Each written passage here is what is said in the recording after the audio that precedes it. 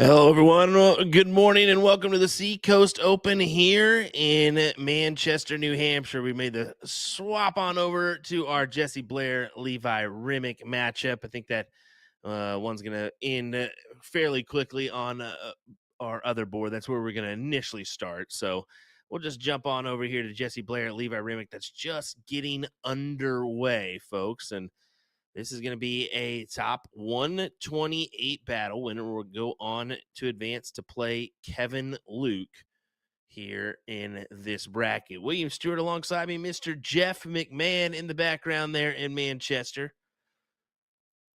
Doing all the dirty work for us, the hard work per se. We're happy to be bringing the action here. We got our women's and men's singles cricket action taking place. Some good matches already happening in the hall right now. Just kind of glancing through our Dart Connect scoreboard. Bruce Robbins, Jason Watt already making runs here. We got Aaron Jalbert and, of course, Steve Boucher and Jason Demers. That's our match on board 50 that I think is going to conclude fairly quickly. Matthew Thompson. Yeah, and so on and so forth. I think we're going to get some good ones squared away for a little bit further on in the bracket on this men's front. From the ladies, definitely some good action happening there and some good matches already taking place. I will be straight up honest with that one. I think we already saw Paula Murphy and Asia Jalbert duel in round number 2. That going the way of Miss Paula Murphy. So she will advance. She's got Robin Curry in the next round. That match is actually about to happen right now, it looks like, on board 38. So, yeah, we're already moving and grooving here this morning. They did make the switch from last year's setup. So last year and in years past, we've actually done singles cricket as the last event of the day. This time around, they've elected to swap that with the doubles 01 coverage. So that'll be happening a little bit later on today. So that'll be actually our last event of the Seacoast Open here. Levi, the front runner early in this one, throwing a 4.0. That is pretty hefty. Eric Damon says, is that the state champ, Levi Rimmick? Yes, it is. State champion indeed. 8-4 win over Jay Waugh in that one.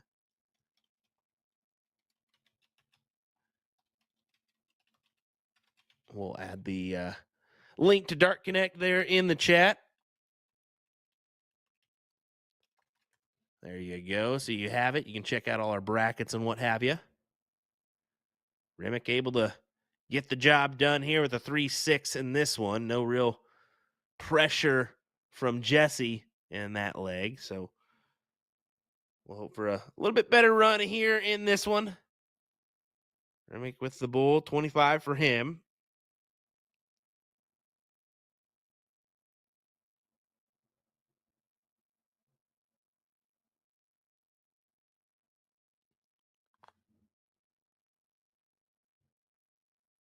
So Levi once again will step up with the start.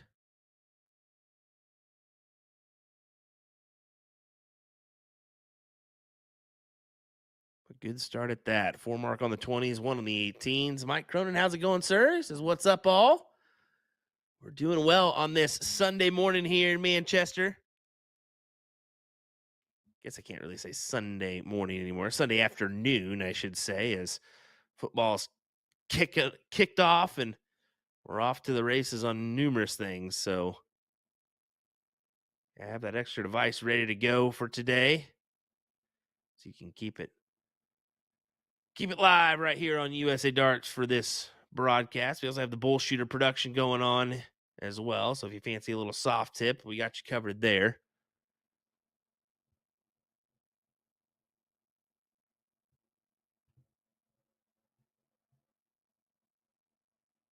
Yeah, Jesse just shaking off that one. A true little struggle here for him. He just knows that Levi's quite the competitor, and he's throwing up some good numbers so far in this match. Just needing 2 to advance into the round of 64.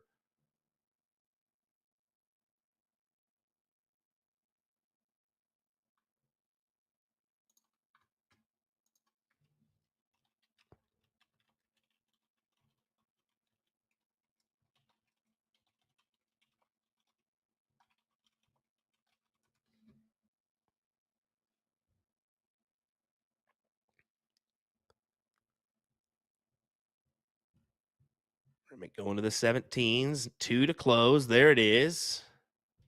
Yeah, just goes ahead and goes for the 15s as well. I think that's the good transition rather than going all the way across to the 16s. Just square those up, especially with Jesse trying his way at those, and he foregoes. He goes right to the 16s. I maybe held true on the 15s myself, but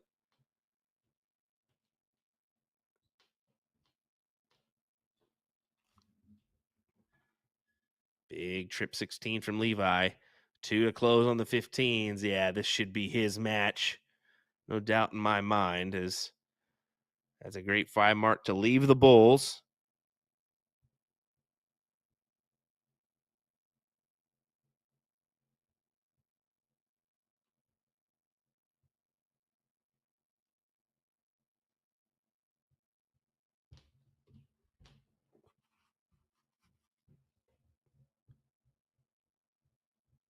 Outside on the first, but recovery on the second. Yeah, this is squared up for him. I thought that would go right there, the single bull, but instead he'll make his return here in just a moment for the 2-0 victory.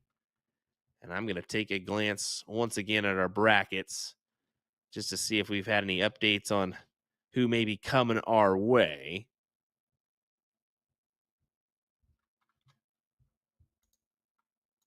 No update from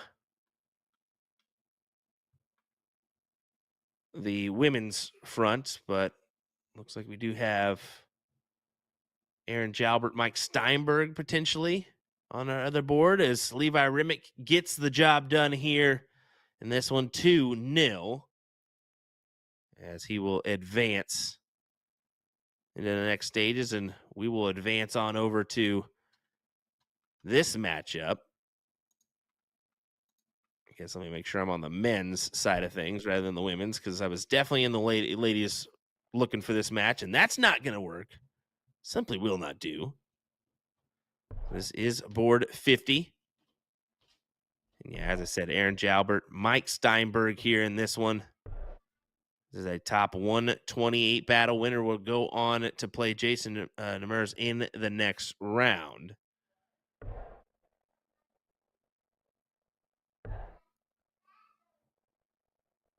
Mike did have an absolutely hilarious moment at last year's Las Vegas Open. He chalked for a couple folks, and usually you give a little shake of the hand to the chalker, and a little say, hey, thanks, appreciate it. After a big, is that a 9 mark there for him? It looks like it. Yes, it is. Round of 9 for Mike. Well, the players didn't come up and shake his hand, so he just turned around right in camera's view and did the old air shake twice and walked away. Oh my, it was glorious. Chef's kiss from a chalker.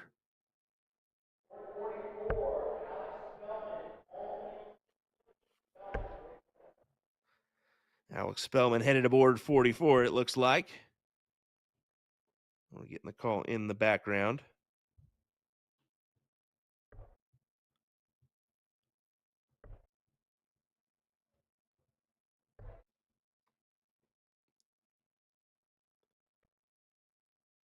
Might need just the 1 to close here on the 18s. We'll do so. Down to the 17s now. Maybe even point for good measure on this last. I would have been tempted to myself, but see what Jalbert throws back at him here. And interesting move. I mean, Jalbert goes right at these 17s, trying to forego. David saying, what game are you playing? Don't you ever play 501 straight off? Yes, we do, David. you're just catching different days, and maybe you just caught it the wrong time. So yesterday we had that WDF Silver 501 event. So that was 501 for both the men and the women on the singles side. Then we also had doubles cricket yesterday. So that was this, but in doubles form. And then later on today, we're going to have the doubles 501 action. So we just pack a lot of events into a weekend. So that's why you're seeing, this cricket established a few times on a few different days. We did play some 301 on Friday night, double in, double out. You don't really see that played a lot anymore, but I like when I do see it. Just a little bit fun to get a little warm up in with the double in, double out. 7 mark there from Aaron. Good shot. Hey, look, it's Nick and Sean. Boo. Boo. It's amazing that you guys can, jump in a chat, but you can't, answer me back in a chat. That's pretty funny, isn't it? Ha ha. Ha ha. All right, Jalbert kind of steals away this point lead. We'll see what happens.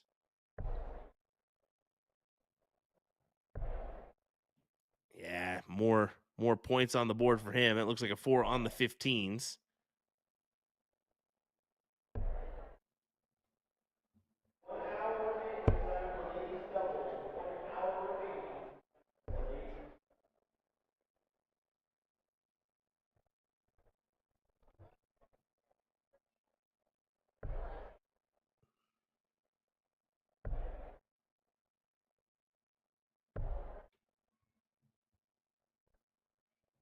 Wow, Aaron's just really making a stand here on these 15, 16 wedges.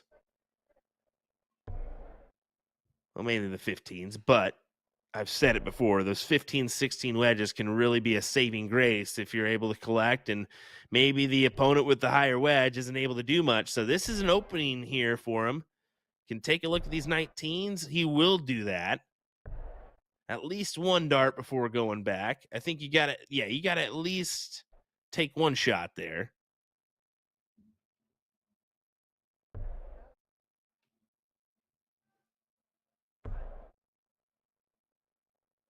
Steinberg would love a triple. Can't gather it. 57 points for him.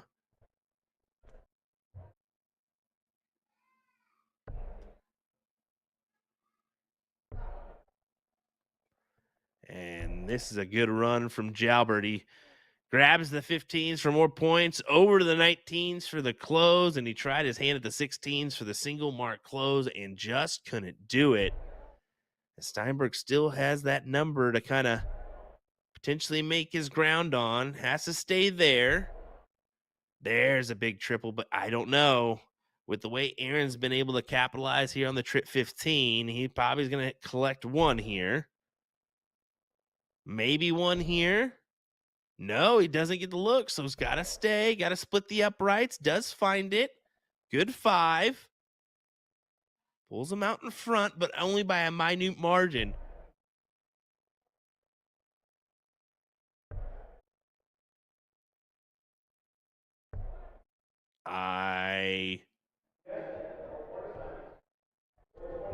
You can go 50-50 on that one. You can take your shot at the 15s, or you can go ahead and just hang right on the 16s. Aaron with the close, so even just 15 points on the board, he's still down, but forces Steinberg to make a decision. Close him out here.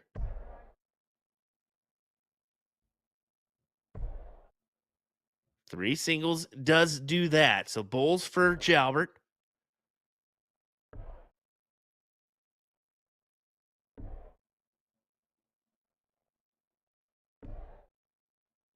That's 2.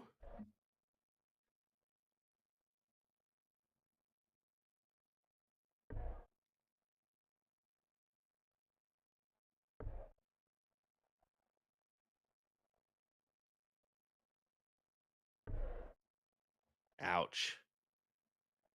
That is difficult right there. Jalbert needs 2 to take the leg. Has to have the double now. gathers the double. What a big leg from Aaron to really fight back and grab it. Can I go back up on that? Whoopsies, Aaron, we heard you there. Michael, that kind of stings a little bit when you get that thrown at you there in the latter stages of the match, or the latter stages of the leg, where you feel like, okay, this is gonna be mine. I'm gonna take this leg. I'm gonna be 1-0 up, and all of a sudden the opponent steals it right from underneath you. Now you're down 1-0. So diddle for the middle, outside for Mike. Inside for Jalbert. He'll get the go ahead. Jeez.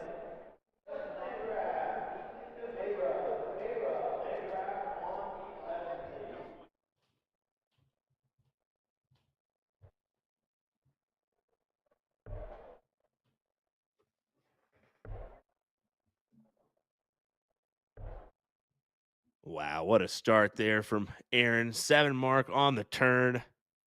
That will certainly help your chance for a win here.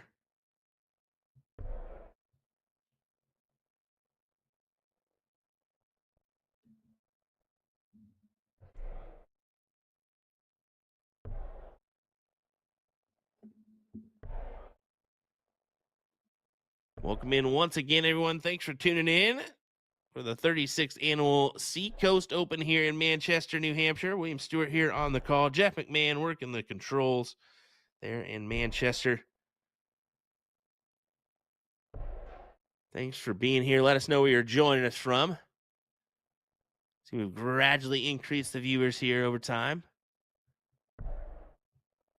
as Jalbert just steps on the gas once again. 17s, points on the 20s.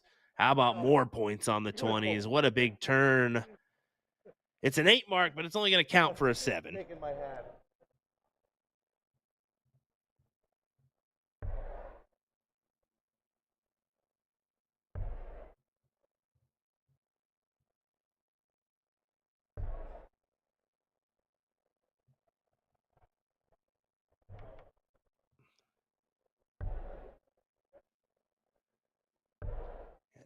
Tim tuning in from Venice, Florida.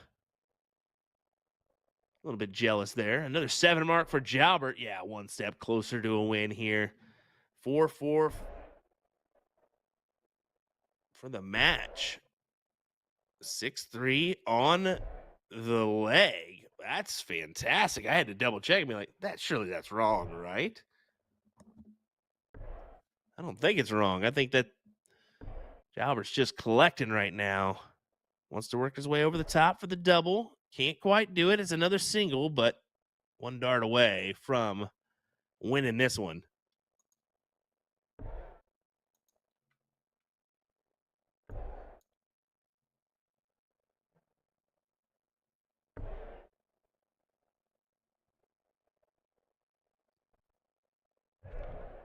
That's probably Mike's last darts here in this one.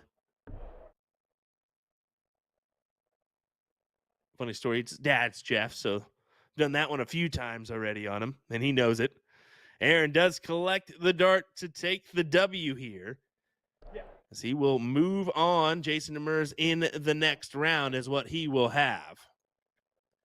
I'm just taking a gander here at the women's bracket. It looks like we're going to have Tracy Firetag, Aaron Perron in this 0-0 affair so far. I am going to take a peek. I think this may be a top 16 matchup.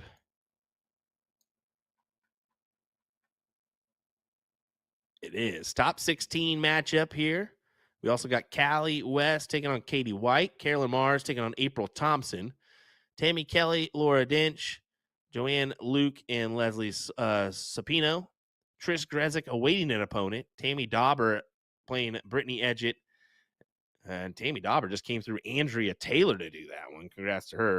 And then Paula Murphy beating Robin Curry 2-0.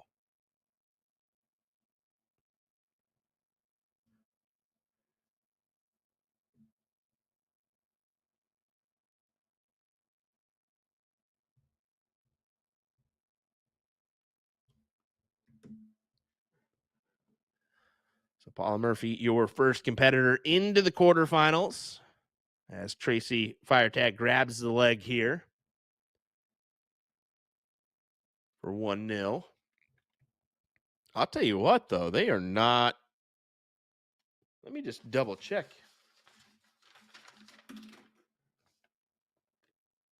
Okay, 1:30. Not bad. I was thinking maybe 2 was the start time for the women's doubles, but no, I mean, they're really not in bad shape at all. I mean, they're looking at a quarterfinals here already for the women. The next event starting in about an hour. So shaping up pretty well here for the ladies events. Men's doubles does start at 2 p.m., so mentionable there.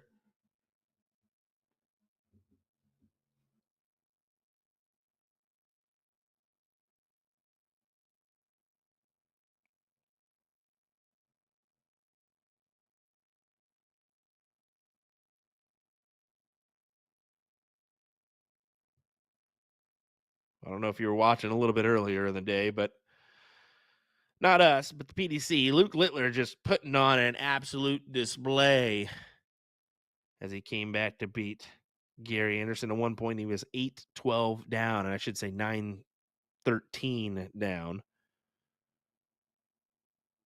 He was able to come back and take the W to advance into the final. What a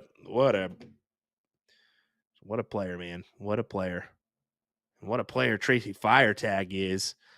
Pulling off the W in yesterday's WDF women's singles. It's her second WDF title in a few months, I believe. Before that, I think it was like 10 plus years before she's had a WDF since she's had a WDF title. So looking to continue the success this weekend with a win here.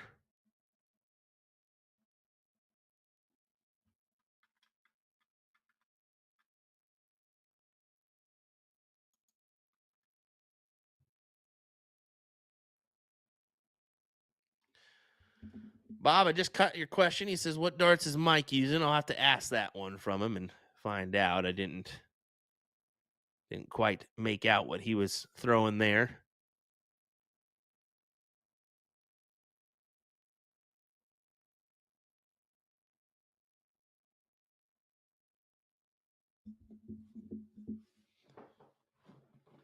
Yeah, Tracy, 1, 2, 3 on the 16s, just closing them out, moving on to that next wedge, forcing Aaron to hit.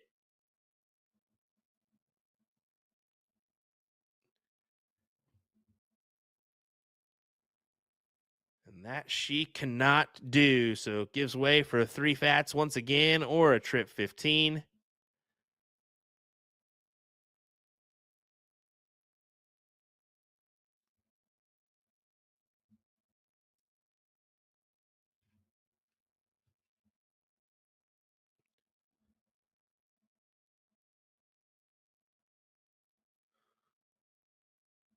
Yeah, Aaron really wanted that triple there. At least put some points on the board, get you out in front for a little bit here.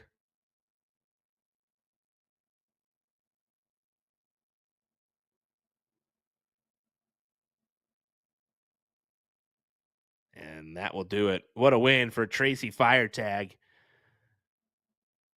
She'll take the W and advance into the last 8. She'll be your second quarterfinalist here in this one. She will either play Callie West or Katie White in the next round on what should be a thriller.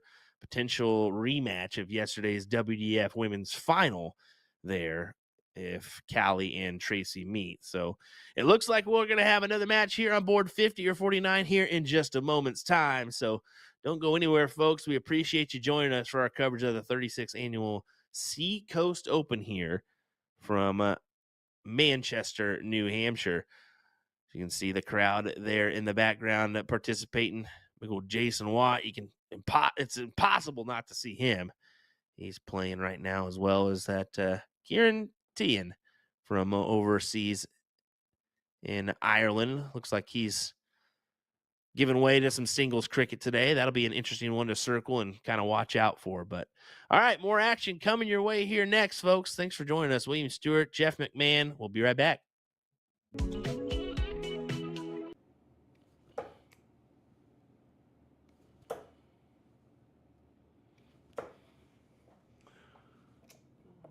Start off with the 125. Alrighty. It's nice to finally have something that's catered to your own grip, I should say. Especially on that back end, because I really grip with my forefinger and my thumb, mainly on the barrel.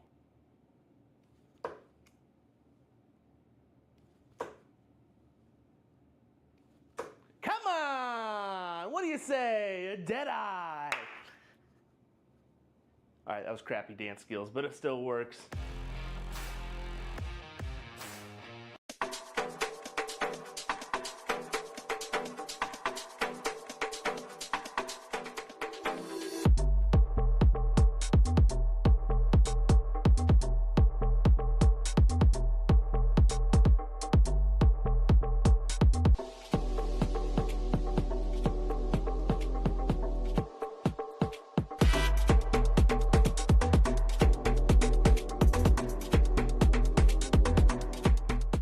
Jules Van Dongen, the Dutch Dragon, brand new signature darts as a part of the Winmore US player launch. I'll be doing an in-depth review of his soft tip and steel tip variations, of course. Stretching it out because someone suggested a 95 checkout, and I am not feeling very confident yet because I filmed the steel tip portion first.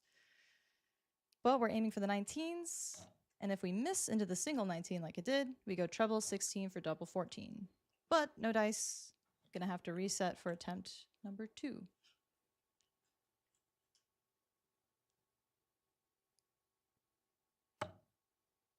She gets the treble 19.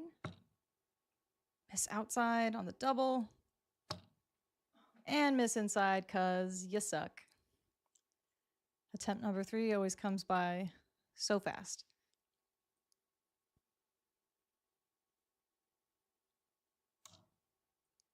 We've got the treble again. And she gets a cheeky double in the corner. Luke Humphries is the greatest darting force on the planet. Bullseye. Oh, we got one. The fish has been landed. We know he's too good. The world number 1, world champion. Incredible stuff.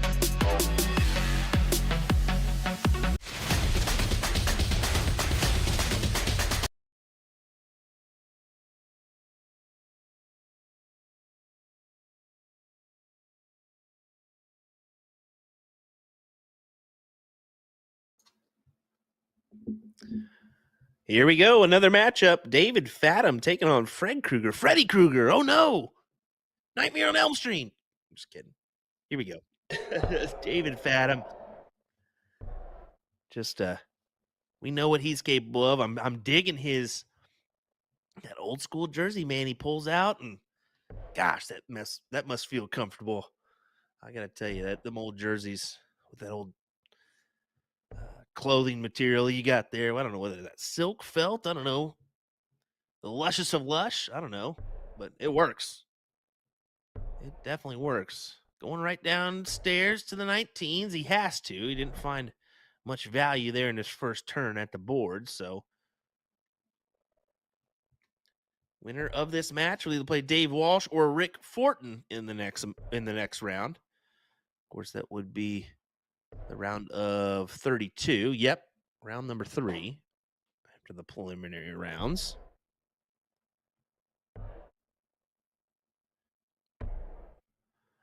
Admittedly, I do not know much about Fred, but if you got some information, throw it in the chat for us. We'd love it. Sean Green says, Will sounding so good. Quit sucking up to me, man. I know you're trying to play suck up now after not answering my text messages. This guy. Whatever. Anyway, back to the match, as Ryan would say. He'll be joining me here later on today, probably within the hour or so. Figured since he did some of the dirty work for me yesterday as I had a wedding to attend, we'd let him have a little bit of time off per se. Good 5 from Fred. I tell you what, not a bad little player here.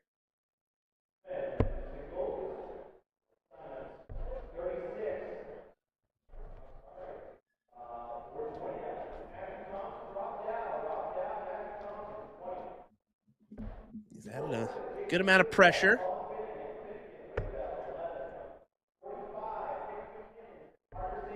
Don't quite see. I think that's, yeah, that second one is definitely into the single one.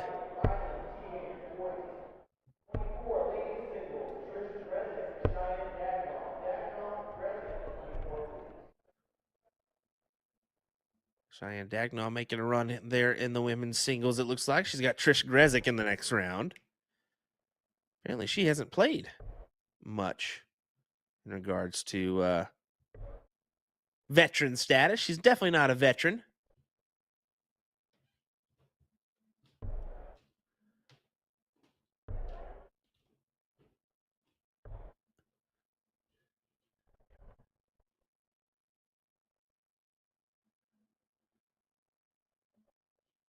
Got mesmerized. Jeff took me for a jaunt around the room, and I was like, oh, yeah, that's actually a pretty decent little setup there.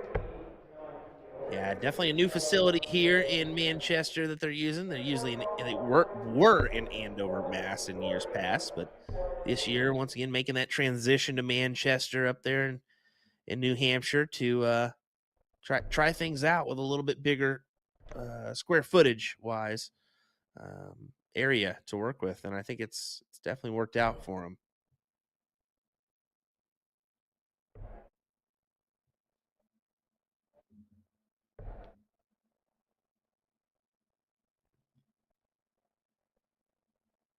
Oh, that little side view we're able to give you here and there. Look at this from Fathom.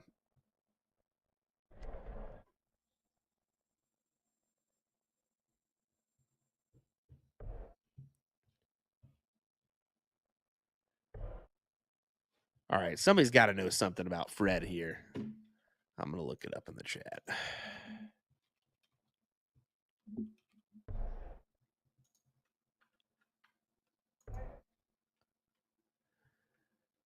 I tell you what, Facebook is a lovely thing when people fill it out correctly, because it says no places lived, no places anything. So yeah, I'm not going to get much information from that, but that's okay. We tried. Quality shot. You can see it right here. He's hanging with Fathom every step of the way. He's been holding true on these 18s. This forces Fathom to collect. He does there, so takes his shot when he can at those 18s.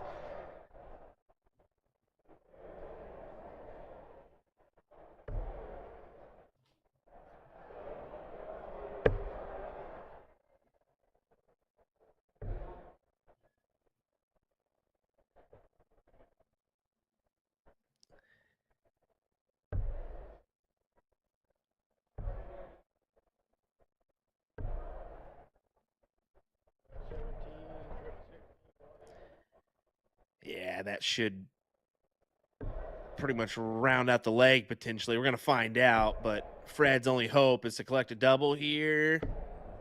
Keep it interesting. Normally I try to catch that one.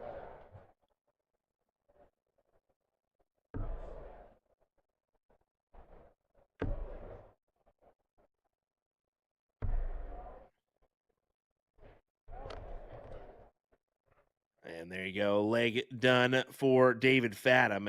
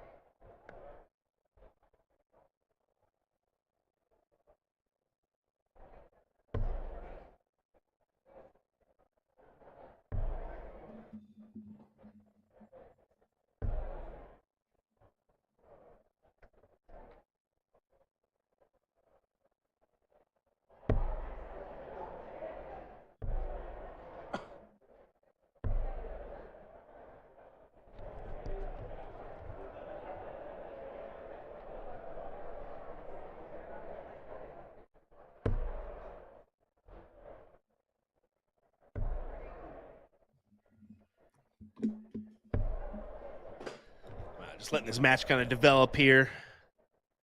Fred continues to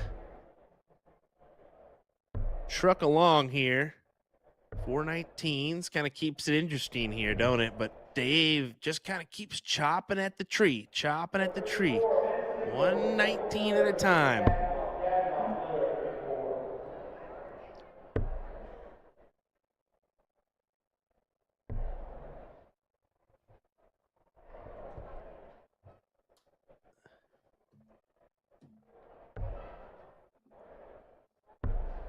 Yep, there it goes. And he's got the 17 to work with as well, but I believe, yeah, just go ahead and go. He left in the 18s. I figured he'd go right up to the 18s, try to close that wedge with what Fred was kind of able to do on that number in the last leg.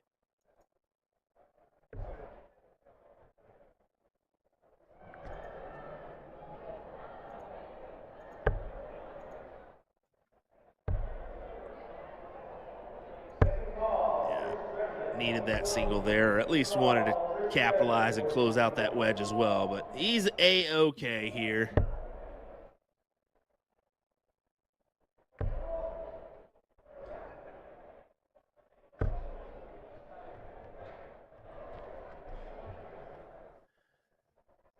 You can see for the match,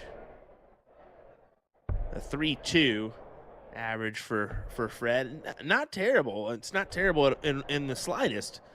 It's just Fathom's averaging currently a 4.1. On a 4.5 here in this leg. I mean, that's impressive in its own right.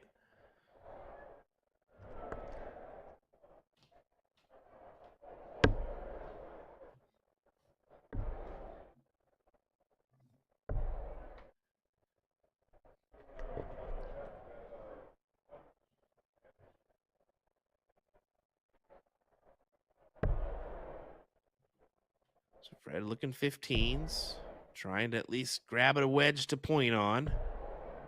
There's a big trip 15, so 45 points his way, but as you can see, just not enough to get him out in front. This gives way for the win. Single 15 to do so. And there you go.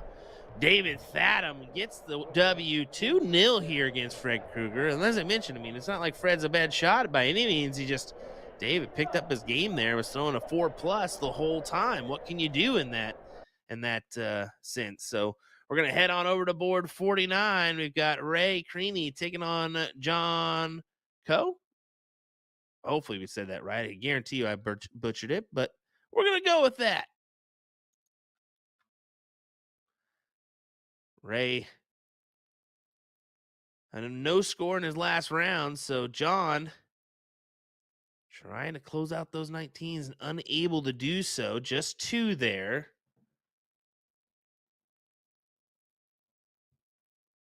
Yeah, that's a great shot from Ray as it gives way to a tops or a 20 look in this aspect, but just flat of the triple.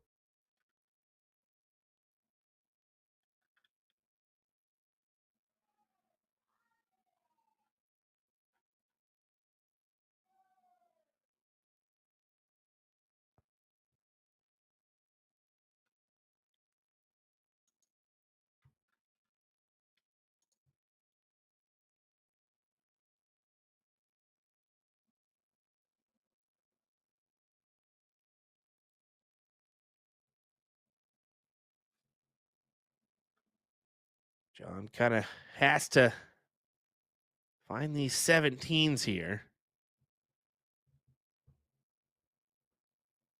Did he gather that triple there? I believe so.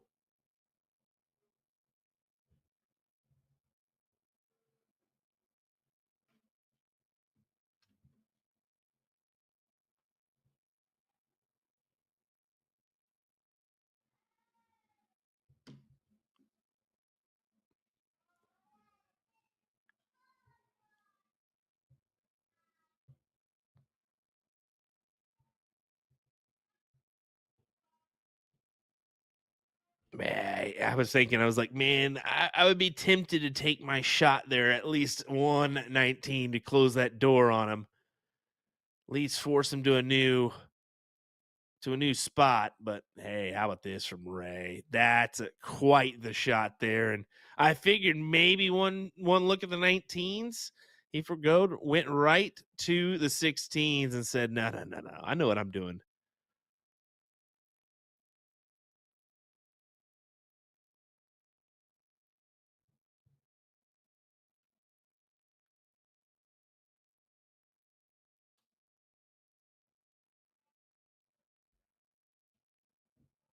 Ray doing just enough. Yeah, closes the 16s as well as points it up.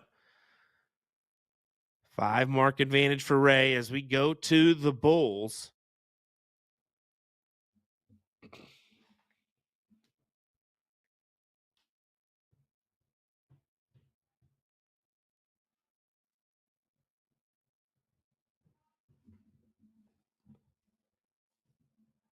Ray for the win here. To head into the last 32.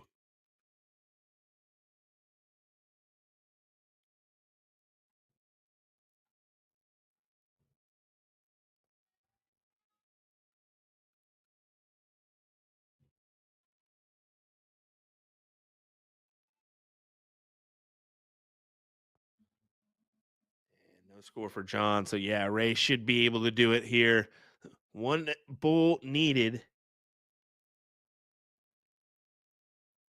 2 tough darts. Yeah, it does capitalize and get it. So, Ray Craney will advance into the round of 32. Speaking of 32, and Alex Spellman, Andy Kinder, they're going to be on board 18.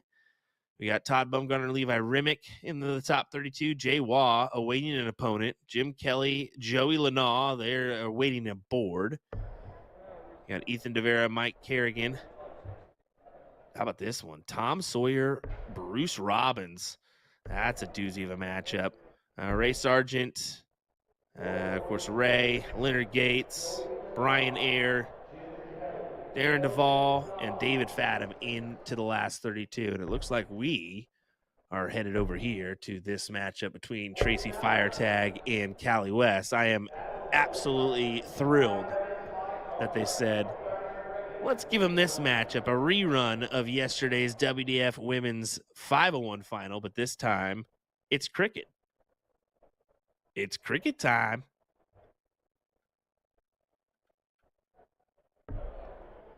This, of course, is your first quarterfinal matchup for the ladies. Carolyn Mars, Leslie Sapino, and Paula Murphy currently are into the quarterfinals as well, awaiting opponents. So Tracy to lead us off here in this top 8 matchup.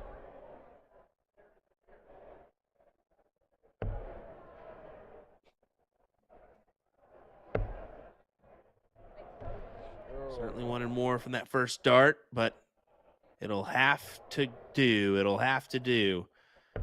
West with an opportunity to immediately close this number on her. Possibly point up. And the same, just 2 in return. So that's difficult.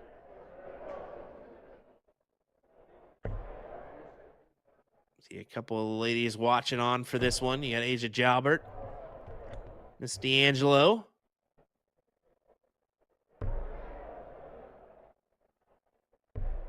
I was going to pull a dirty and say Hop Along McGee, but no, that's just rude. I don't know her name, so I don't even know who she is, so I really can't pull that one out on her. That would be rude, wouldn't it? But I kind of did. That was rude. I know Jeff's chuckling right now, laughing. I hope you all are as well. That was good. But don't text her. Don't tell her I said that.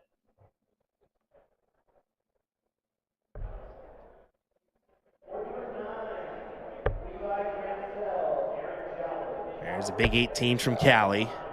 Falls it in with a single. No, it was a triple. So a 6 mark there from her, just hidden from our line of sight.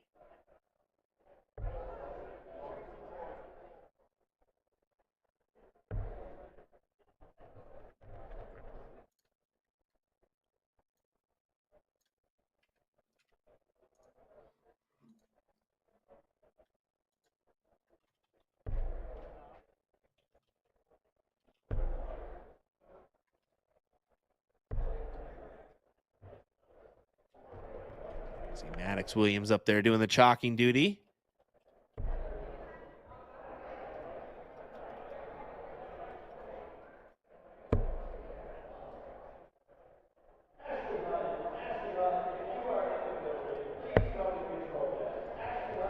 What Maddox has picked up numerous envelopes this weekend already. I've been seeing him post about it.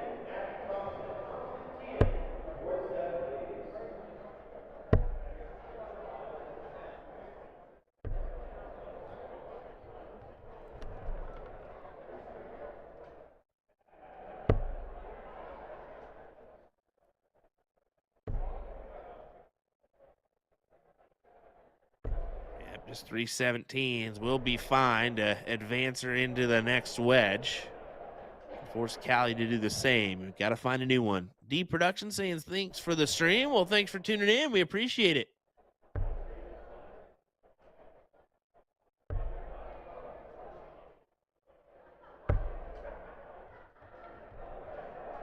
Callie does grab that big triple for a 4 mark. But as you can see, down and even down more now that Tracy just first dart collected there on the 16s. And padded some more points.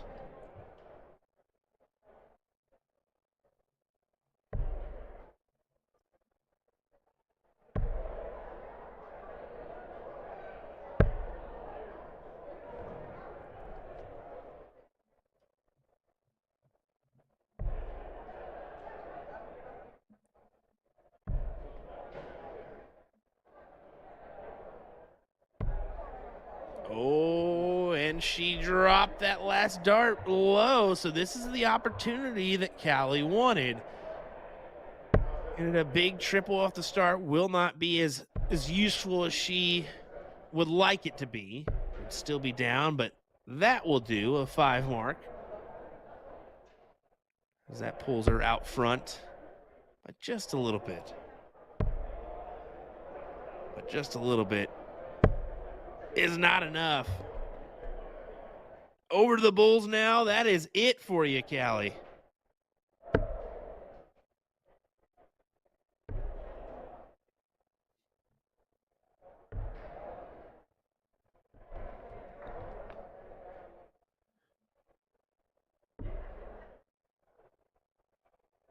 One, two, and not yet. Okay, so 3 mark here on the Bulls gives way to a 19. Need the double. Can't find it. And that's a tough one to split, too. Yeah, she went down there to close the 19. I can't blame her for doing so. I mean, it's going to be really tough to work in that double there. And you see Tracy jumps in, fires in the double, and says, my leg, ma'am. 1-0 in her favor. Will go to the cork to decide who's going to start in this next one. Good look at those Colonial V2s for Callie West with their signature flights. You get those at A2ZDarts.com.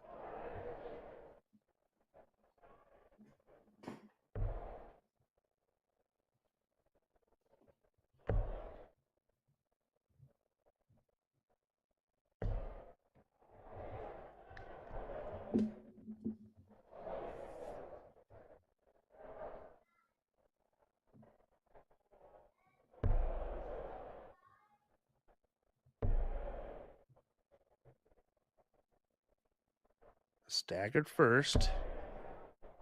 And only 2 overall, so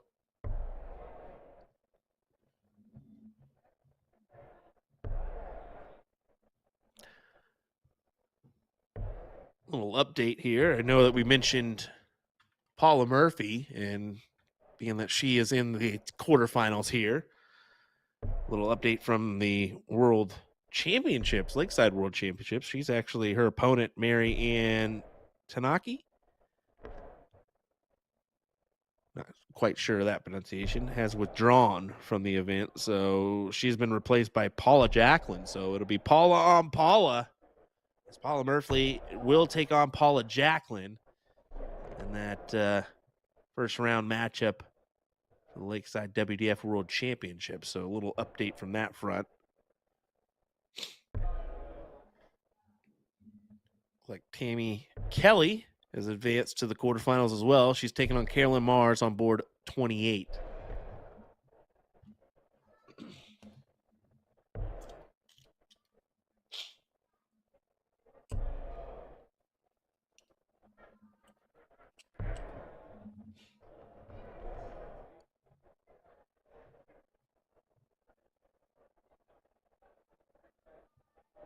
You can see there, Callie kind of showing a little grimace in faces and kind of tugs at her elbow. Yesterday we saw her go to that elbow a few times, and we were wondering if there was maybe a little injury there, maybe a little tightness, something. Seems to be the case. She's been shaking it out every so often as well. You'll see her do that motion. Just having a tough go here.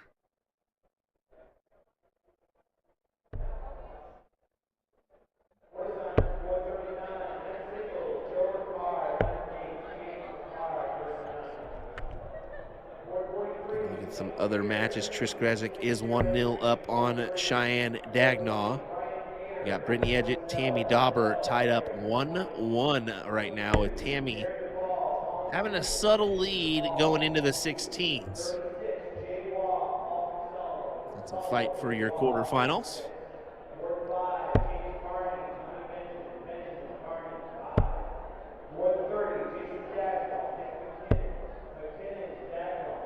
Can't close out those 17s. Or sorry, can't add more points on those 17s than just the 2.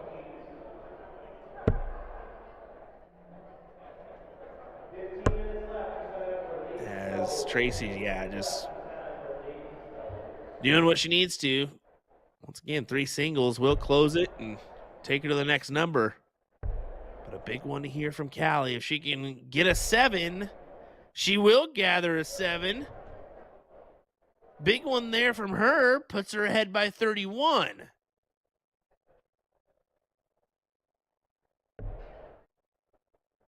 And then just like that, Tracy slams that door shut once again,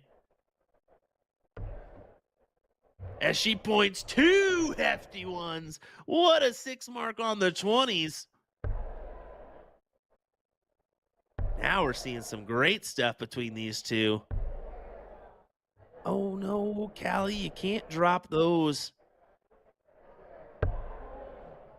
Even just 2 kept you right there neck and neck with her, but now I'm afraid, maybe not. She misses 2 singles herself and has to go right back up to the 20s. Interesting stuff. Just when you think, okay, I can really grab a hold of this match here. Not quite. Callie still kind of needs a 6 mark here from this turn minimum.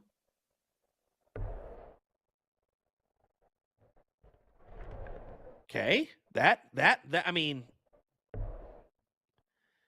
as you can see, she got the point lead, but my assumption was wrong. She really needed a 7 mark there to close the 20s. So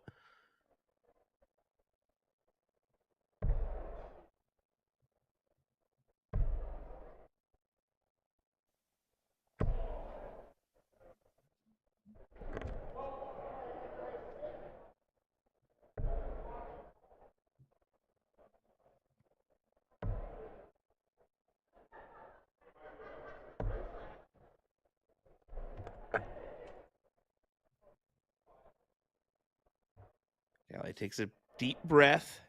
We're stepping into this one. Knows it's a big one. Oh, right there in line with that first dart triple.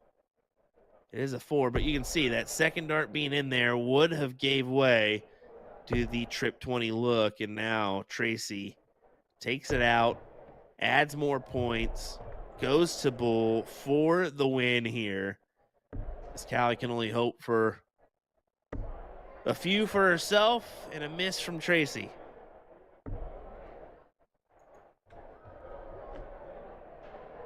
Here's a few, but a few less than she really needed.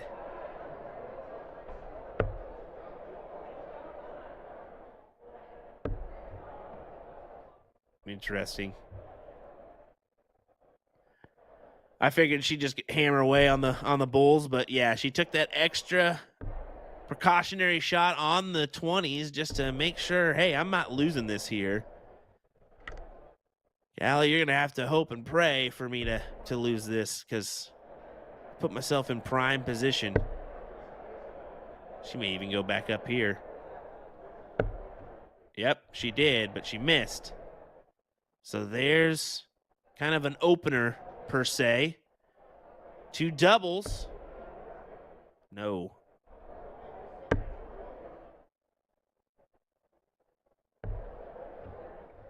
Just yeah, chuck one up there at the 20s to try to close that one and force Tracy strictly bulls here. Because she has been able to rattle off a few of those triple 20s here. And look, there you go once again. Okay, Callie, come on, girl. This is your opportunity. Again, needs 2 doubles on the bulls to get that front-running lead.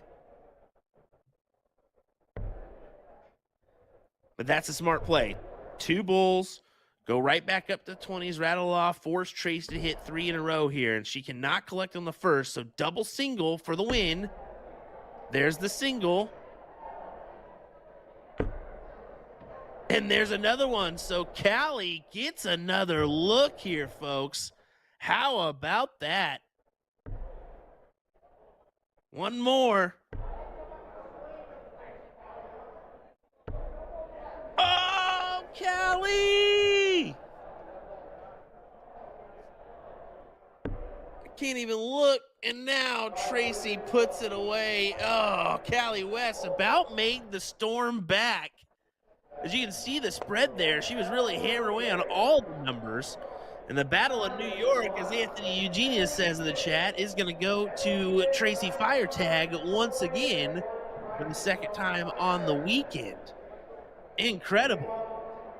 Incredible. And you can see they waste no time. They call up another match up to this board. So we're going to have another one coming your way here in just a moment. Guaranteed here. We're just going to have to wait and find out. Tammy Dauber did take Brittany Edgett down in the top 16. So we potentially will have a ladies matchup coming our way on that front. Yes, it will be Tammy Dauber, Paula Murphy as your next match on board number 50 as we try to cue in our semifinals for the ladies. Looks like Trish Grezik did advance to play. She's going to play Leslie Sapino right now on board 46. So there's your cued in quarterfinals. As we take a look at Todd Bumgarner versus Levi Remick. And this is a little interesting because I believe the set that Levi is playing with was made by Todd. So interesting.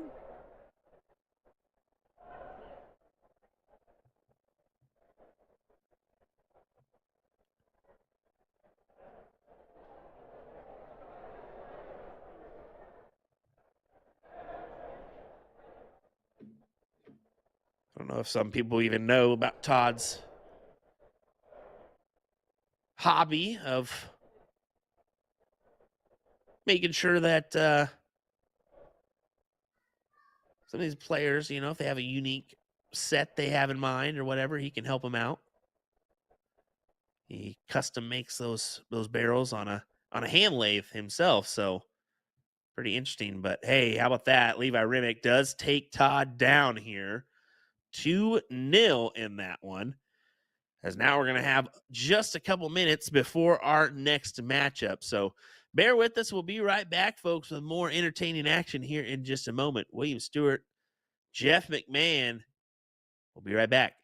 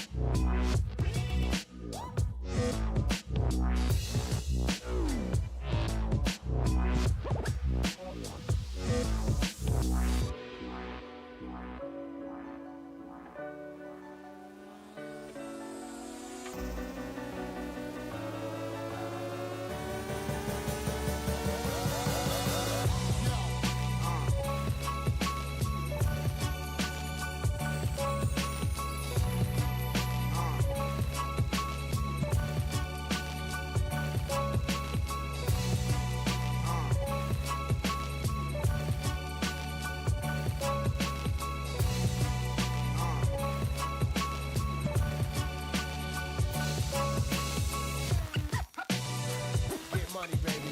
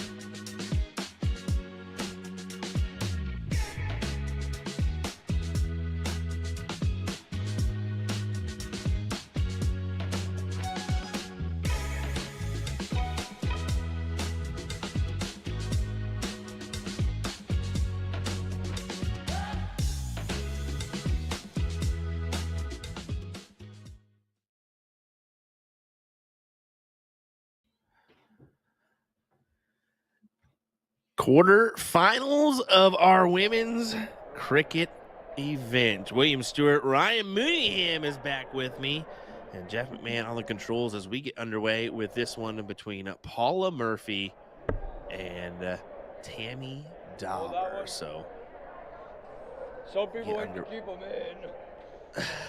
Just making sure.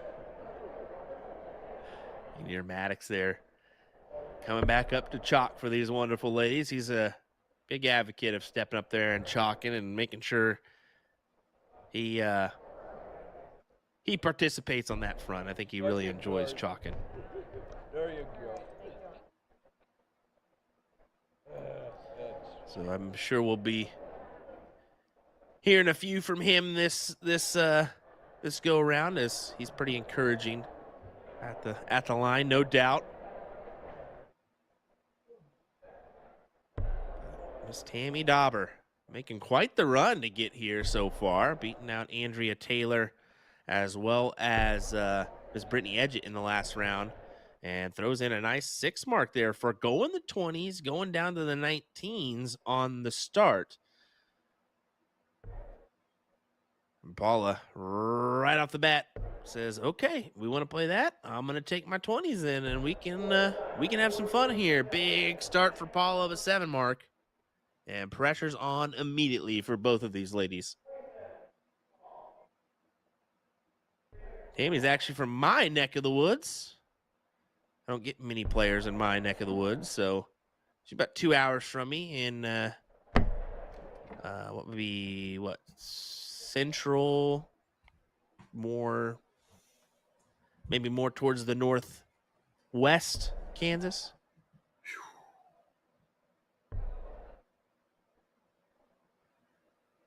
Paula, of course, from Florida. Sounds like Ryan's there with me. Ryan, you there? Yes. Joining you. I had a pressing matter to take care of. A pressing matter. He had a sandwich he needed to eat. That's what the pressing matter was. Don't lie to me, boy. No, I'm just kidding. Wish I had a sandwich right now. It was brisket with cheddar cheese. Oh my God. He really was a sandwich, folk, or at least some good food. Quality stuff. You know, when the cheddar cheese is good and melted and spills all onto your plate. Just stop. It's a sandwich. Stop right now, you son of a. Back to the match. Paula Murphy taking on Tammy Dauber. Murphy way out in front right now with 3 houses in the point lead. Well, she always mentions to me, because I always have to mention it too, is Tammy's kind of, everybody has their own little deals they do, whether it be maybe to find grip, whether it be, lick of the finger, or maybe they'll wipe their pant or whatever. Tammy's a little bit unique. So Tammy has a little towel that she puts on her pocket, and you can see it there, and she keeps it wet so that she doesn't have to keep licking her fingers. She just uses that towel. So she'll constantly go to that towel, even during turns, to find some more grip. And I'm going to hear from her later on that one. Yeah. Speaking of turns, big 7 mark out of Paula Murphy. Tammy, she doesn't live very far from you, does she? Yeah, I was just saying that to the people. She's about 2 hours from me, if that. More central northwest Kansas. But she makes a good trek to get to these tournaments, folks. I mean, a tournament like this, she either has to go to Kansas City or Wichita to fly out of. So she doesn't have a airport really near her other than Kansas City or Wichita. So it's 2 hours or a 3-hour trek to Kansas City for her to even get to the airport for an event. So There you go. Man, that is a nice shot out of Paula Murphy. Made the win Paula's team playing look some good. cricket now. that was a 5.2. 5.2 average. That was a 5.2. You don't see 5.0s happen a lot. And that just happened with Paula. And she's looking up in the air like there's something messing with her. Girl, you just threw a 5.2. I'd shut up and just play. I'm like, keep bringing it. I'm just smashing triples. You just keep doing this. Allison pulls out a good one. She says, "Son of a brisket." That's Son a good of one. a brisket. That's a good one. Well, I know you've smoked a few briskets in the past. Do you like the leftovers for sandwich? Oh yeah, you got to do leftovers or some burnt ends, you know. Brisket chili also. I didn't make any time this time around, but brisket chili. That's always a good one too.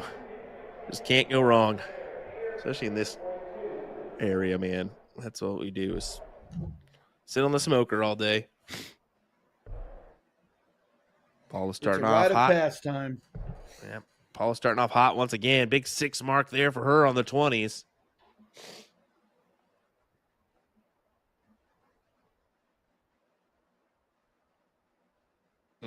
That's what I was wondering. So there's an air return up there, and I was wondering, we could see those drapes move when he went to a wide shot, so you could kind of just see that happening a little bit. So maybe that's what's catching Paula's attention here. That's from our field reporter, Jeff McMahon, if you saw him hop out of the booth there just to check and make sure.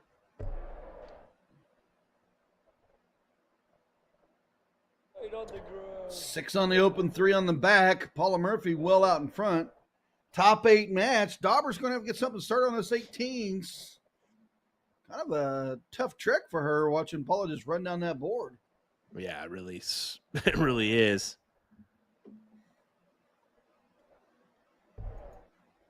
Here's an interesting fact that you may remember about Tammy, that she had to throw left-handed for an entire season because she had elbow surgery on her right hand and was competing well. Wow, I did not realize that. Interesting. Yeah, I played mixed doubles with her in a couple tournaments, and she was hanging with the best with them with her left hand. Wow. So I just mentioned to you guys, Kieran and Matthew playing their last leg decider. Matthew's already advanced to the next round, and Leonard Gates is 1-0 up on him in the top 16. We're cruising here in this one.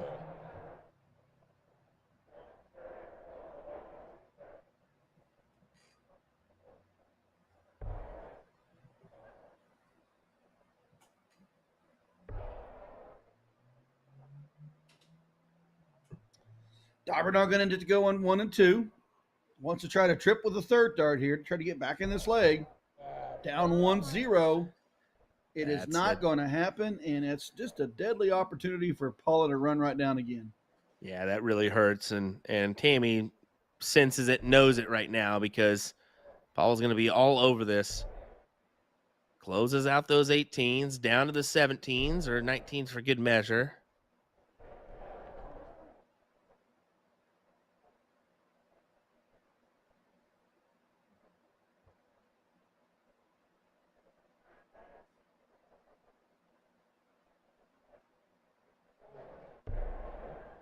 Man, there's just a lot of tasty matchups throughout this day.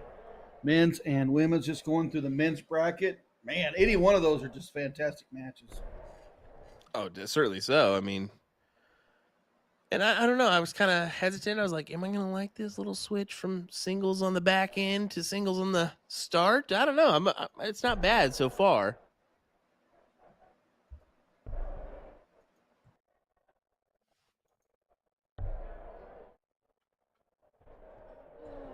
Paula Murphy doing what Paula Murphy does. Closes down to 17, moves to the 16. She's got 3 wedges and the point lead. Dauber's got to work the 16s or 15s, and she needs to do it in triple fashion.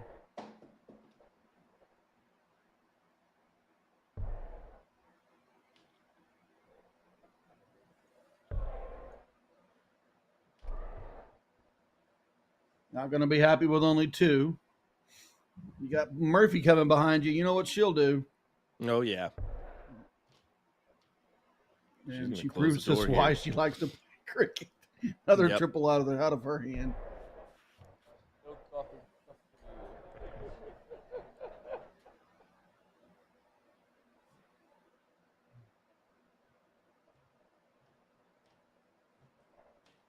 Great matches taking place in our top 16. Alex Spellman, Levi Rimmick, Jay Waugh, Joey Lanaugh, James Varney, Ethan DeVera, Leonard Gates, Matthew Thompson, Nick McKinnon, Brian Ayre. We also have Tom Sawyer, Ray Creaney, and Colin Finnegan, young Colin Finnegan,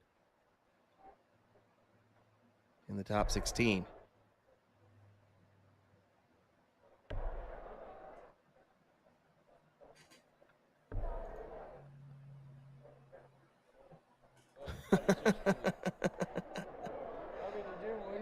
I just saw Tyler Hinsey's comment there. He says, wish I could do that in regards to throwing with your left hand. He attempts it, but there's no hand there. Well, yeah, I understand. He went, I think he had double 9 left and tried throwing it with the, his, I guess you'd say, stub, and it ended up hitting double 18. I was like, oh, there you go. So the only chance I got at beating you. Paul is still worried about this error, and she's throwing a 4-1 for the match, a 3-3 here in this leg. Maybe that's got her mind off of the fact that the game is just coming off her hand so easily.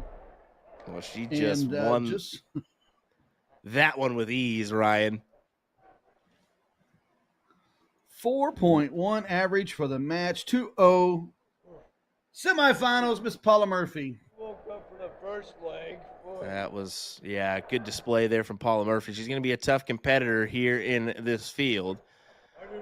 I don't know where the board 49 matchup currently is, but I know the men aren't going to be our focus here right now, although they're going to probably catch up fairly quickly. Yeah, it looks like that match already ended. Dave Walsh versus Fathom. Fathom won 2-1. I did see that match happening already, but yeah. So it looks like we'll just have a second before we get back underway, folks. Thanks for joining us. We appreciate it. William Stewart, Ryan Mooneyham, Jeff McMahon there in Manchester on the controls. We appreciate you. We'll be right back.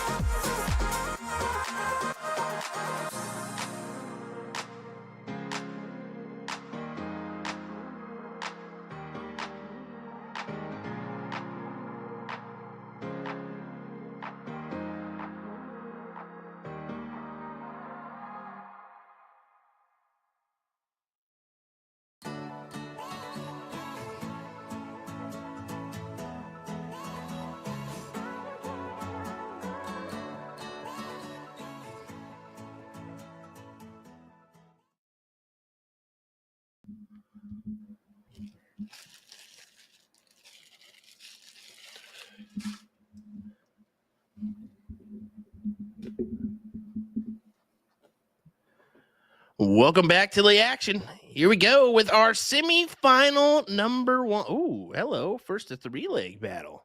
You see that?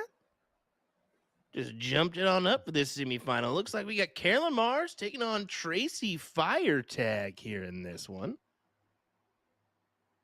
Yeah, top 4 in finals, best of 5. They're on the flyer. Just didn't see that ahead of time. So we'll make that step up here on that format here for this one. William Stewart, Ryan Mooneyham on the call, and Mr. Jeff McMahon on control. So Ryan, what do you think, man? That's a good little jump there for this one.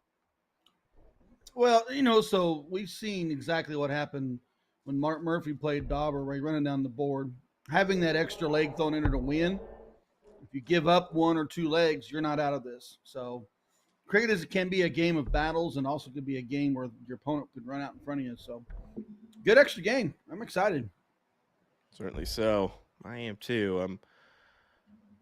And we have quite the top 4 remaining here. We got Trish Grezik, Paula Murphy. That's actually happening right now on board 49. So I thought they were going to maybe hold, but no, they're going to run both of these at the same time. Wow. So we're just going to choose this one and roll with it. I'll kind of keep an eye on that matchup, but we got Tracy Firetag, Carolyn Mars, Trish Grezik, Paula Murphy, your remaining 4 in this, which is just great. Mars out to the lead, has the 20s, point lead. Firetag grabs the 18s. Will Mars be aggressive here, get rid of the 18s, or start on the 20s? She won rid of that 18, took 2 darts at it. Oh, and just on the inside of the wire, grabbed the 1. Firetag right at the 20s. Yeah, trying to take those away, and she's had success on that number, in the past. I mean, that Cali West match was a pure example. I mean, she just grabbed hold of that number and didn't let it go the entire match. So was that a mistake for Mars early, or was it just each their own? Each their own.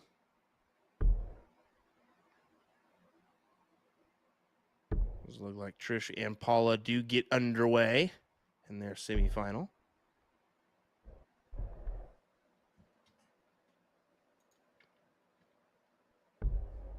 Mars with the 17, down 51.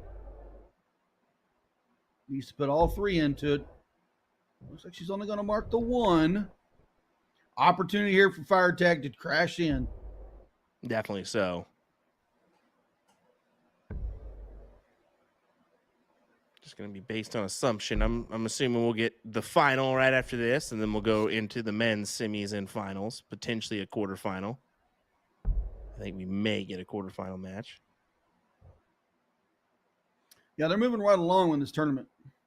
Yeah, there was a little bit, or one spot that was a little bit staggered, but yeah, they kind of equaled out fairly quick, and some of these matches have went really quick. I mean, that Leonard Gates Thompson match is over already. Yeah, you've got a pretty good list. Tracy gets rid of the 17s, goes ahead and marks the 18. She was even on the scores, so took a look at the 17, even though she was tied up on scores. Pushes Carolyn into the 16s. Yeah, I mean, you got Alex Spellman, Joey Lanaw that's about to start right now. Fathom and Colin Finnegan, young Colin Finnegan, into the top 16.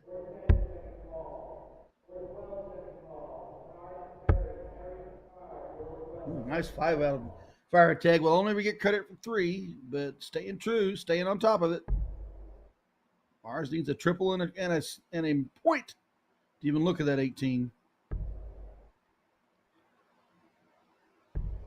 Yeah, I mentioned Joey playing Spellman. Joey did best J-Waw 2-0. How about Matthew Thompson? 2-1 win over Leonard Gates with a 4.38 to Gates' 4.55. That's slinging some arrows now. right? And then Spellman beating Levi Rimick 2-1 with a 4.68 to Levi's 4.55. Tasty stuff. Nick McKinnon just beating Brian Ayer 2-1 as he will advance into the quarterfinals. So 4 more matches. Fire tag way out in front to get into the top 16 there. Go ahead. Or the so top fire 8. tag well out in front. Needs the Bulls to win. Has 2 houses. And she will trip the 18 on the final dart to extend her point lead.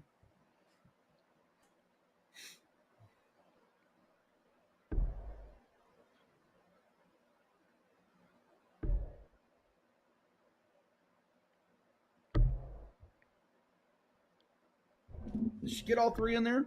Oh, only 2. Yeah, only 2, but does kind of collect the 15 as a casualty, but, just enough to close it.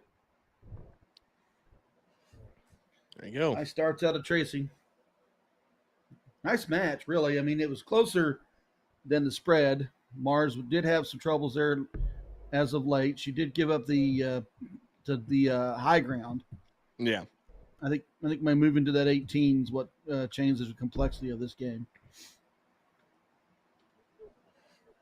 Definitely so. Share this round, folks. Good time to do so. So we kind of have those matches you want to see coming up. This is one of them, actually. So why wouldn't you? Carolyn Mars, we do have to mention, the unique throw she has where she pulls it back almost to her shoulder and then kind of goes up with it and then releases. It's a very unique release.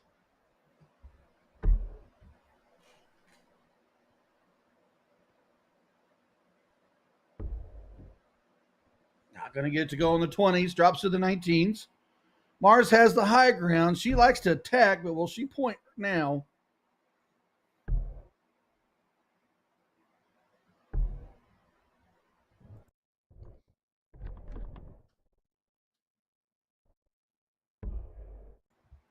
Carolyn may play a little more points than she did last game after letting Tracy get out in front of her. Yeah, exactly. I think you should. I think it's 1-0 Trish like right Grezik. Here, she would take a shot at the 19s.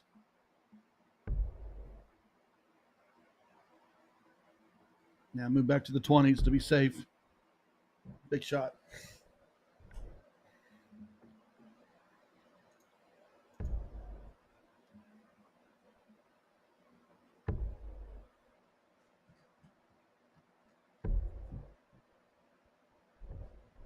Big 5 out of Tracy on the 19s.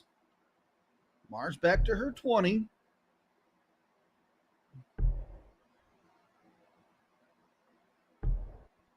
Oh, great last. Great last.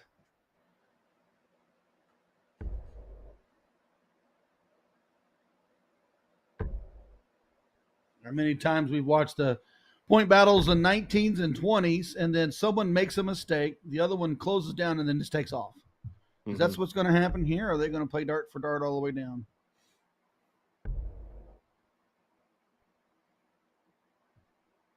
Smart dart is the 20.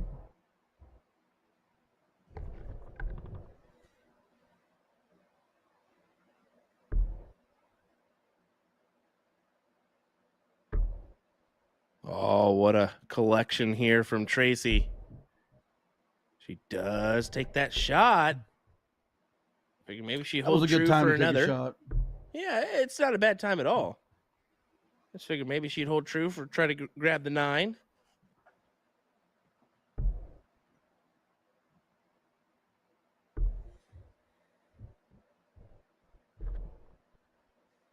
Carolyn only manages 120. Is that enough for Fire Tag to take down her 20 now?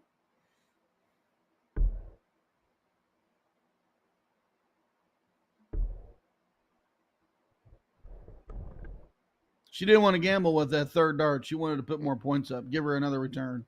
Mm-hmm. Well, Paula Murphy's skunking Trish Grezik in this next leg. She's throwing a 5.3 going into the Bulls, Ryan, for 1-1. Holy cow. Is that leg 1? That's leg 2. That would be 1-1 here. Yep, she does it. 4.8 on the leg from Paula. Wowza. Man, if you don't carry a 4.5 nowadays, and you got to carry 3.9 to 4.3 in still tip cricket to be competitive, and you've got to carry higher than that to win these things.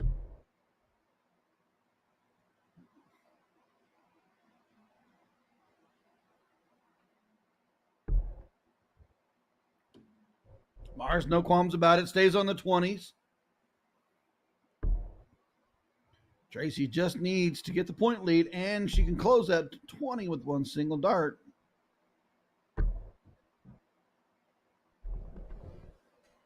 Let's close it. Doesn't have that point advantage, though, but Carolyn's got to search for a wedge here on the 17s.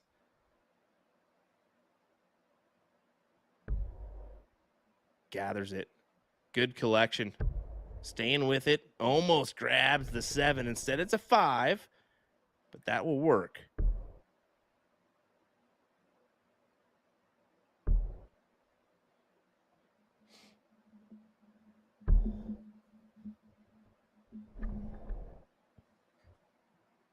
Opportunity here to get rid of the 18. Does Carolyn take it? She's got to. Got to take that opportunity to close the door. And she's deciding hold true or go down. She's going down, and I think that's the smarter play there. Yes, you've got a decent marker there if you just kind of scoot on over to the right and use it to kind of line up that triple, but I don't know. It's just a tight position to be in. And she could get away with it here. She will. Only a single 18. That's an opportunity right there when you don't get it and your opponent only struggles with 1. Get rid of it and then go point. Be conservative from this point. Great shot from Carolyn. That'll close the door on those 18s and force Tracy to the 16s here.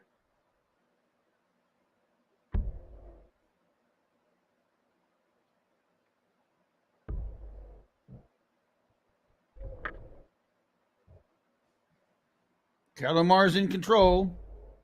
Wants to get rid of the 16s next. 3 singles will do it.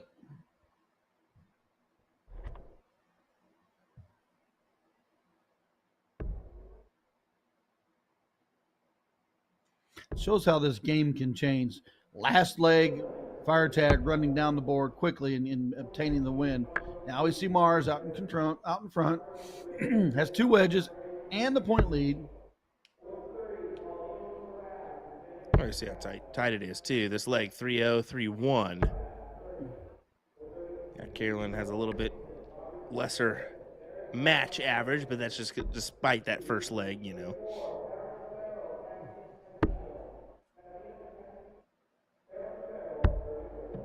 Yeah, Bullsley. We only go for points for Tracy, so she at least attempts that before closing out the 16s, but 3 needed for Carolyn for 1-1. There's the double.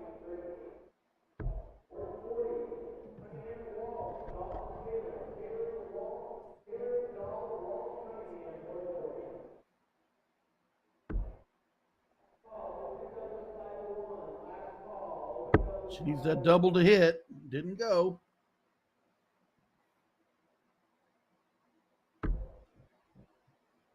I can't tell what she got there. Just managed 2. Yeah, only 2 for, once again, Carolyn just needing the 1 now to close the door in this leg for 1-1. So should be able to do so. A little sporadic 2 there. How about a sporadic 3? Oh, maybe she should have thrown that 7. If she would have thrown that 17, she would have created a bowl against Tracy. Yeah, but this is a look here from Tracy. Oh, if she would have just hit 1 bull there, she could have had to look at the trip 17 for the win. Bulls are scarce. Carolyn just needs 1. A 17 creates a bull. That's all right. She's like, I'm going to get rid of it now. Game shot.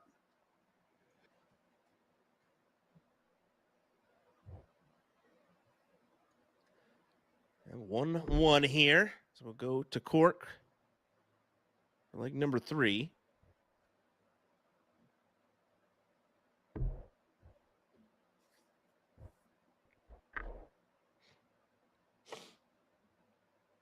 Just kind of glancing over at the other score line. Paula needing one bull to put another leg to rest here.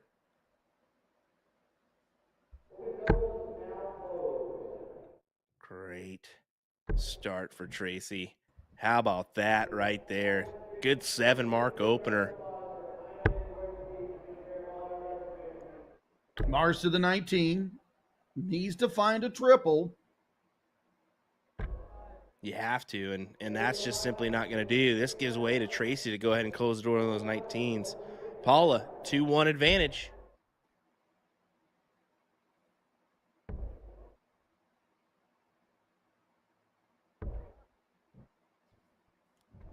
Ooh, not going to get it done with just one. Can Carolyn come right back on the 19th?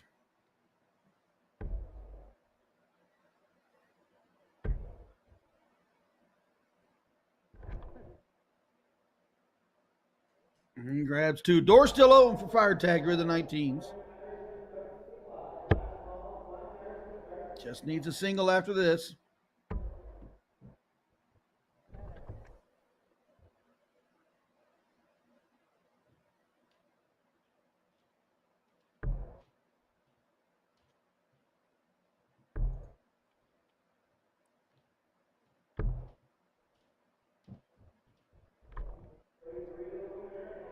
Yeah, so Tracy looking to attack these 18s here, but may have to go to the 20s now. Yeah, stays right there for 2. Only 2, maybe a door opener for Carolyn here. Trip 18.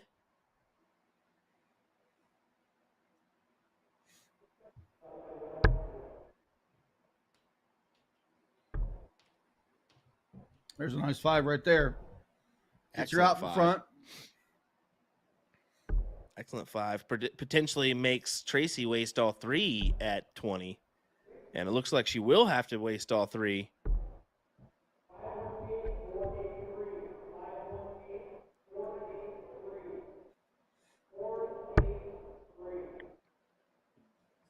She's got the point lead. Does she attack?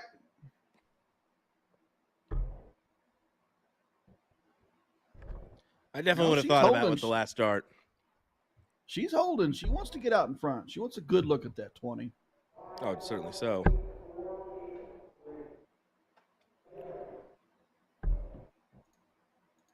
Still doesn't get the point lead. Carolyn up by 14. Has the 18s.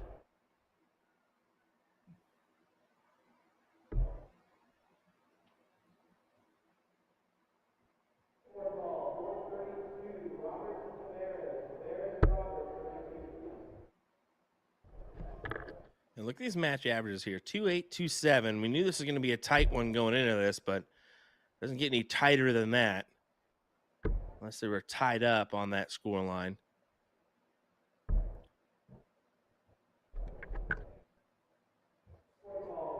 Down by 8. Marla's just needs an 18.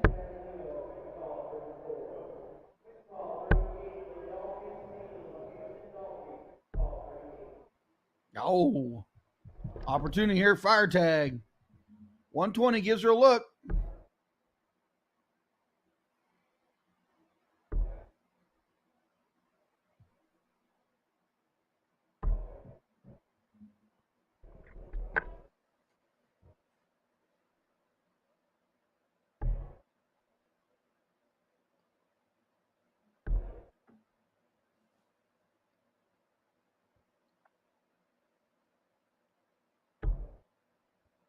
Ooh. That was her opportunity to close the door on those 20s. Just one needed, and she's not able to do it, Ryan. Sometimes we've talked about this a lot. Sometimes it's just a little too easy. If you need a triple, you'll hit a triple. If you need a fat, you'll fly off. Well, it's just that ease of, oh, I only need this, and then you kind of lack your concentration just a touch maybe, and all of a sudden you kind of doesn't go where you intended it to go. Close the 20 here. I mean, she took a look at it. Down 12. Opportunity now for Tracy to take off.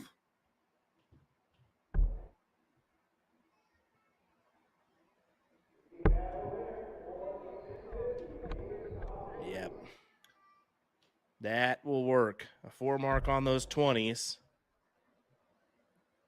Carolyn has to find the 17s.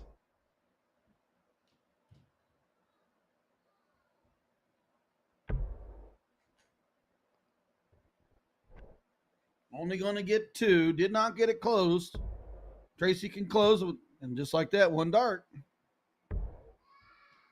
Oh, what a shot. Tracy fire tag.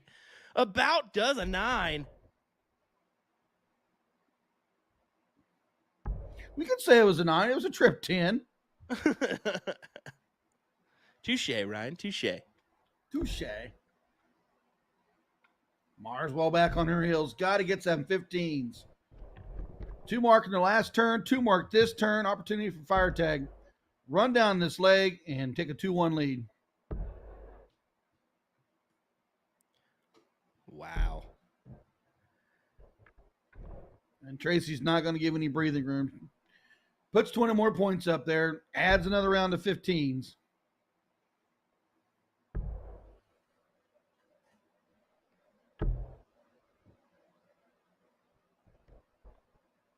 And just like that, Paula Murphy is into the final as she kind of turned the tide on Trish in that leg and ended up sneaking out the victory 3-1 as she books her place into the finals. Fire tag at 420. Mars at 323. 1-1 tied scoreline. Who's going to face Paula?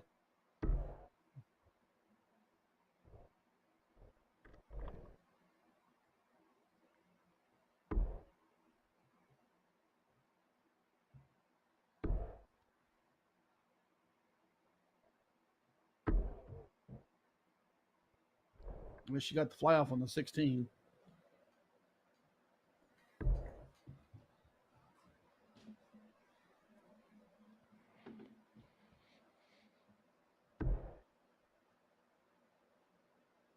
Single bull opens it up for scoring. But I just think too little too late here for this leg. 2 for Tracy. And there you go. She gets the leg. 2-1 advantage for her. We'll cork once again. Will we go to a last leg decider, or can Tracy hold out here for the W? Oh, my. Absolutely atrocious. Are you reading that one? Alex Spellman, Joey Lanaugh? Alex Spellman, 2-0 over Joey Long. First into the top 4. What's that average, Ryan?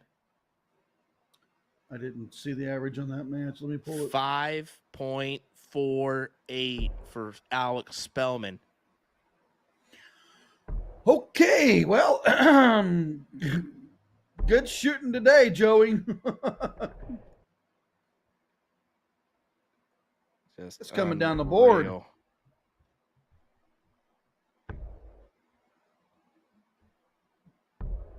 Mars down 2-1. Has the 19s. Grabs 5.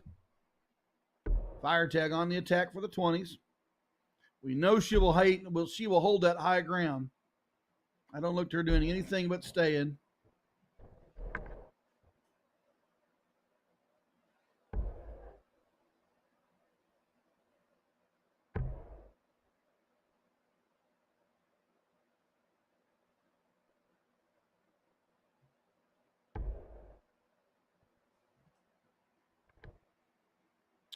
Carolyn with just 2.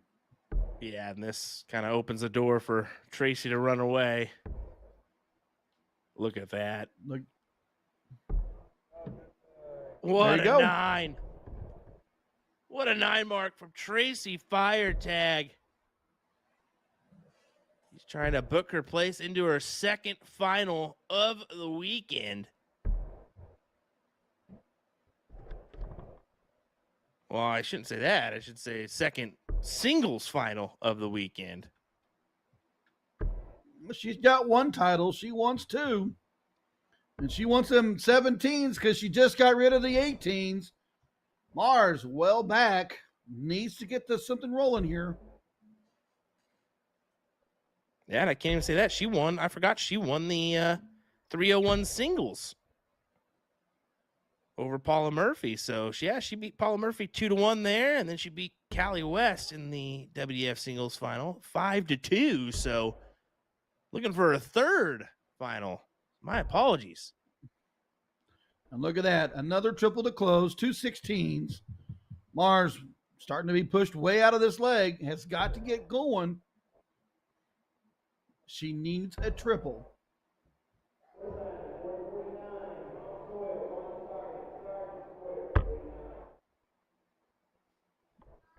Three fats is not going to do it because Fire Tag has a single shot close.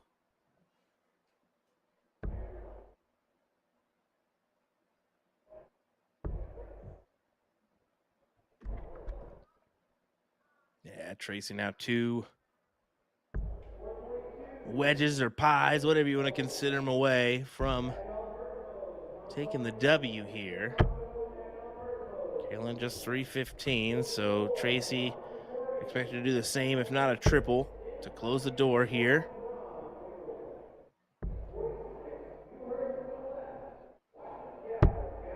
Yep, 3 singles.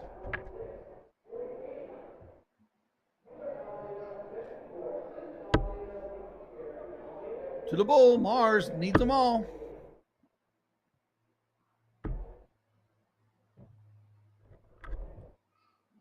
She will collect 3, but Tracy, 3 to win. Oh, she is going to stretch this thing out. I'm surprised she took that first dart there, to be honest. But opening dart, I usually would see her go at the bull, and then definitely attack with, and then if she misses, attack the 20. But I think she's just trying to staple. Yeah, she's just trying to say no. I'm going to this final, and I want to win this one for my third of the weekend.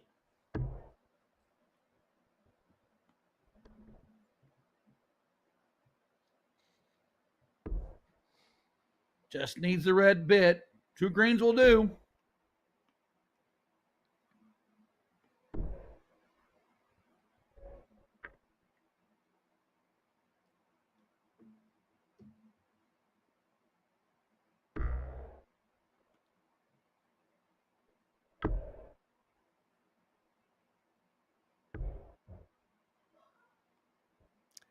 Yep, only 2. So Tracy just needing the 1 here. She will book her place into her third final of the weekend, and that is exactly what she does. Tracy Fire Tag will take on Paula Murphy in your finals of the singles cricket event here at the Seacoast Open. Wow, Ryan, what did you think of that? I mean, that's quite a performance from Tracy, and I know Paula just put on quite a performance, so we should be squared away for a good final. Yeah, I'm actually really excited. I mean, Paula, we've seen her mark up 5 averages in some of those legs. We've seen what Tracy did with run down the board and triple with a big 9 there to open, or in the opening round. So yeah, that's going to be an interesting final. You think we'll go the distance? We could. It's going to be a best of 5 that'll get underway here in just a moment. It looks like Tracy's going to take a second. So will we. We'll be right back with your final here in just a moment's time, as we'll mute our own mics. It looks like Jeff just hopped out, and we'll be with you in just a moment, okay?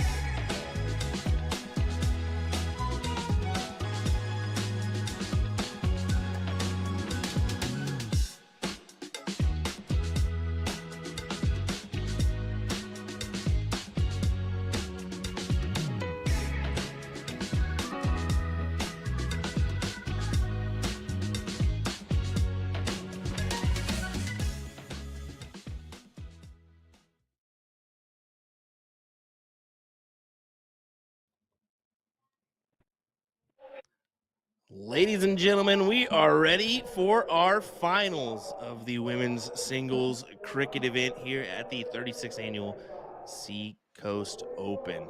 Let's do it. What do you say? Paula Murphy takes on Tracy Firetag right here, right now. William Stewart, Ryan Mooneyham on the call as Paula Murphy will start us off with a big trip 20. Well, we've seen what Tracy's done, and we know what Paula's been doing. So 6 on the open doesn't surprise me. Does it surprise you? Not at all. I mean, she's opened a couple times with that number already today, so she'll hope to just Firetag keep back on with just going. 5.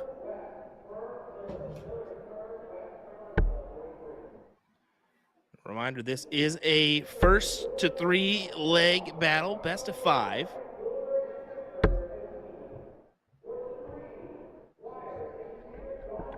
Six on the open for Paula. Only 1 on that turn. Firetag needs a triple to open. Doesn't say she takes the look and gets rid of it. Back to the 19s. Yep, and she does. Yeah, what a good shot there from Tracy to force Paula to another wedge. She's going to choose that 17 option.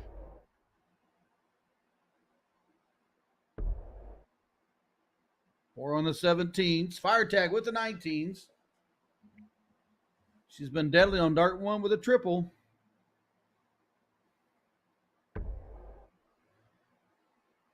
Does she stay? Does she move? Well, these guys have just been deadly, period.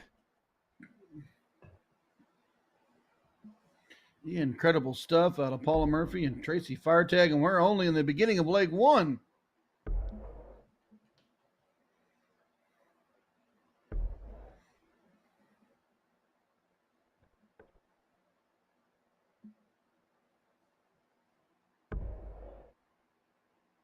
Tracy takes her shot.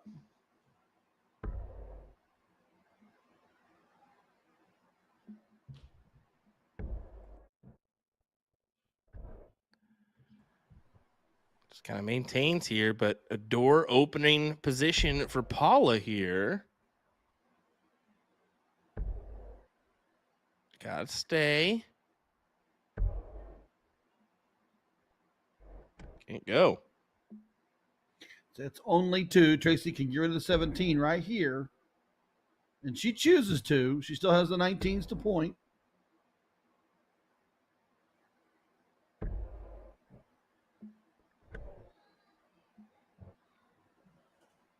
Just closing the door on those 17s. And once again, Paula has to look to a new wedge. So it's the 18s this time for her. Only 3. So, yeah, just Tracy can just, once again, if she chooses to, just square away those 18s. Although I was thinking maybe she'll attack the 20s one time there before she gets underway with the 18s, but the 19s. My apologies, rather than the 20s.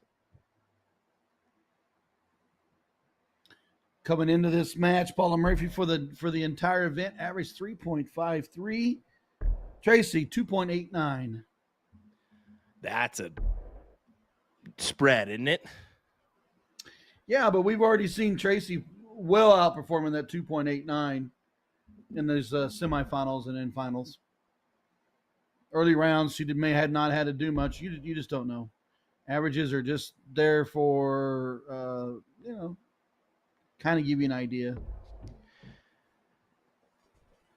Exactly. It's not a true demeanor of who's going to win the event or what have you. I mean, any given match, things can get thrown at you. So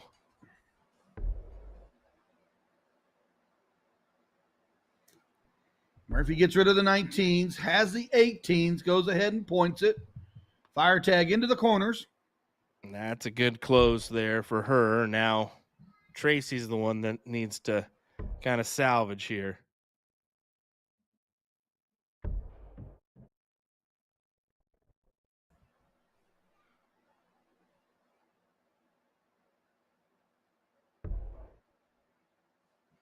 Ooh, that's a big triple.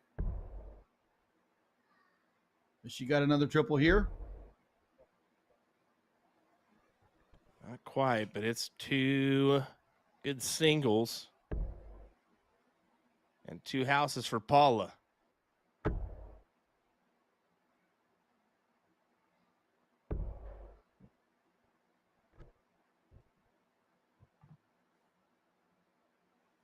Only needs a single 15. Yep, there She it can is. go bull. I don't see why not there. Maybe last start you looked elsewhere just to kind of lock in this win in this leg. But no, she just attempted it.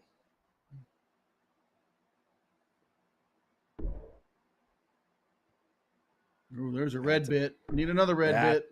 That's a good red bit there, too. I mean, looks like a 4. Is a 4.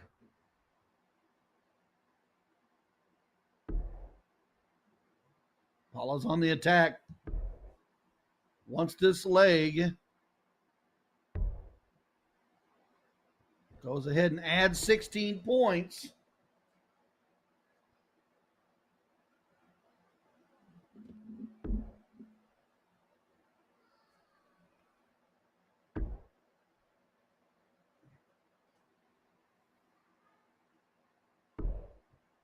Ooh, that would have gave her the lead here in this.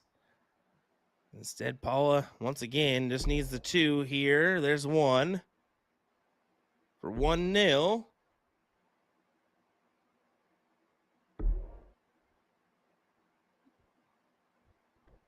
That's And game shot. that should do it. Yeah, 1-0 for her.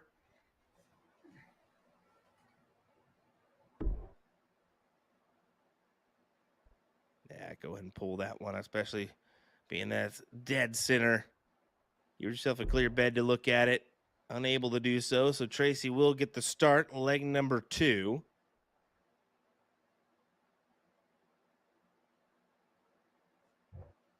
Or as Dr. Evil says, number 2.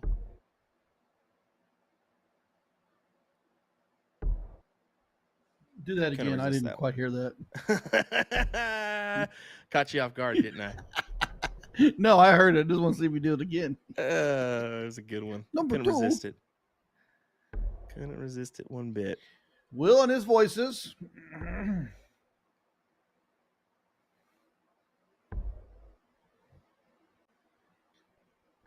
Tracy opens up with the 20s. Paula backs on the 19s. 0-0 scoreline. And look at the aggressive move to the 19s for Tracy early is unsuccessful. Now kind of scrambling here. Only a single? Only a single. So what do you do if you're Paula here? Just go ahead and hammer these 19s. Maybe take a look now. Oh, I was going to say the eyes. Look at the eyes. Right back down. I agree. Once you hit that 57, you're cued in to go ahead and take a look.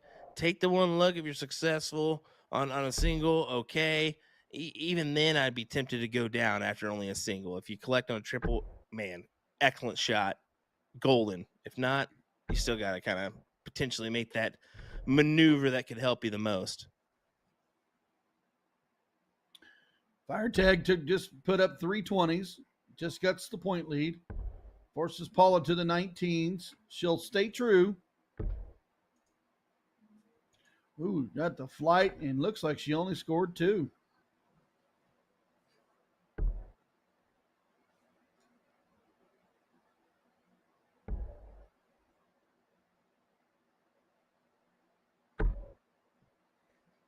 Looks like David Fadham has booked his spot into the semifinals with a 2-0 victory over Nick McKinnon.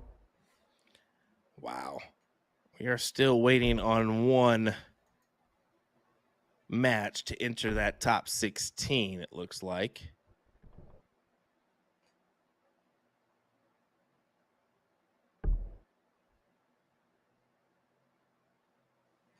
Matthew Thompson 1-0 ahead on Aaron Jalbert in the top 8.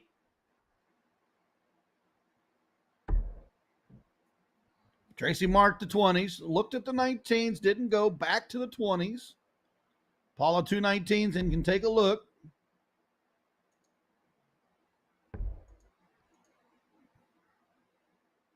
No movement to the top of the board. Stays there.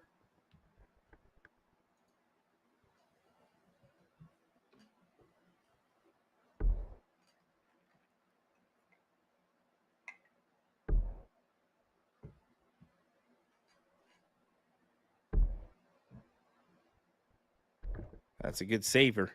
That's a good saver. 4 mark on the 20s.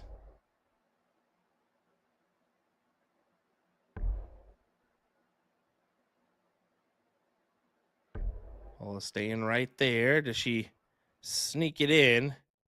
No, it's in it to the neighbor. So, unfortunate turn for Paula. Yep, I would attack as well, Tracy. 3 19s to close the door there.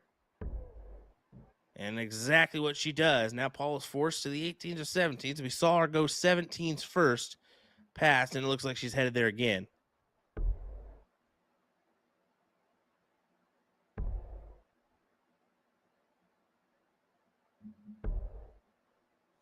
Murphy not finding her triples. Does close the 17s. We've already seen Tracy attack the 19s. Will she attack here?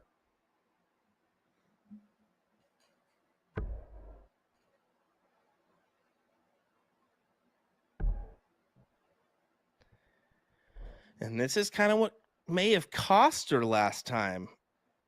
Was kind of just taking her shots, and then it's only a single, and then she only comes up with a couple singles at the end of the turn, and Paula's been able to just do this. 5 mark there, puts her out in front. Now Tracy's the one that has to collect on some points here. Oh, she needs a triple now.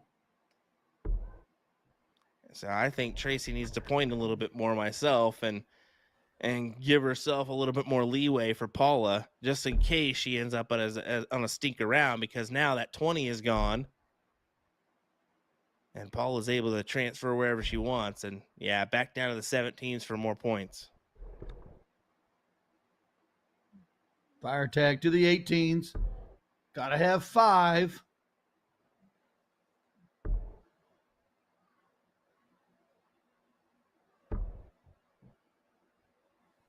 Oh, and sometimes you just, the misses, they come together with you. Only a single mark, 2 marks the last round. Paula on the attack.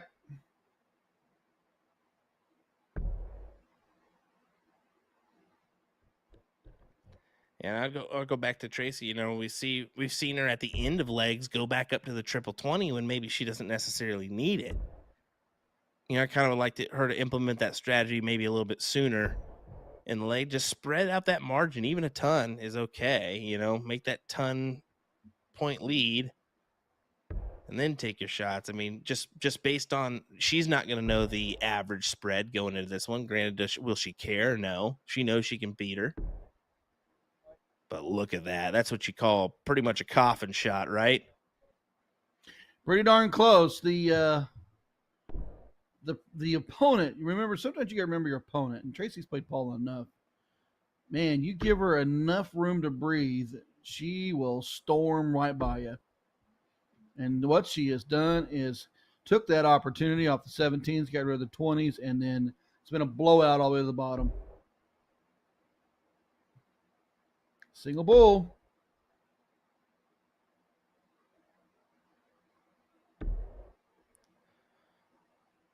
She did it there, did she?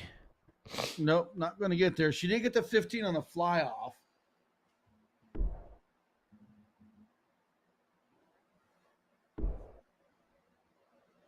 Yeah, Tracy just needs all she can gather on these bulls here.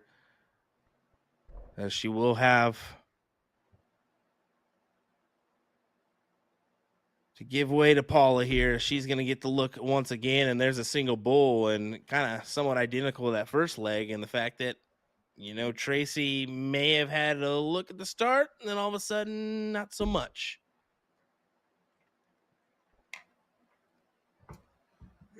Kudos to Paula to keep on the eye on the prize. There was 2 rounds in there where Tracy only marked 2 and then the single 1, and Paula went on the attack, and then from that point on she just ran away with the leg. Sometimes you just got to stay in the leg, stay close, and then the opportunity's there, you crash through it. And another rough opener here as Tracy only collects 1. Paula's going to be in attack mode early. Just needing a single leg for a title here.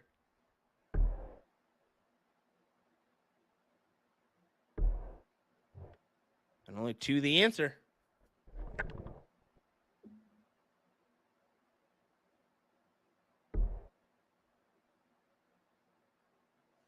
Fire tag rough on the open.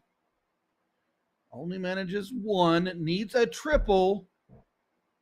She does get it closed, but it's a single shot opportunity for Paula to close it and move on.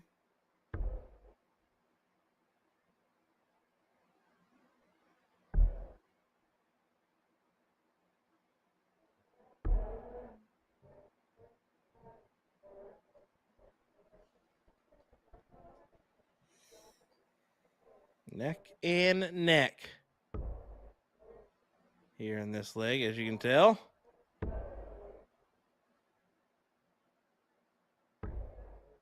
And then Tracy does something like that. Massive 7 mark.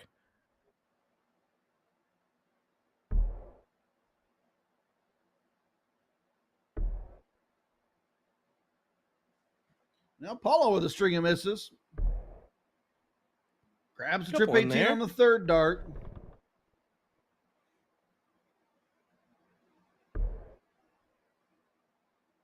Tracy on the attack. 18's goodbye. 17's goodbye. And marks up the 16. Nice big 7. Tracy fire tag. Paula to the 16s or 15s.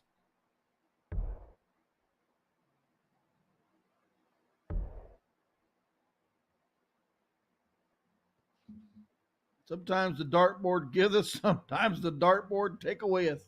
Yep, it certainly does do that, don't it? It's interesting how that works.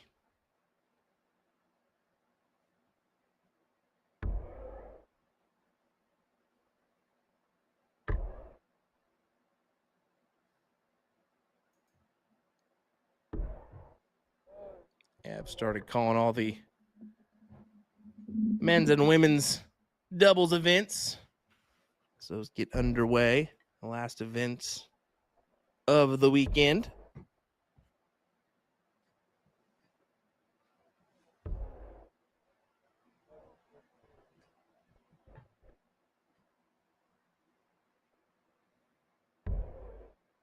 Tracy just 2 16s needed. 2 houses and the point lead.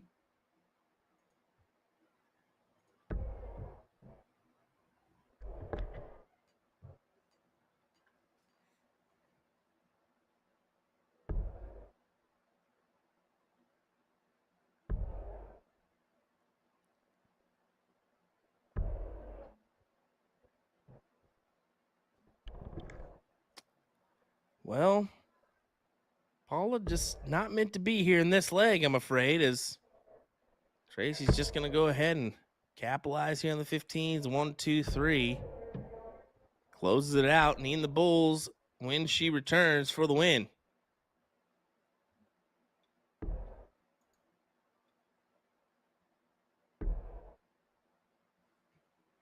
Does she got the red bit in her? Nope, but she gets 3 greens.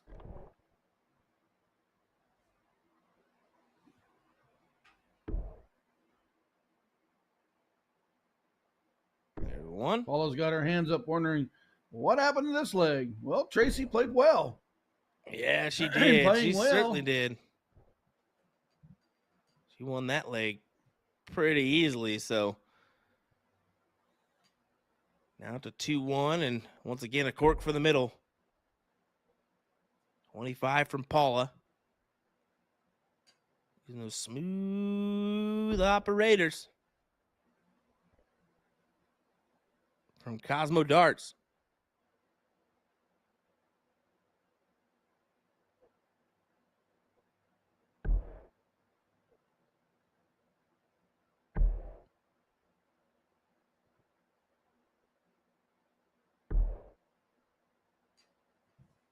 Paula Murphy wins the cork. Only 2 in the open. Tracy wants to collect triple. She does.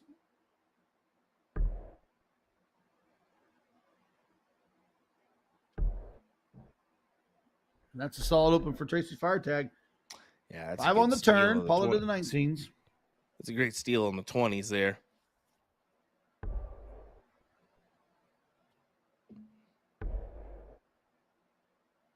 See if you can hold out for potential tie-breaking leg here.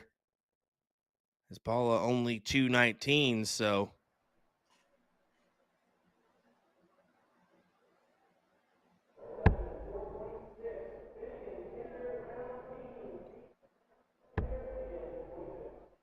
there you go, Tracy. 4 marks it onto the 17s and a big close there as well. She's on the good transition hunt. to yes, a good transition to 17s. We know Paula likes to go there in front of the 18s. She's forcing the hand of her opponent, but her opponent is responding.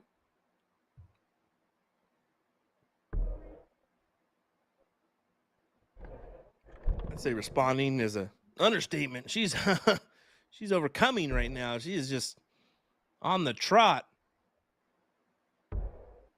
Look at her running away with this thing.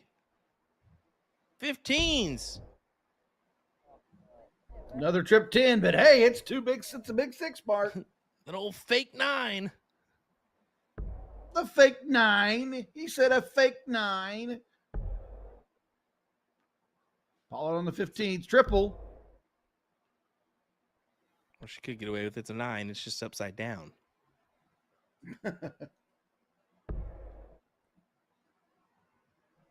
Just need 3 singles to close it to force her opponent, but she grabs that triple. Beautiful. She is wanting a last leg decider. Absolutely beautiful. And this is kind of a momentum pusher for her. I mean, back-to-back legs like this certainly can help you. Paula 3 mark on the Bulls. Tracy 3 of her own, though. Needs There's the a red bit single. to take it. 2 singles is fine. That is fine, especially with Paula where she's at in this leg. She's going to need to hammer in a few of those doubles for it to matter.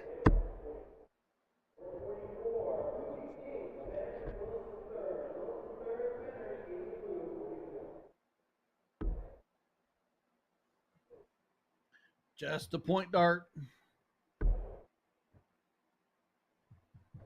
Green bit, goodbye. 20, goodbye. Game shot. We are tied up 2-2.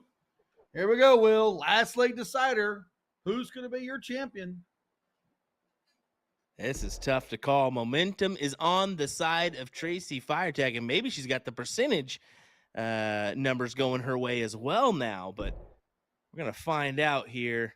As Tracy says, go ahead and pull it. We'll go again. And another, pretty much the exact same spot.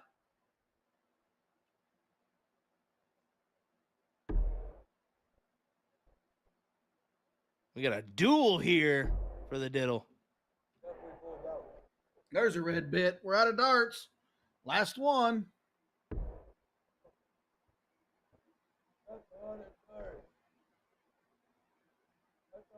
And it will be Paula that will start us off here. And our last leg decider for the title.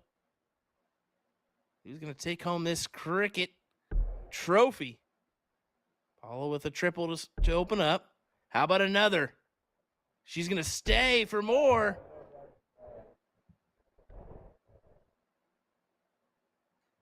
That's a monster open on the 20s. But here comes Tracy. Grabs the triple 19.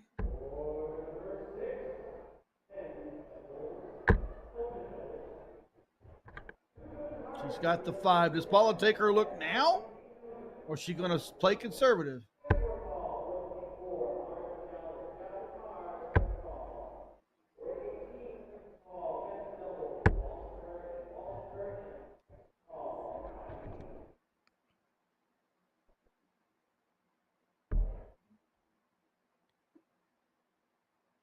Tracy forced to the 18s here. Needs to split the uprights and find the triple. Cannot. Only 3. So Paula Advantage her way.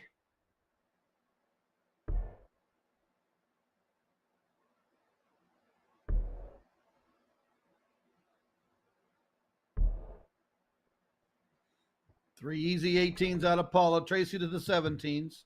80 plays 38.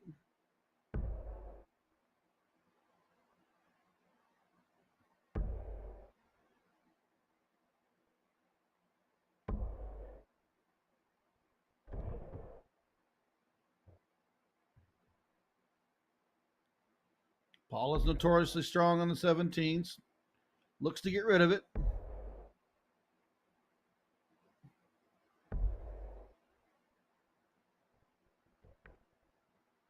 And we are running down the board, Will. We certainly are. We certainly are. And it's advantage Paula. It's the 7 open, back by 9, and then it's just been a close battle to the bottom. But there's a 5 mark out of Tracy. Changes up the complexity of this leg. Paula will stay to the 20s. I don't see her moving. No, she looks like she will. I really thought Paula Murphy in the past would have stayed on the trip 20.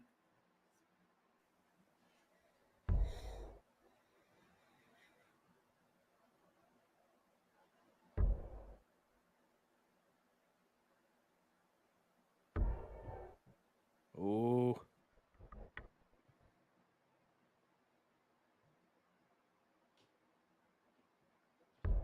Tracy really needed more there. And without her being able to capitalize, Paula looking to shut the door on those 16s, and that is what she does with those 20s still to play with. I mean, you're in a predicament here, Tracy. You've got to hit 6 on these 15s.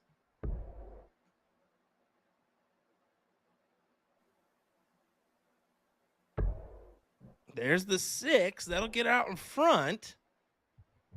But as you can see, only by 4. So a single 20 from Paula gives way to a look at the trip 15. But she can't take it now. And she's shaking it off, thinking, uh-oh, what am I into now? Pressure for the title here. Opportunity right here for Tracy. She can grab a triple. She can grab that 20. Down by a point.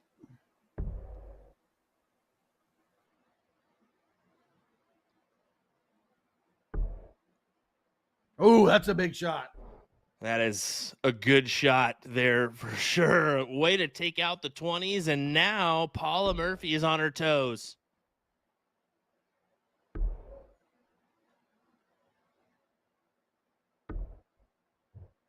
Six on Tracy's 15s. Paula only marks a single 20. Tracy gets the point lead and Trips takes the 20 away to the bullseye. Just needs 3.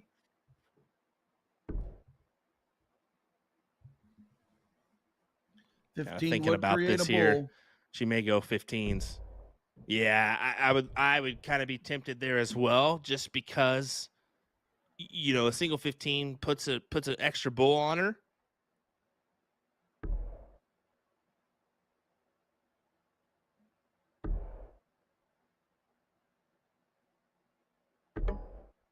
Oh, man. Now fire tag, go directly at this game-winning shot.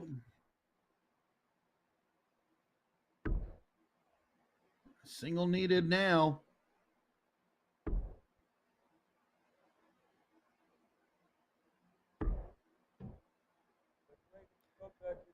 And that'll do it. I believe, folks, that's it. Yep, Tracy fire tag comes back in the leg for the 3-2 win. How about 3 for 3 on the singles events this weekend? Tracy fire tag showing some emotion as she walks away here. What a weekend for her. Incredible. Wow. Incredible stuff from Tracy Firetag, that 3-2 win. As we go to a last leg decider for it. Incredible. Wow.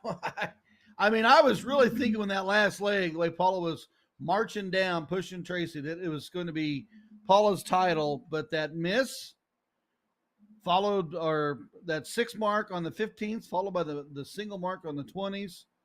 Boy, that game flipped fast. It certainly did. And we've got David Fathom taking on Matthew Thompson. That's 1-0 advantage for David. In the top 8, it's Tom Sawyer taking on Ethan DeVera. And that's a 0-0 scoreline right now. But yeah, it looks like this is a proper time to just cue in this matchup as we got Fathom up 1-0, starting our second leg here. So good looking from Jeff as he was able to just jump on over, as we're going to get the men's singles action now to round out until our finals. So Fathom on the attack. Got rid of the 19s, has the 17s. He likes to play aggressive. He likes to play territory. And he continues on with that territory run to the bottom.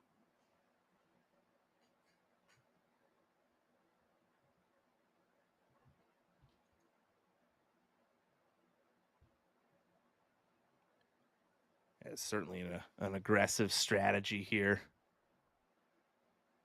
But one of these guys is going to be in the finals. And look at him still go. He's going at these 16s here.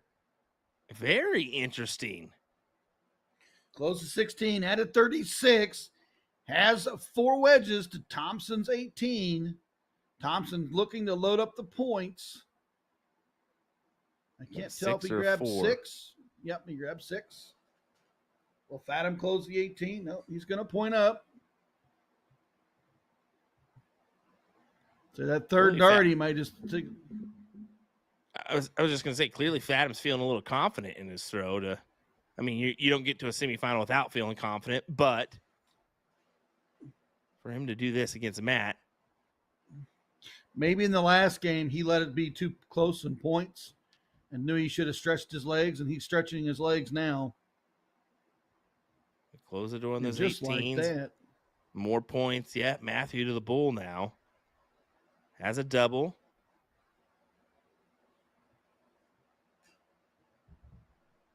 Is that 2 doubles? That's a 4 mark.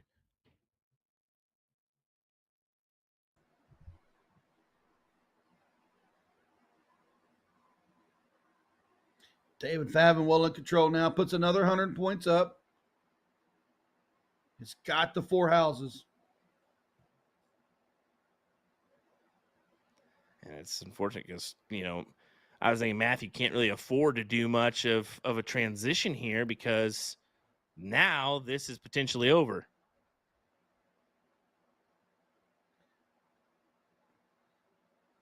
It's a big 6 to win. He's not going to happen. Big 9 to win. You are correct.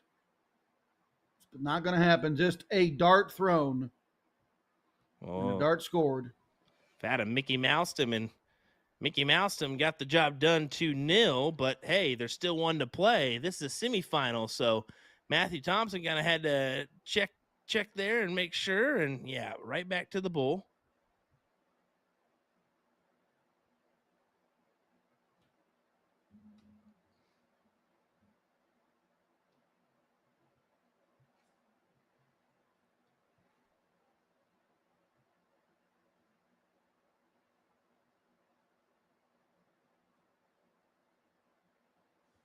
Thompson on the opener. Needs to triple.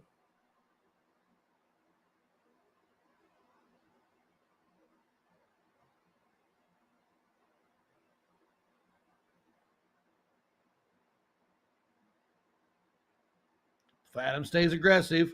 Close the 19s. Added 2 20s. Thompson will look to score.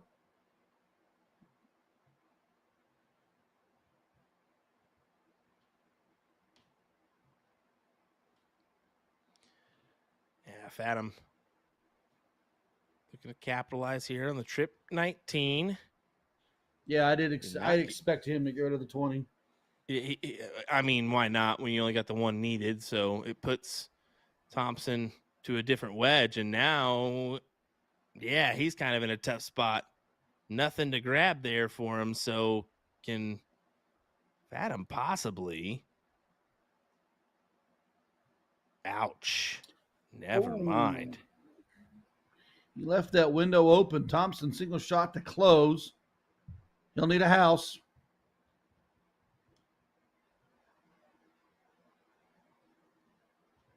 Does get two in the 18s. We know David likes to play territory.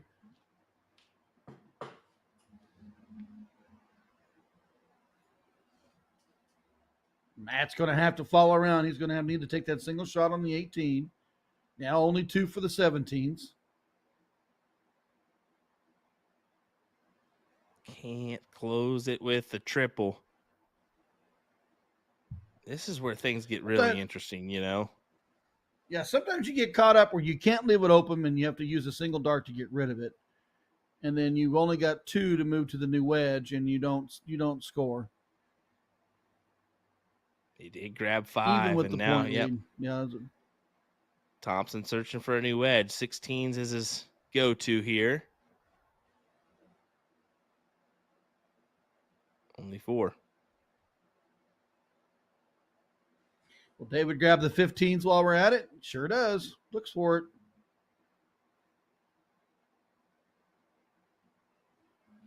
Yeah, he wasn't even happy with that turn.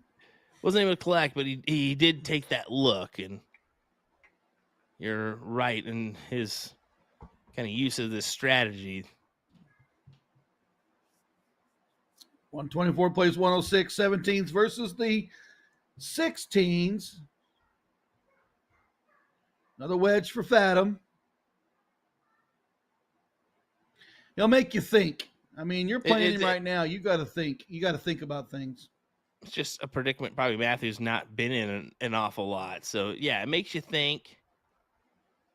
When somebody uses this on you, you know, when do you spare a dart at a close? When do you spare the darts at just continuing to hammer down on the numbers? Oh, big 7 right there. Wow, Tom Sawyer. 68 and 45 scored. Tom Sawyer, best Ethan DeVera, 2-0. And this is going to be Alex Spellman, Tom Sawyer in our other semifinal.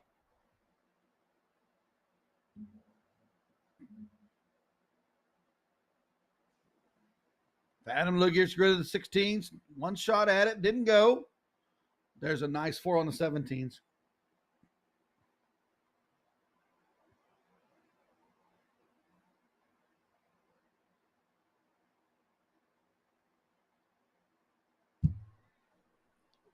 Thompson not afraid to mark him up.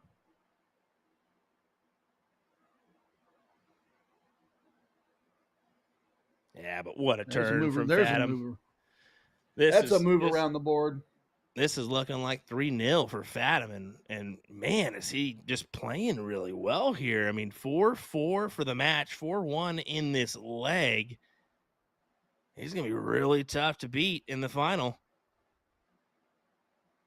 1. Well, the use of his strategy to run down the board has been excellent. No, we didn't. Did we get the win? Sorry for that. Yep, we did. That is a winner for Fathom there. 3-0 as Spellman's going to hop right on up to kind of give himself a couple warm-up jobs before his matchup with Tom Sawyer. But, yeah, what a job done by David Fathom for the 3-0 win there. We'll let these guys take a couple before we get squared away for our next semifinal.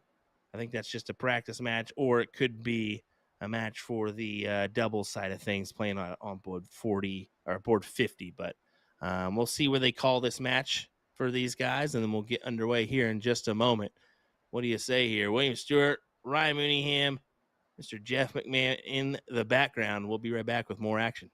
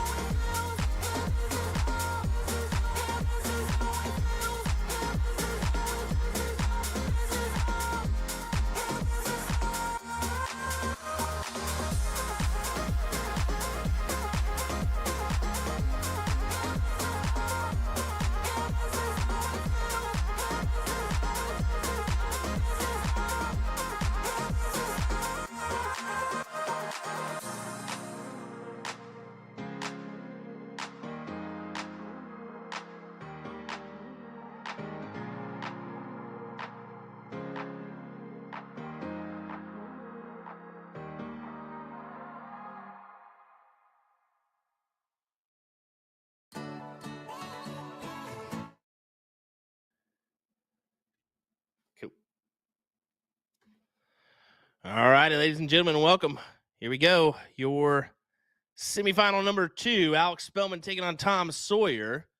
Both have been playing pretty well so far in the bracket.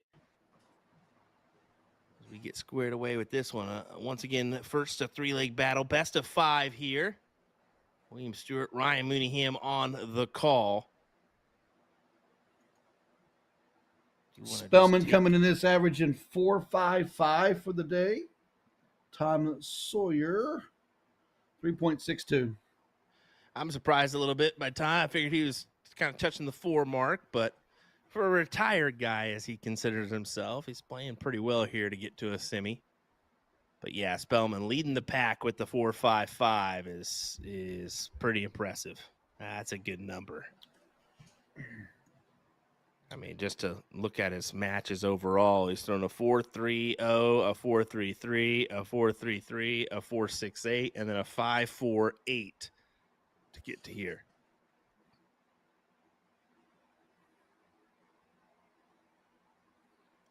Sawyer not going to get it done on the 17s. Spellman on the attack. And of course, that 5.48 is a pretty impressive number. You don't see many of those, do you? No, not on the still tip side. That's cruising down the board fast.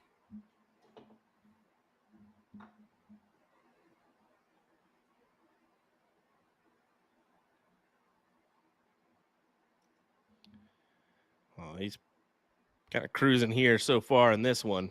Close the 17s. How about more points on the 19s? Close another wedge. Yes, sir. 9 mark for Alex Spellman.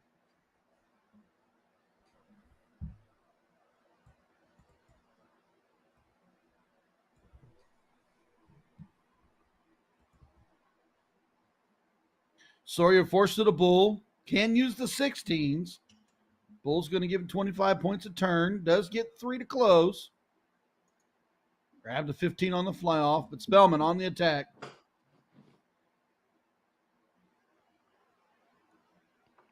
Good double. Double single will close it. And with Sawyer having nothing to grasp onto right now, his only choice is the 16s, and you got to fill it up. And even filling it up, sorry, buddy, I just don't think it's going to be enough. That's a round of 7. Game shot. Yep. That's a solid 3-9 from Spellman. That's on the lesser side of what he's been doing today.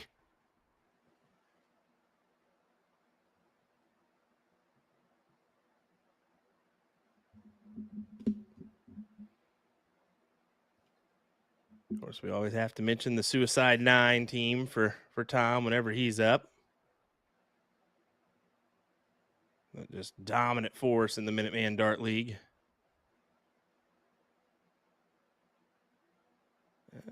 Just a neighbor, or did he sneak it in there? He did sneak it in there for the 6.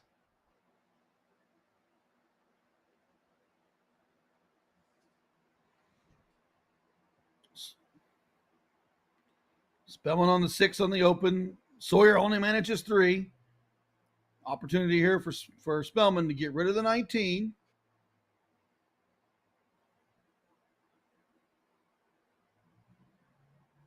Sorry, We'll use all 3, but it's gone. I got to mention it too, since we said Suicide 9. We got to mention Jason, who's back there watching on. Jason, a teammate of his on that Suicide 9 squad. Man, what a transition he has made. He's lost a ton of weight and looking really, really good right now. So kudos, Jason. He's back there watching in the pink and the Suicide 9 beanie.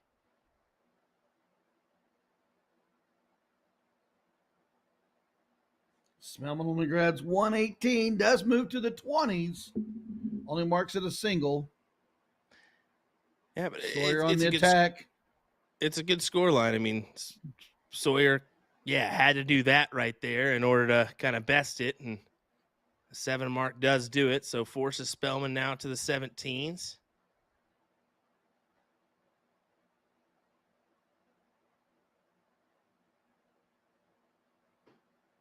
Solid 7 on 17s.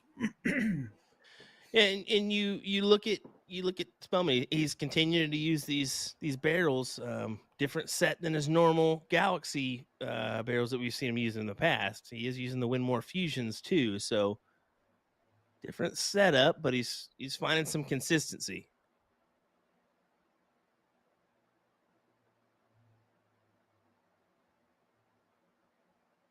Consistency means that 18 is gone. Yeah. Back with 4 17s. Excellent 7. Sorry, 6 mark. Only going to count for that after the already having the wedge or the single mark on that wedge. So yeah, just we'll look to close here on the 16s. Neighboring wedge maybe, or did he get No, it? I It looks think like it's he in got there. it. And I think he got that one too. Yeah, corner pockets is what it Oh. was. No, he didn't No, get. See, I was about to he say, didn't. I don't think he got the 16. Maybe he assumed he probably did. We assume because he was the 15, but then again, that dark Could where have we're been lying, he could have been blocking it correct. Yeah. And I'm pretty sure Spellman does use a standard flight. So it would be kind of a blocker, potentially a blocker. Only manages 1 on the 16, adds at 17 points. Sawyer can do some damage here. Is he going to chase down the 17s and 15s? He did take a look, but he finished off with a trip 16, which is a good turn for Tom Sawyer.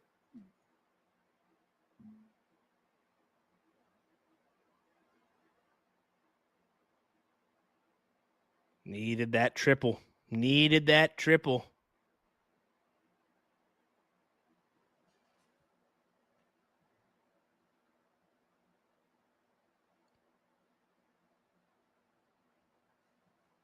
That's a big shot on the 17s. Big shot on the 15s. And just like that, Spellman forced to the bull. Sawyer with 16s and a 5-point lead. Excellent round for Tom, but it's not over yet. Oh, it didn't hit. That is a bummer, as Tom just says, oh, thank goodness. Here we go. 3 needed. Does have the 16s to look for if he feels blocked, but yeah, it's going to be in there. What a leg for Tom. What a leg in general. Just 4-6, plays a 4-2. Excellent opportunities for both of them at times. Sawyer was able to collect late. Spellman only collected 3 bulls, and Sawyer took the leg. 1-1, just like Will said. Tom should, well, I was about to say Tom should appreciate that dart, but then they're going to redo it and go ahead and pull. Alex truly got away with one there. And what was that, Tom? Can't do that.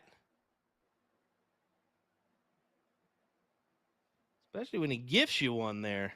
He pretty much gifted him a start.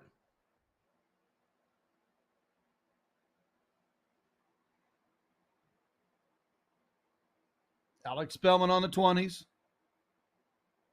Needs a triple. And once again, leaves it open.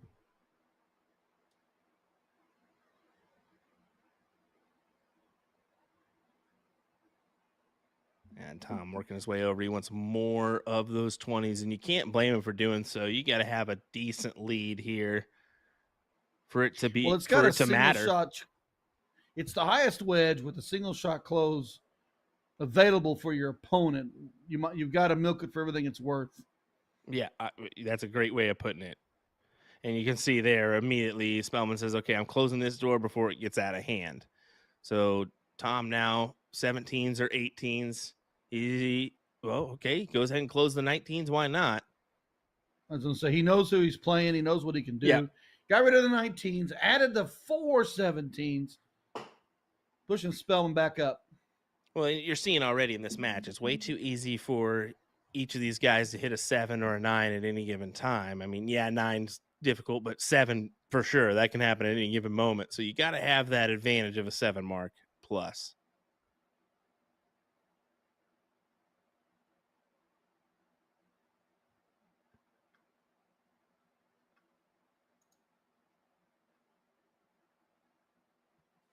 Sawyer gets rid of the 18. Spellman 16s, 15s are bulls.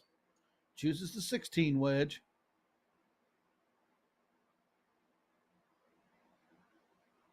Isn't it amazing when 4 marks is not enough? Right. You close and added points, and you're like, that ain't enough. Because things like this happen behind you.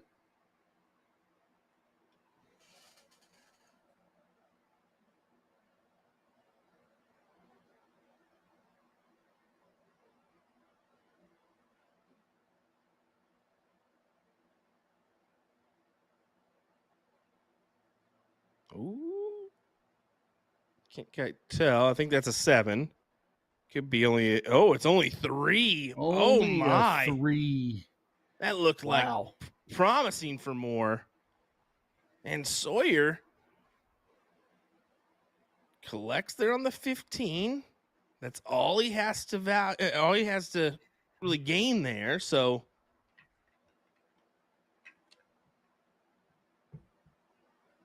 Spellman's got to waste all his darts here at bull potentially, unless he goes ahead and tries to close out that 17.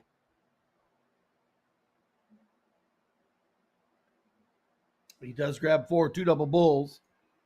37-point lead for Tom.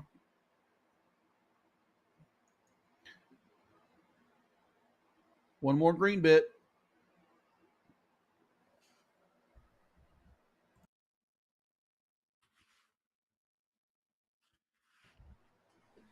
That could hurt. Yep. Spellman feels like it doesn't matter anymore. He didn't get Kinda a bull feel at this- all that time. Yeah, I would kind of feel the same. I figured he would at least gather 1 there, and there you go. Tom gathers the leg for 2-1 in this race to 3-leg battle.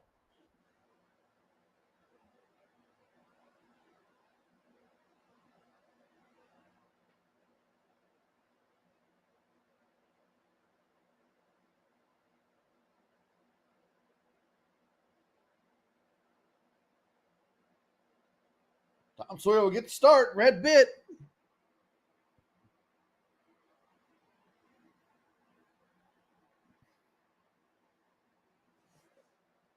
Just going to go take a drink real quick before he gets underway.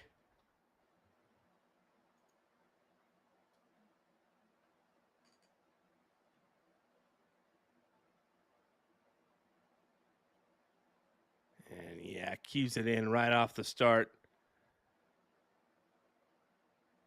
Do you think he wanted the 18, or that's just a fly off on his 20? That was just a fly off. Yeah, he knows that he wouldn't have left that wedge, I think, unless he hit a 6 mark.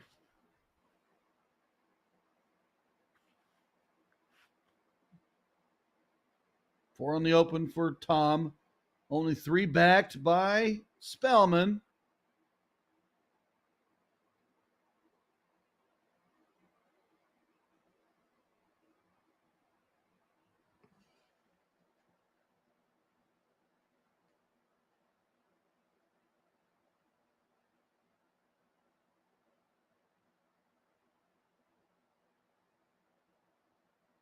Only 3. That's a bummer for Spellman because Tom, he's thinking, all right, let's roll. Let's run with this. Close the door, Tom. Yeah, after that second dart miss, don't blame you for abandoning ship and going to the 20s 1 bit. Spellman finally best. He had 2 rounds at just 3. Now we have triple. He does take an attack on that 20. Does grab 1. Pushes himself 28 points up. Requires 2 20s.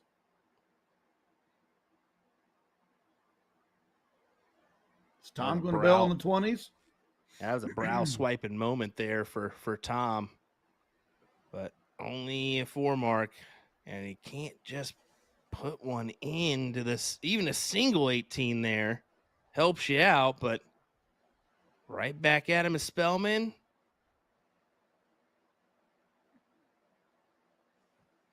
$90 on the score line.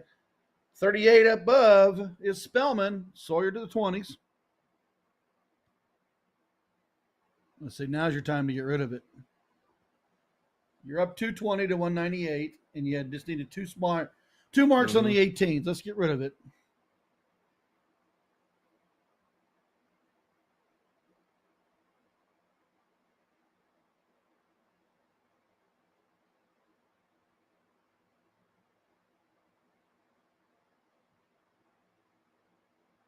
Well off there with the first.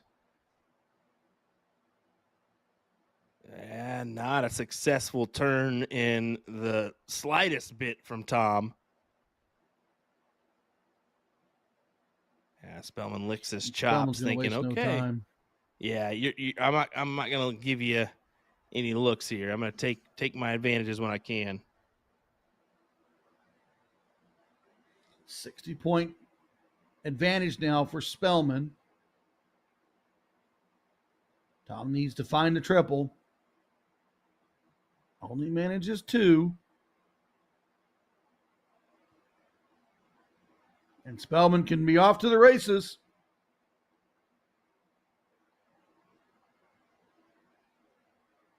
There it is. Trip 16, trip 15, bullseye.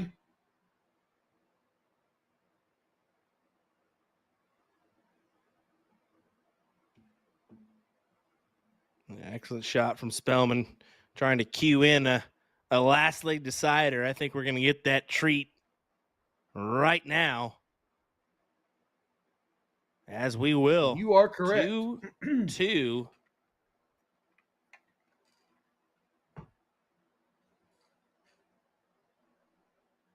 Tom's going to show one.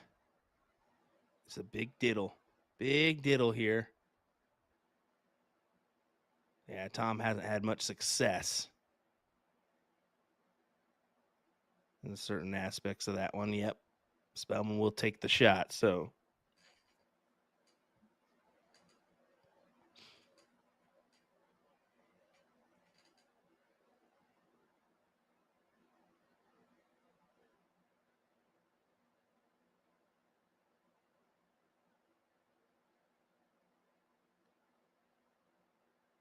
Alex with the 5 on the 20s. Sawyer needs to mark triple on the 19. Yeah, there's the triple you Needs need. another. Good start for him of a 7.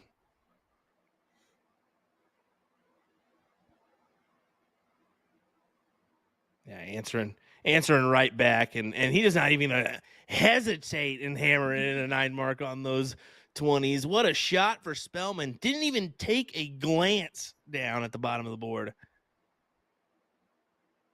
So we're trying to do the same. Sawyer. Here comes Sawyer. 133 on the turn.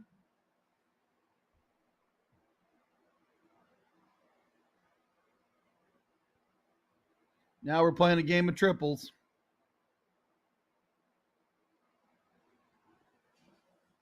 Nine, backed by 7, backed by 7. Sawyer to the 18s.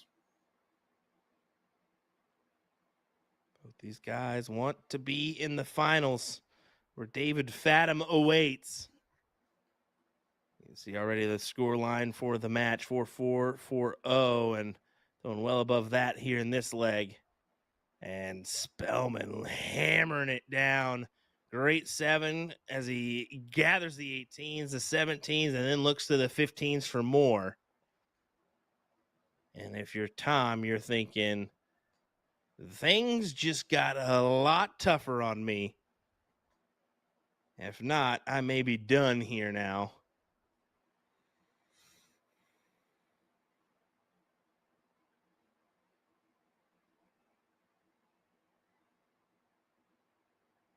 Sixteens are good by 2 shots on the 15s for Spellman. It's still open. Sawyer needs to mark a bunch or go to the bull. He chooses the bull route. Only going to grab 2. Oh, only grabbing a single. My angle wasn't good enough to know.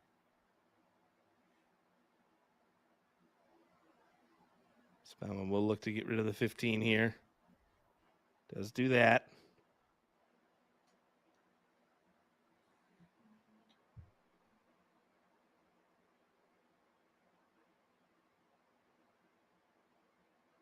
Yeah, sometimes the dartboard takeawayeth, and it just took that bull away from Tom. Nothing he can do about it because just 2 needed and 2 games. There it is. Spellman will play David Fadam in our finals of our men's singles cricket event next, as Tom Sawyer will bid us adieu in the top 4. Good stuff from Tom. I mean, he had some moments of greatness there, but Spellman just too much to handle as he throws a 5-7 in that last leg to get the job done, 3-2. Well, we'll have that one coming your way here next, folks. Don't go anywhere. William Stewart, Ryan Mooneyham, Jeff McMahon in the background. We'll be right back.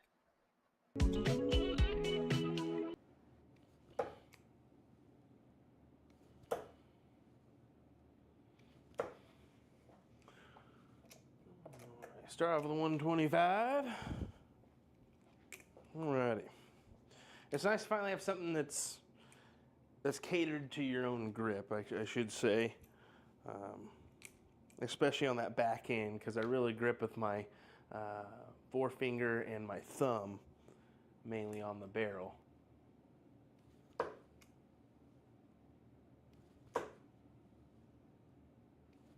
Come on! What do you say? A dead eye! All right, that was crappy dance skills, but it still works.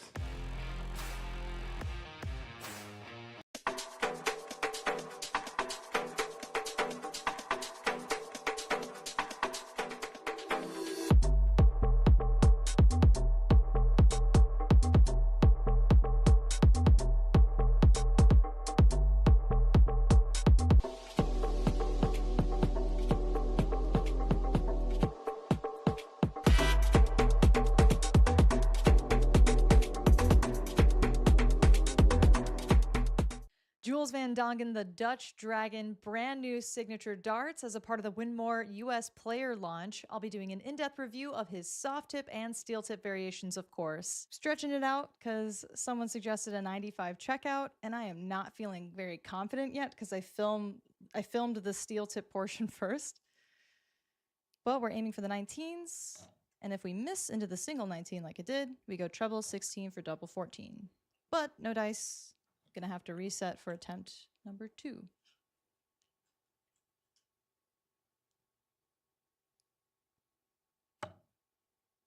She gets the treble 19. Miss outside on the double. And miss inside because you suck. Attempt number 3 always comes by so fast.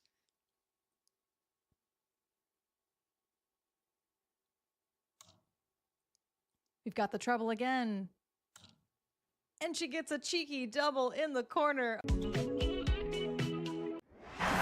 Humphries is the greatest darting force on the planet. Bullseye. Oh, we got one. The fish has been landed. We know he's too good.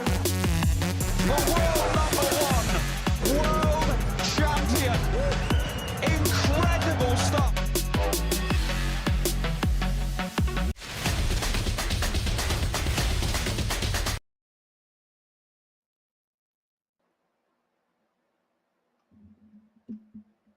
All righty, folks. Looks like they sneaked on over to board number 1 on us. So Jeff's making the transition here to our board. How? Holy man. They wasted no time. Fadam must have been sitting there waiting, ready to go. So do apologize for that one, folks, as we'll get underway here with our final. Alex Spellman taking on David Fadam. This is going to be a 1st to 3 leg battle for our final.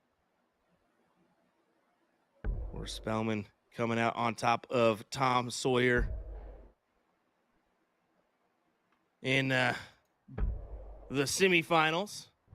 What a great match that was. And then, of course, for David Fathom. He came out on top of, well, what was an impressive showing from Matthew Thompson throughout the day, but just didn't have it quite in the semifinal. So William Stewart alongside me, Mr. Ryan Mooneyham. Ryan, this one could potentially be one of those ones that lives up to the bill, or it could be a stinker at the same time. We just don't know. Both these guys have been playing well throughout the day. Do you have any averages for us? Yeah. Excuse me. Had to clear my throat there. Blah, blah, blah, blah, blah. Sorry about that. So for the day, Spellman 4.52, David Fathom 4.01.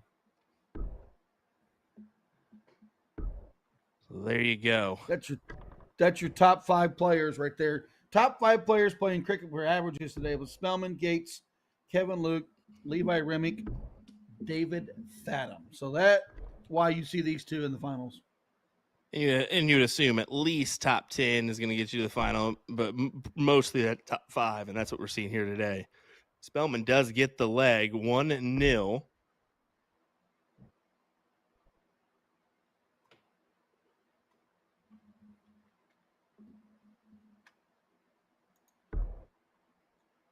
Fathom gets the court. We'll open on the 20s. He plays aggressive. He needs a triple in there.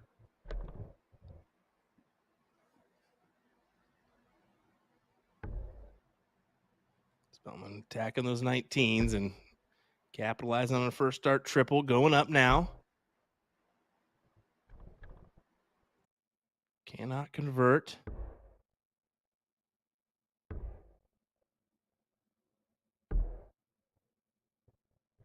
An interesting plays there from Fathom. Tacks 2 and then goes up for that last dart point. Spellman probably going to do the same to him. Go up with the last dart. Take his shot at the close. Oh, okay. Never mind. Switched over to the 18s. Yeah. Maybe he knows David will play territory and he wants to play back. The thing is, I think Fathom will make Spellman play him closer because he won't allow him to point. If he sees him start to stretch out on a number, he'll get rid of it. He is not afraid to play aggressive. Well, sure. I mean, David Fathom's been coming into form. He's wanting to go do more, wanting to participate in the bigger events, the senior events, and what have you. And he's just trying to work his way back into that form that he used to have back in, 08, 09, when we really saw him really making great runs. Even, life changes and moves that, you around a little bit. Yeah. Yeah.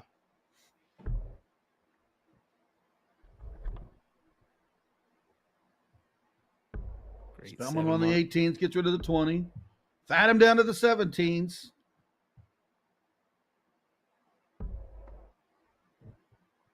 Not going to be happy with just a 2-mark turn. No, this is cute. No, life changes, and sometimes you just, you take away and then you get back to traveling again, or then you don't travel for a while. You just play locally. There's only the handful of players that are doing this for a living that are doing it all the time everywhere. The rest of us are, it's a hobby sport. All right, well, Spellman is cued in right now with the point advantage and that upper wedge of the 18s, and looking at him go here. Close the 16s, looking for the 15s. But yeah, 2 wedges here compared to Fathom's 15s. Kind of potentially looking at a 2-0 here.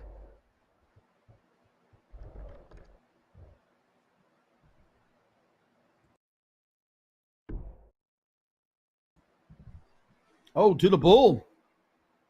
Single 15. And that is 2-0.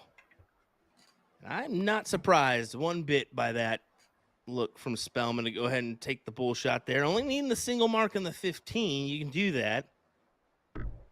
And look at that. I mean, currently throwing a 4-2 for the match going into that leg. It was a 4-6 leg there.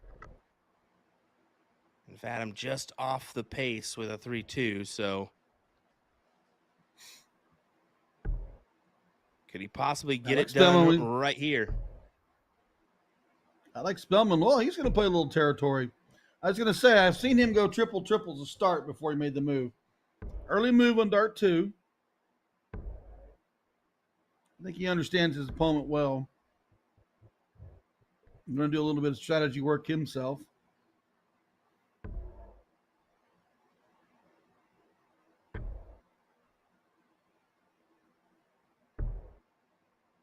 Oh, a nice big pickup on the 18 as well.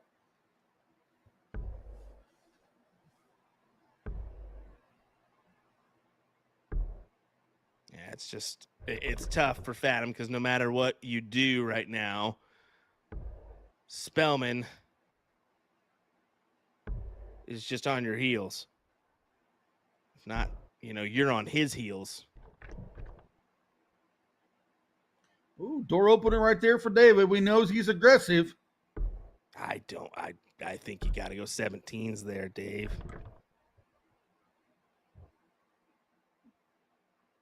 Like I said, he will play him close. That's so dang aggressive, though. And I mean, in this predicament where you're 2-0 down, I mean, I get take the shots at the upper ground. But man, I just don't know if that was the time to do so. But I mean, he's a triple off here. He's not far off, and there you go. 5 mark will pull him out in front. But right there, yeah, close the door once again, and Spellman kind of playing a little territory there, trying to open up the 16s. Does ravage the 54, but doesn't get it to go. Wow. 16, add 16 points, another mark on the 18. It's just one of those ones where extremely aggressive. Exactly. He's down, but he doesn't care. And it's just interesting strategy, but we're going to see if it pays off here. This is when it has to. 2 trip 15s will do it. Even a triple 15 will do it. And not going to be enough. Wow. Yep. Now 3 singles on the 15s is okay, but that gives way to Fathom for 4 bulls. But yeah, here we go for the win, and Spellman's going to get it. Single. Yep. Hey, what can you do in that predicament? I mean, you took your shots that you wanted to, and Spellman just bested you. He's going to get the win here in the cricket finals. Throwing a hefty 4+ throughout the day. I mean, not a single match below a 4. That'll win it. Excellent job for both gentlemen to get here. Top 5 in averages, first and second. Good production there at the end for Alex Spellman to go up 3-0. Definitely so. So here's what's going to happen is we're going to play a little catch up on the doubles bracket here. So that will happen. I know we got Tom Sawyer, Jason Demers, who's playing right now in the top 64. But we're pretty good chunk along. I mean, we got some top 16 matches happening for both the men and the women. So we should have some of those matches queued in here in just a moment. But yeah, there's a quick another look at your champion, Mr. Alex Spellman, who won, well, not only this event, but did win the WDF singles as well. So 2 events, 2 wins for him. As we'll keep on trucking. So don't go anywhere, folks. We'll have some more action coming your way here next. And yeah, good look at those sponsors for this weekend.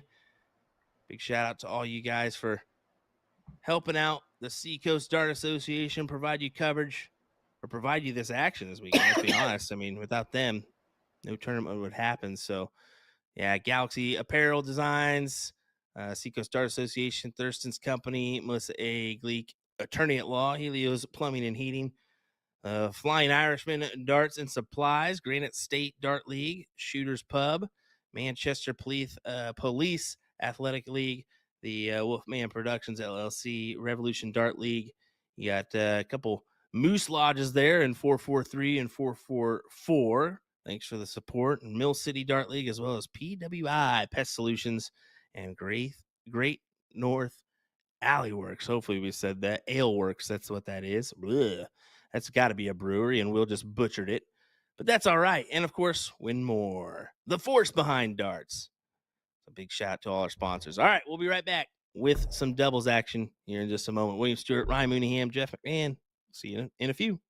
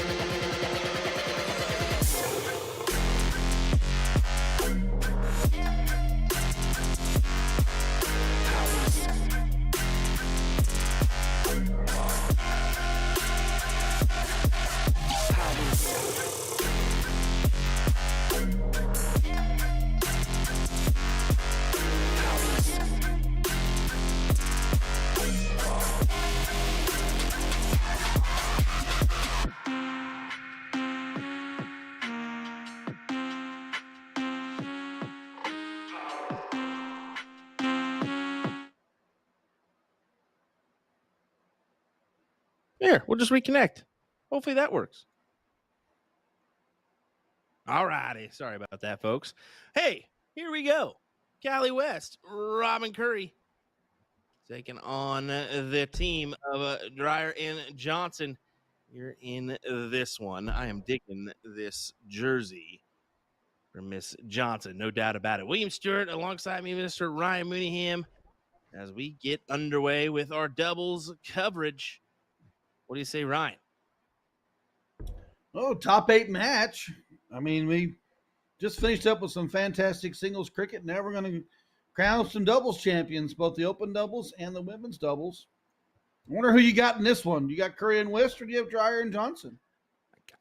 Personally, I got to go with Curry and West. You know, Curry, Miss West and Curry, of course, they rock the USA Darts attire every once in a while. So, you know, biased? No, not us. Never.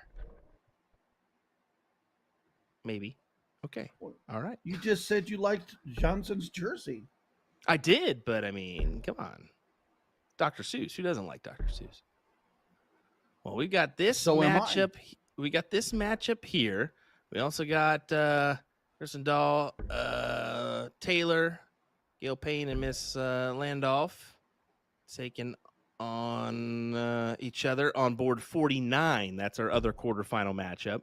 We also have Jalbert, Mars, Harper, and Madrid that are in the quarterfinals awaiting opponents. So Kim Pantai, Paula Murphy playing Cunningham and Dinch. And then Garbarino. Oh, I just got to like sound it out. Slowly. Garbarino. There you go. Garbarino. Fire tag taking on Roberts and Tavares in the top 16. So that's who could potentially make their way into the quarterfinal. 2 out of 3 doubles, 501. Curry and West out 257. Dreyer and Johnson 365. Dreyer looking to put 60 on the board. Oh, grabs 80. Does grab that double in the third dart. We talk about this time and time again on the doubles camaraderie and teammates and how well you play with your partner and how well do you compliment your partner. We know that the West Curry match or duo has been in several tournaments together. Curious to see how long Dreyer and Johnson have played together.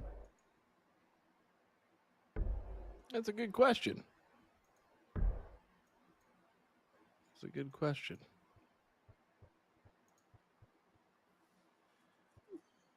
Either way, right now, Curry has the option to get them down to a checkout here. He needs to hit a triple.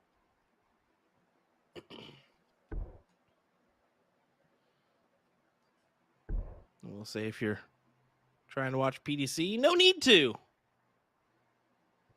Just keep it right here because one player is definitely dominating right now.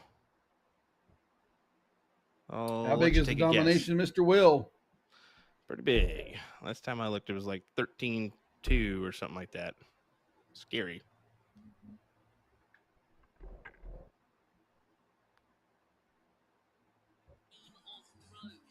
Bogey, a leave for the team of Dreyer and Johnson. So potential advantage for Callie, and she's going to take the reins here. That's an 80. So 111 remaining. Hammering another one for a ton.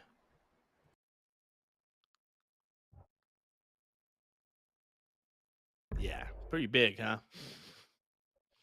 And I love how I said, hey, if you're going to watch, no need to. And what does Ryan do? Immediately turns on his PDC app.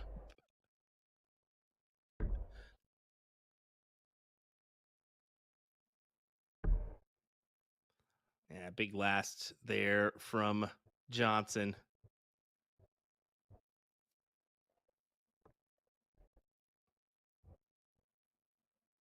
Puts him within striking distance just in case this 109 does not go.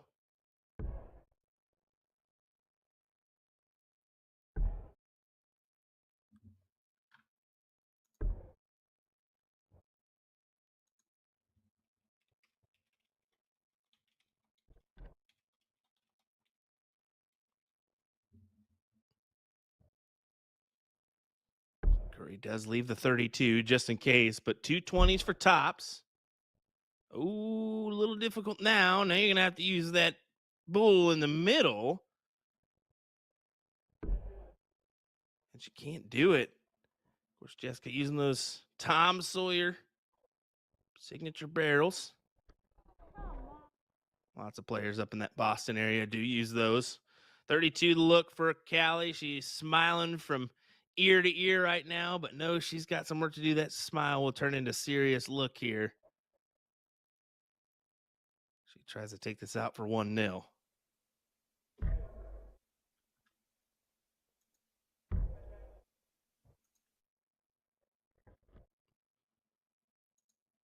And unfortunately, those two will not do.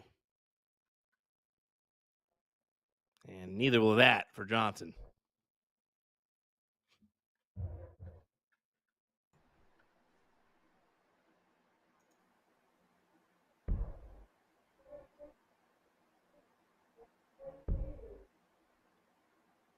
Is it awkward for Curry?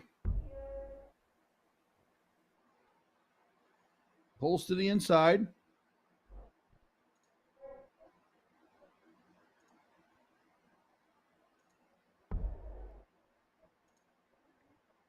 You got an out.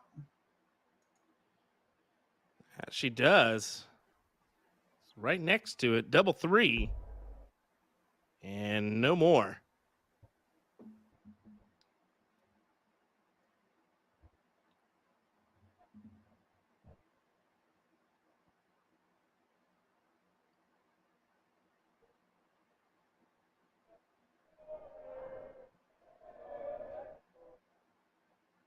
Some movement or something going on over there. Maybe it's just those ladies walking in through the door or something, but they opened up a gate. They opened up a gate. Hey, but look at that.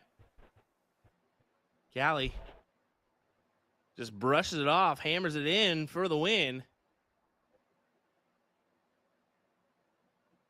Yeah, but definitely for a second there, threw everybody off, didn't it?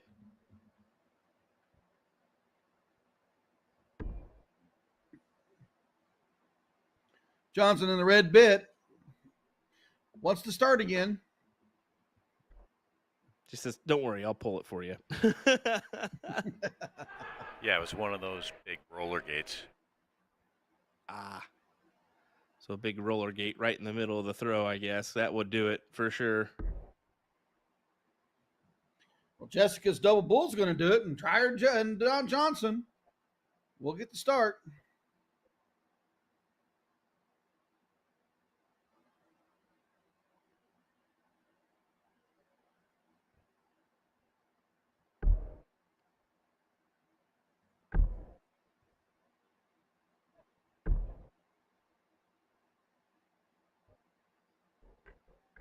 So refocusing from Callie.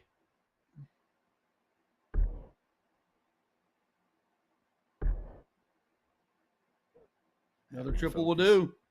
Yeah, refocus was exactly what she needed, though. Squares in for an 83. That will help out your cause.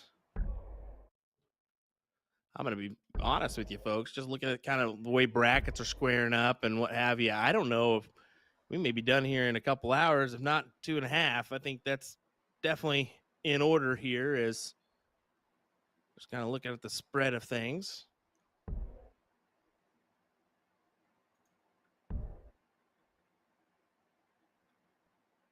They are going quick.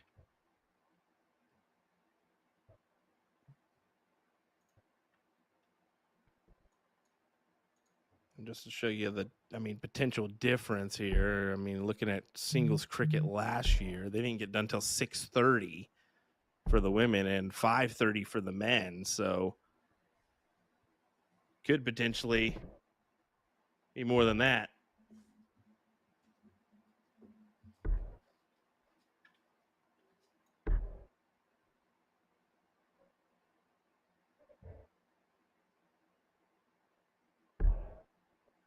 Callie West only manages 60. Curry 45 in front of that. Opportunity here for Dryer and Johnson to get out in front. Grab 6.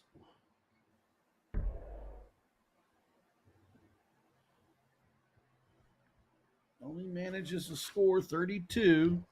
So opportunity for Curry and West to get out in front. They do not have the throw, but they do have the score lead. Yeah, look at that tension there from Callie. She just walked off, not looking at all. She always kind of plays with that mentality, though. She doesn't want to look. She wants to kind of keep her mind off things, do her own, keep her mind on herself.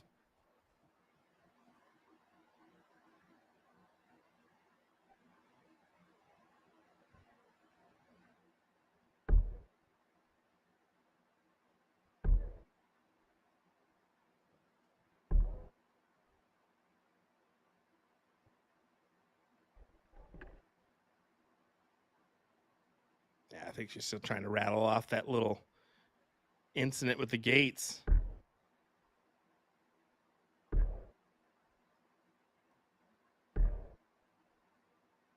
Well, rattle off she did with 100 points scored.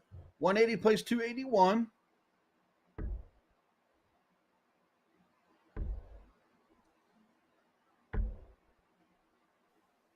$83 on the back. Curry looks to set up. 1040 would be nice here to leave our partner tops.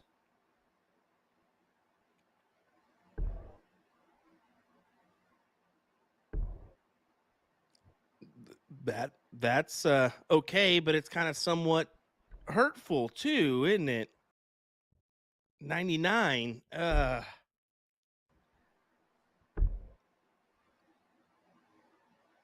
If you ain't catching my drift, that's a 3-dart check out rather than a 2, so it somewhat makes it a little bit more tricky. Scally will look to start down there on the 19s. This is a 9, so now trip 18. 89 moves back to the trip 19.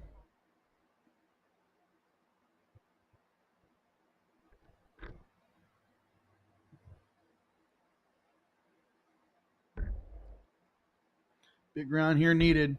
Need a ton or better. Need to put pressure on that 70. Was she 54 for double 8 or is she tops? I'm thinking trip 10 myself, but she could be thinking 18s here. Yep, she's thinking 18s, so. Oh, she went for 12 for tops. Mm-hmm. She will leave tops.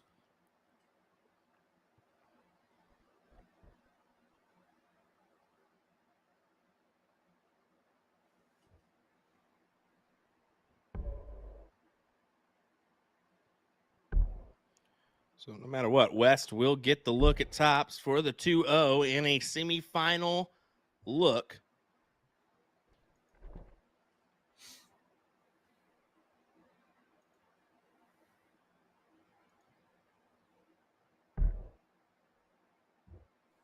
Two tens. Bust here. Yep. Bust it up. You know, if they take out a 109, you give them a high five and say great out, but She's got 90. well, your Grand Slam champion, Luke Littler. Oh, looky here, 36 left.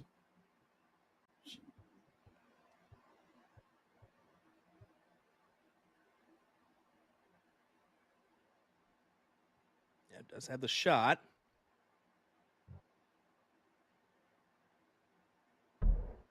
Ooh, and almost collects on the shot, Ryan. I think if she had known her math on that instead of having to do a score check, she would have popped it. Now pressure's on. Double tops.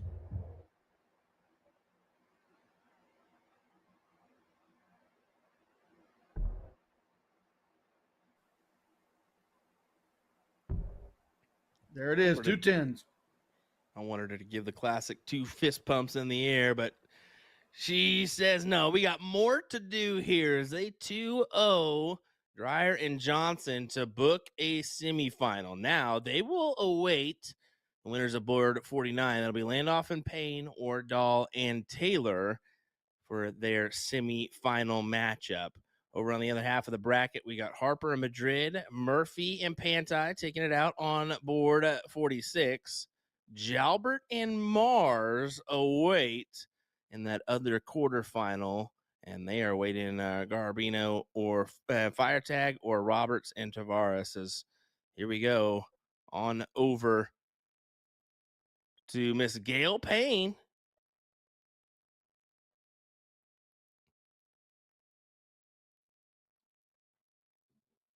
And it's Andrea Taylor. Should have known that one.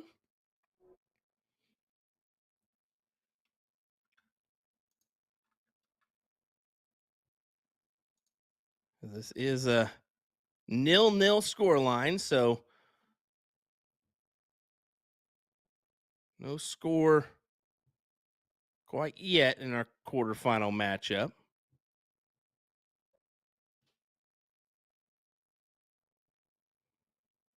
It does look like, yep, Dahl has 52 remaining. 12 for tops.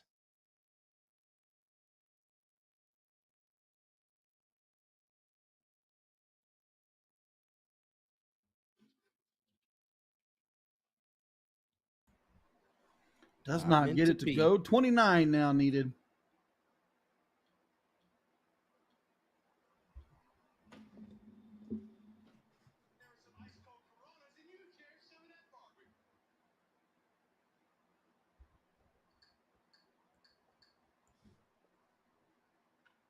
Taylor, tops. Game shot. Leg number 2.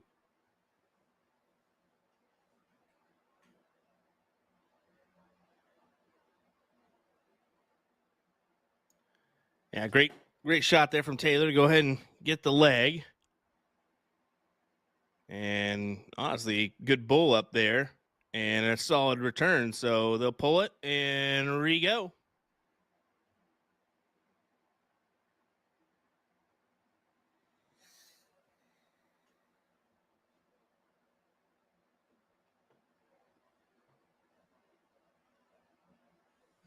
I think Payne or Dahl won that one. It was close. Just a little bit of a drop from Dahl to let Joy take that one. So Joy's going to start us off here in leg number 2. As we said earlier, number 2.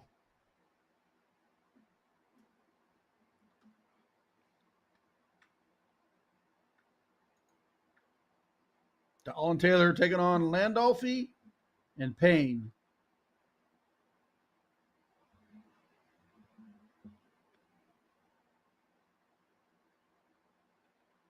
Not going to get much going there. 27 to start.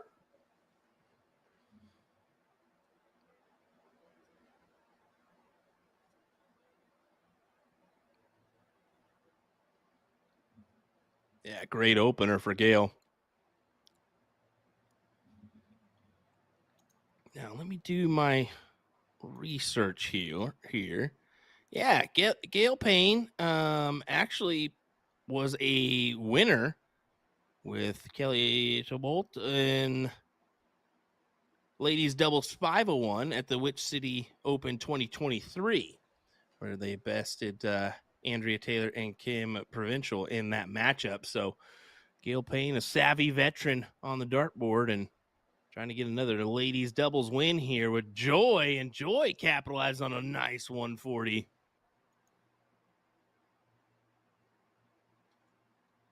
All 29 last leg.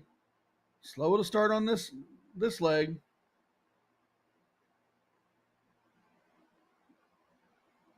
Not going to get much done with 17. Payne looking at 212. Looks to set it up.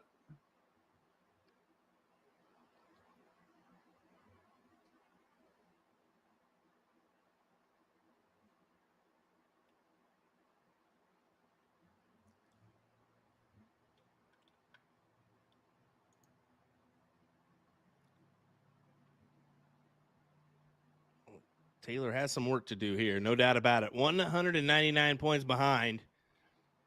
She can't do it by herself, so Kristen's going to have to come in and at least give her a little assistance. Only manages 30 on her turn. 370 taking on 201. Here comes a triple. And another 85 to back her ton, 40 in her last turn. Payne will look at 116.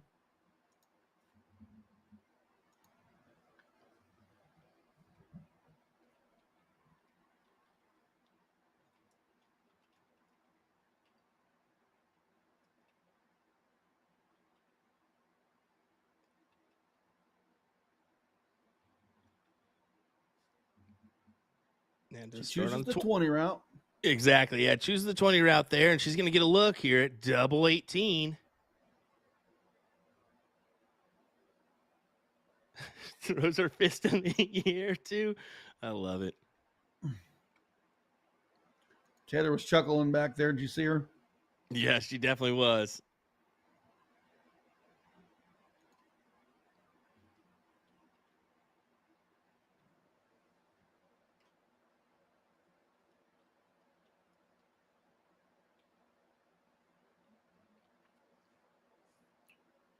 And there you go. And Nails like it. That.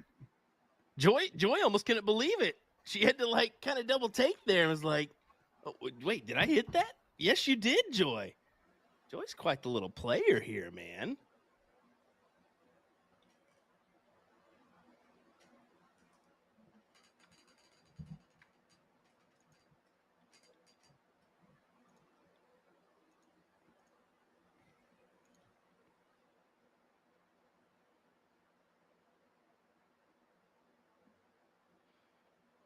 All right, well, we'll get underway in our deciding leg.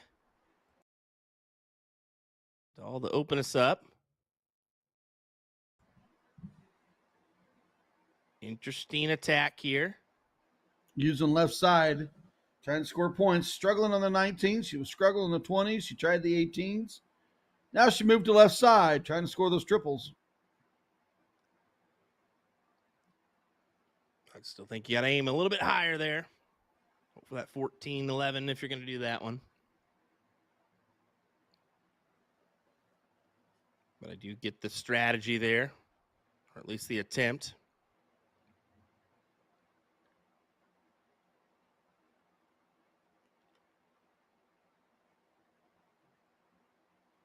Taylor and Dahl not getting it done. Only 26 on the turn.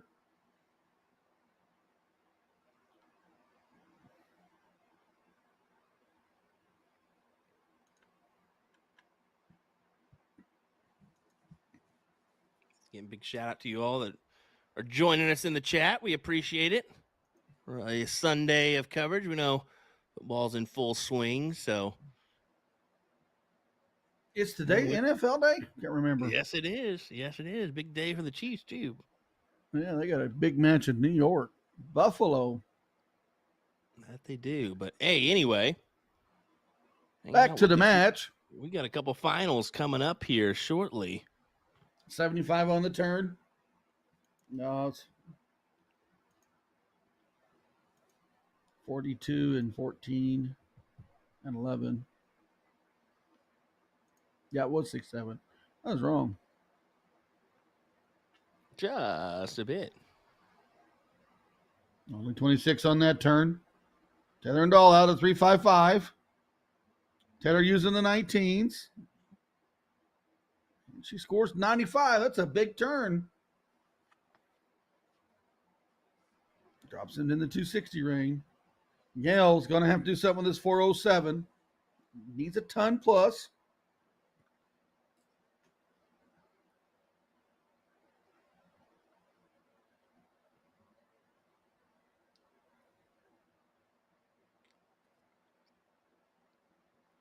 It's like over on our other streaming board, we got Andy Kinder, John Finnegan taking on your open doubles cricket winners, and Ethan DeVera and Jim Widmeyer. That is a top 8 match. So just kind of cue you in on what we still got for you. We do have a top 32 in progress on board 34 for the men's side. So we're a little bit scattered on that front, but we're making our way downtown, walking fast. Oh, sorry. That's a song. Never mind. Joy with 100. Taylor last time 95. Stays on the 19s. Grabs 57 more.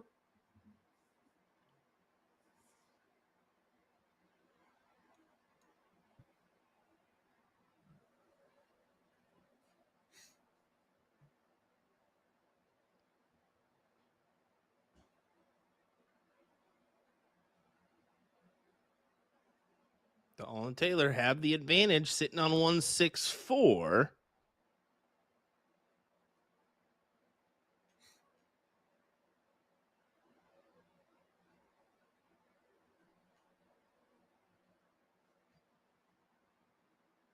Chooses not to go for the out. I'm just going to continue to score it up.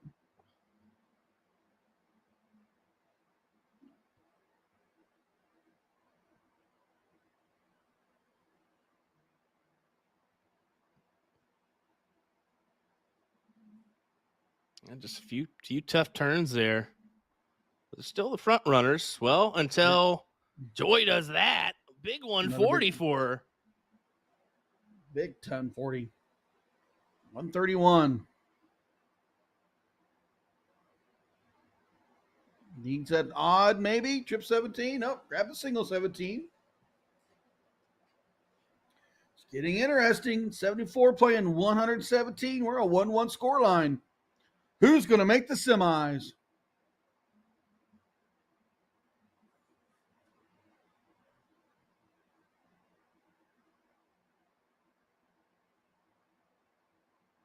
Oh, 51.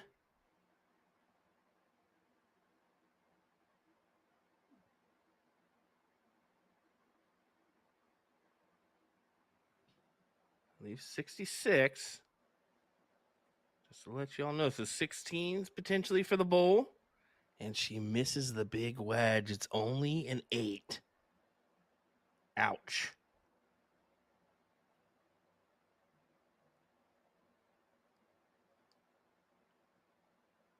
Does manage to leave tops.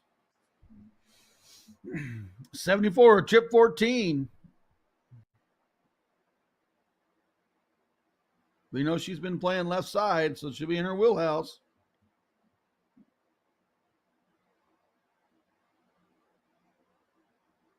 Bullseye.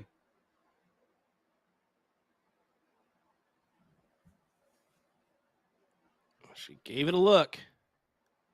Unfortunately, it didn't go. So tops for Joy to advance into the semis. And she does just that. It'll be a match with Robin Curry and Callie West in the next round for Joy and Gale.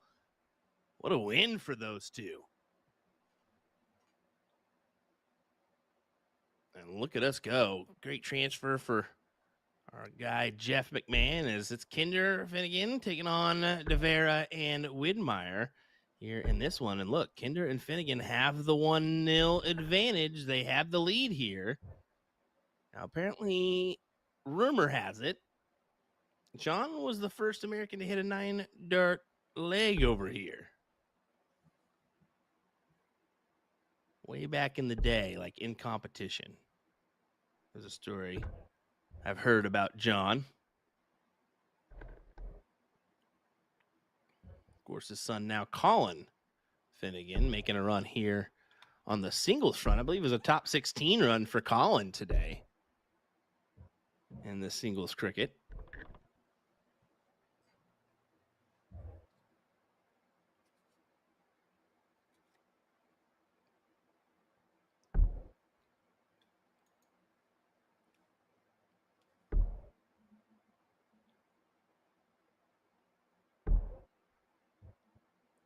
Big 1040 right there out of Kinder. Leaves and drops into 277. Ethan's last time up was 100. Wants to improve on that. And another 100 out of Ethan DeVire.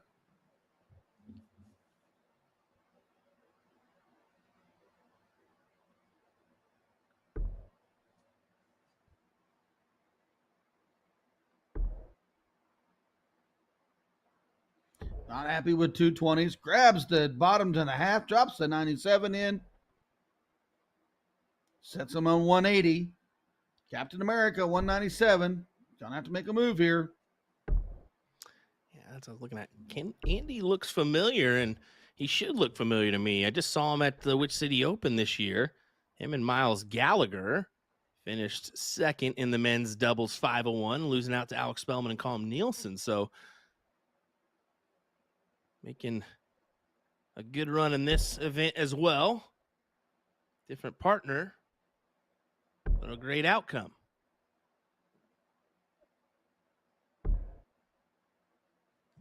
Another big 100. I remember calling that match too.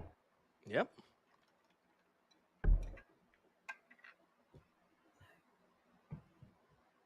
It's amazing what taking some notes will do for us. I'm going to have to include you in on that, Ryan. Sorry. I stole the information for myself. Well, information needed is just 80. You wanted to go the 16s route. Grabs 24.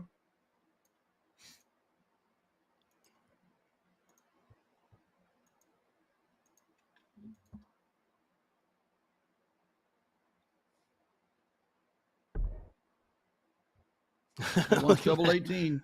That look was something. There it is. Double 18, he grabs. What a check. What a check out from John Finnegan. Instead of going the 20s routes, he goes the old school 48 route and manages to find the check out for a 2-0 win and an 81.24 average. That's great. Not too shabby. Not too shabby at all.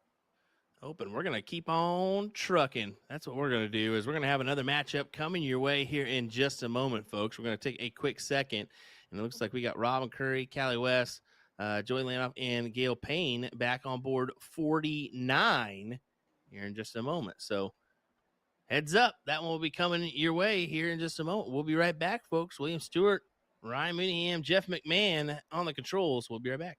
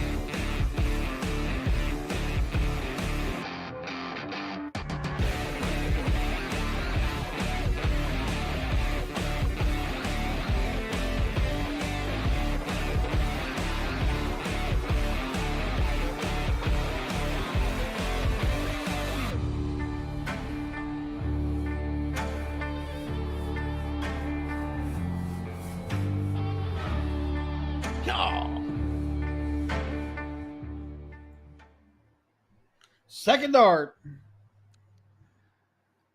Feel like I'm walking in the Wild West here, like I'm just getting ready to get into a duel. That's what we got for you here is a good old-fashioned duel. Leonard Gates, Kevin Luke, taking on Stephen Krikorian and Mike Riley. Gates going to get the first look at it as he wins the court. Going downstairs, good 97 for him to open us up. Gates and Luke will travel. Krikorian and Riley, mainly East Coasters. We do see them occasionally out on the West. But what a battle right here for a quarterfinal action. Nobody into the semis. Oh, Kinder and Finnegan into the semis. So, and then we got Butler and Watt waiting on a match as well. Ryan, when the heck have you been out west for a dart match besides Vegas? Let me see here. I'll wait. I've been to California. I've been to Phoenix. For darts? I didn't say darts. Exactly, for darts. I've seen Riley and Corrigan out in Vegas. It's Nevada. It's a lot west. I will say they do get around a little bit more. I will say that, but they're just not as frequent flyers as Gates and what I Luke, said. of course. Yeah. Gates and Luke, those guys get around every week, if not every other week. They're traveling at least 2-3 times a month. That's what they do for a living. Exactly. Well, I mean, a good example. I mean, Gates just getting done with the old Grand Slam of darts and then just comes right here. It's like, man, you got to rely on the old hotel laundry service, don't you, bud? Big 134 right there. Steven pushing back on that 256, but Gates. Here we go. We got 2 in there. Did he fill it up? Fill it up. Yes, he did. 180 for Gates. Just when you think Stephen Krikorian's putting some pressure on, he puts it right back on him. This 112 has to go. Well, tops. Look at it. 92 on the turn, leaves 20, but 76 is doable.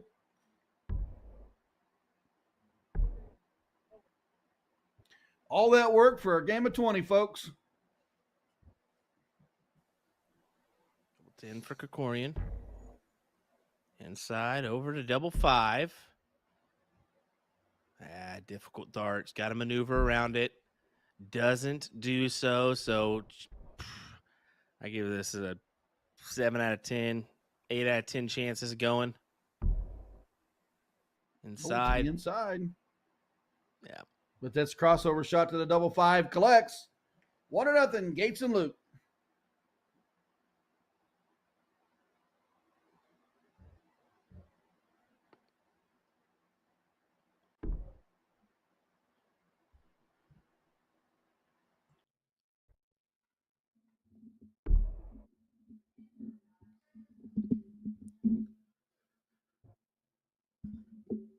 Can't quite do it for Gates. So Riley will step up. There's a look at Colin Finnegan, the individual I've been talking about, that youngster. Certainly don't look like it, does he? But he is a youngster. You're a youngster. 100 on the open for Riley. Gates looks to add. Does grab 125. I mean, not all of us grew up in the Civil War, Ryan. I'm sorry. I'm not quite that old. General Custer was your granddad, wasn't it? No, it wasn't even your granddad. It was probably your dad. No, he wasn't. No. Wyatt Earp, maybe, but back to the match. Kevin Luke on the 19th only grabs the 45. Not going to be happy with that. Wiring up on the triples. Well, I said about an hour ago we were going to catch up fast, and we have certainly caught up fast for the men's bracket. We are all the way into the quarterfinals as we have Larry Butler and Jason Watt about to take on Levi Remick and Jay Burns in our last quarterfinal matchup there. So things get interesting. Things are getting interesting. Now, we do have that Robin Curry, Callie West, Joy Landoff, Gail Payne matchup. they were just not at the boards by the time these guys got underway, and it looks like they're still warming up with Dart Connect still in that warming up phase. So we'll have plenty of time to finish this one up and head on over for our first semifinal on the ladies' side.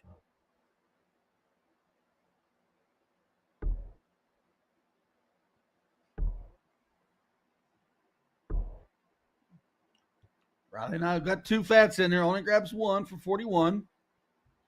Gates on the bogey at 163, looks to set up Luke. Trip 19 first start.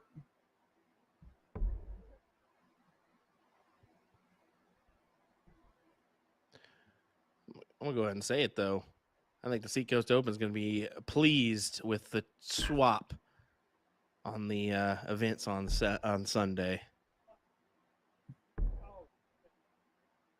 Yeah, the girls got in there and got it done. The men got in there and got it done. Doubles. I mean, I don't know if you lost any doubles or not.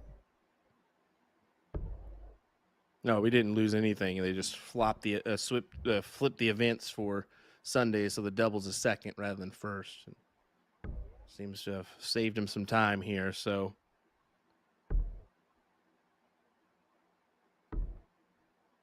yeah, went for the bull, didn't get it. Gates for tops to book their place into the semifinals. double five, he just hit it, but he can't hit it here. Back to Krikorian for double 18.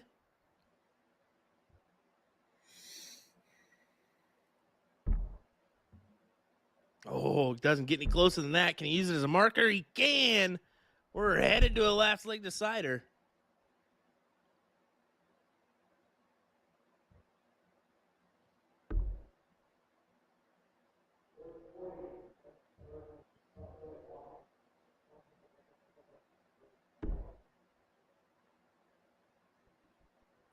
And Riley hits the double bull. They will get the start. Who is going on to play in the semifinals action here at the Seacoast?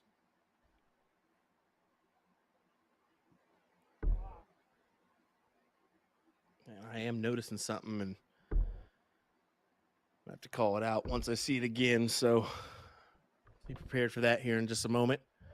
Leonard Gates stepping in. Looking for a promising start here in this leg, and boy, does he have one. That's a great 1-3-5. So if you'll notice from Krikorian,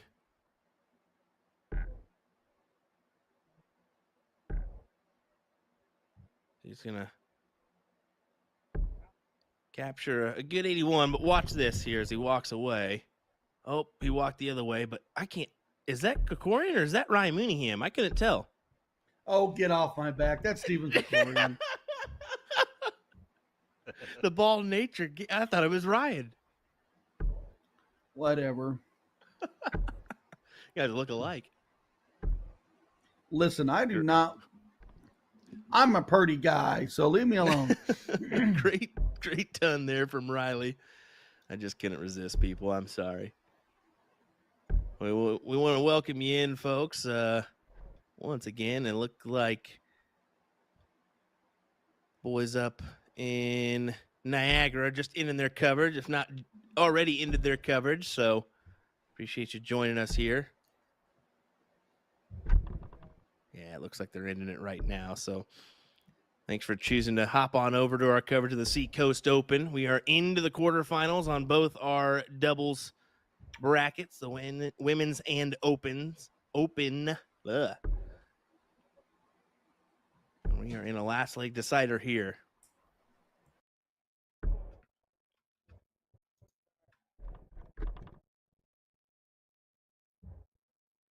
That was a big miss there from Riley to not leave an opportunity at a check. Gates looking to hammer down here and gather something of value. That will simply not do, Gates. You needed to do more there. A 1-5-6, yes, is a look, but it's not a great look.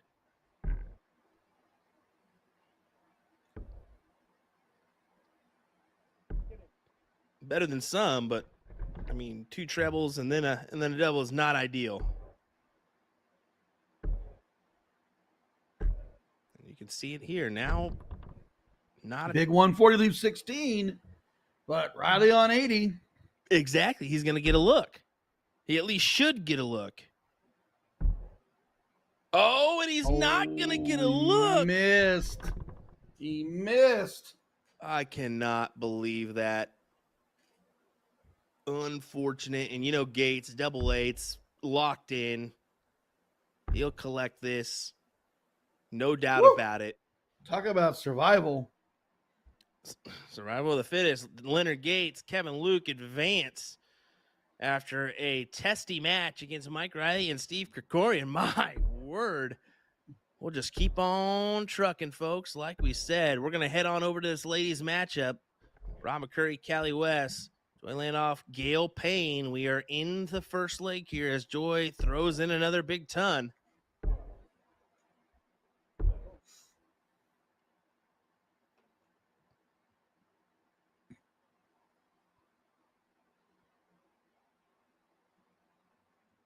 Curry throwing at the 151. Only collects 54. They will return for the out. Gale back at 250. Needs a ton or better to get striking distance.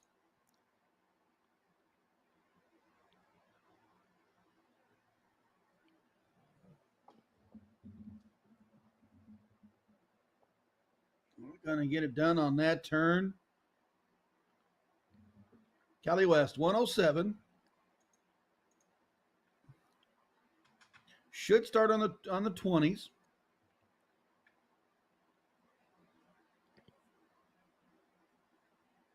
Oh, she's going to choose the 57 route. 10 for tops. Ooh.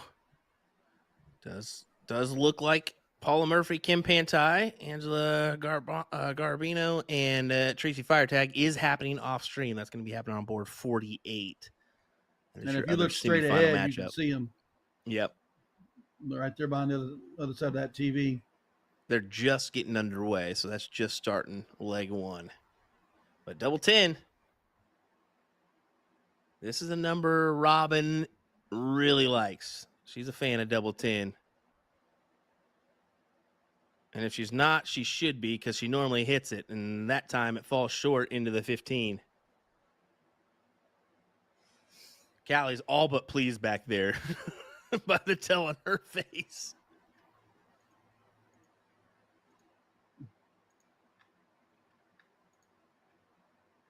Gal Payne should start on the bull. She does, but flows to the 19.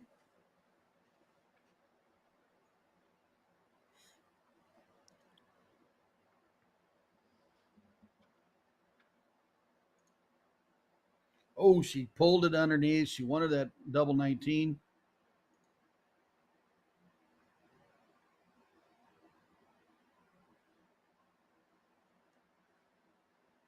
Only manages 38. Callie West will come up and look at that 5 points. We've seen her earlier go 1 double 2.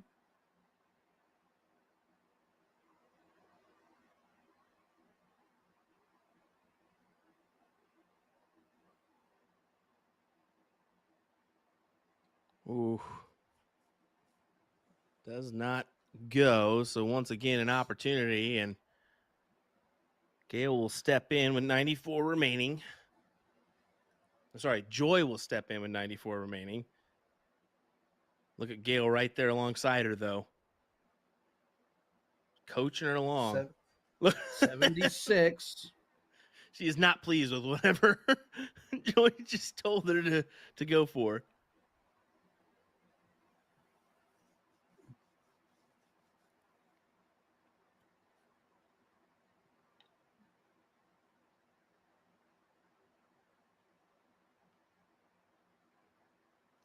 Still on 5. Needs the 1. He's the double 2 now, and she collects. Good hit for Robin. Leg number 1 goes their way. Now there's a smile on Callie's face.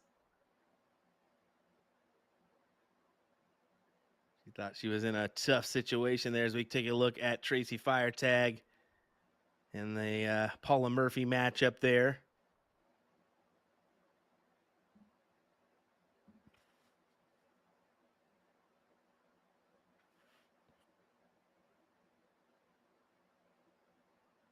A little bit better from Callie.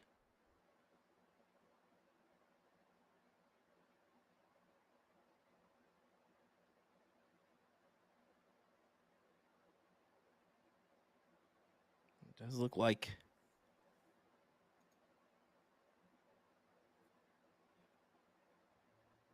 we're going to get a top 4 matchup. They did call Matthew Thompson, Joey Lanaw, Andy Kinder, John Finnegan to board 50. So that'll be the other semifinal that we get to see. There is one matchup in the top 8 that's just about to start.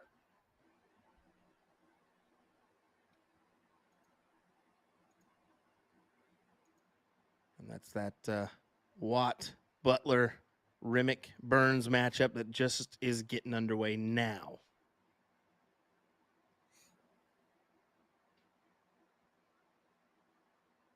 West on the opening with 30. Curry backs him with 26. Payne opened up 21. Catching up the scoreboard now.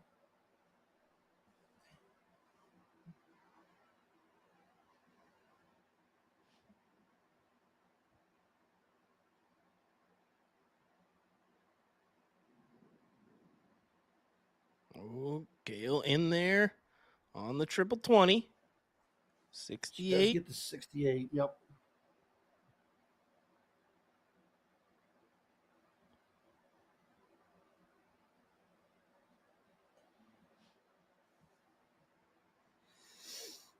.412 plays 4-4-5. Curry and West up 1-0.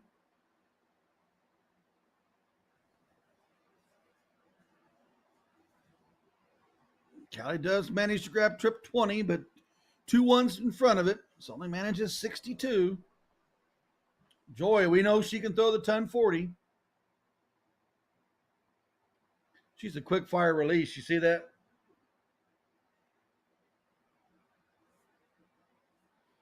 Yeah, I did. I mean, she doesn't even hesitate. She hands it to her hand, and goes. Yep.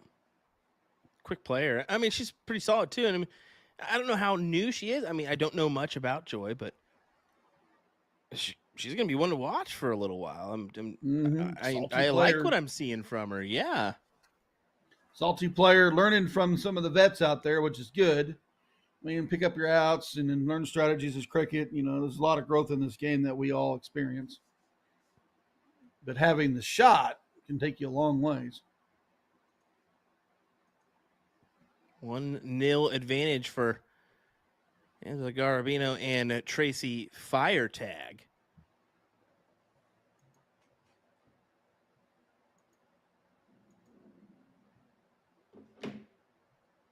We get a look at BDG, Jason Watt back there with Larry Butler.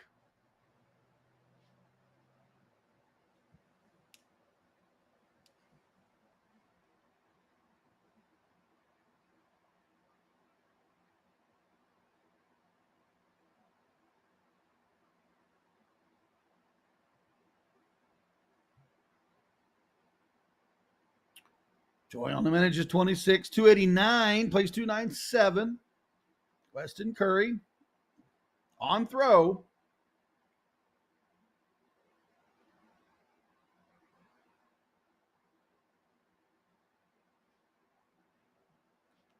I think our teams are getting a little sluggish here at the end, Will. I would say so. I mean, it's been a long weekend for everybody. We all know how that is after, you know, if you played in the draw last night, maybe if you played in Fridays, chances are you've had a little bit of sleep here and there, and that can catch up on you. I wonder how that concrete floor is done on people's feet, because I do struggle on floors like that in long tournaments.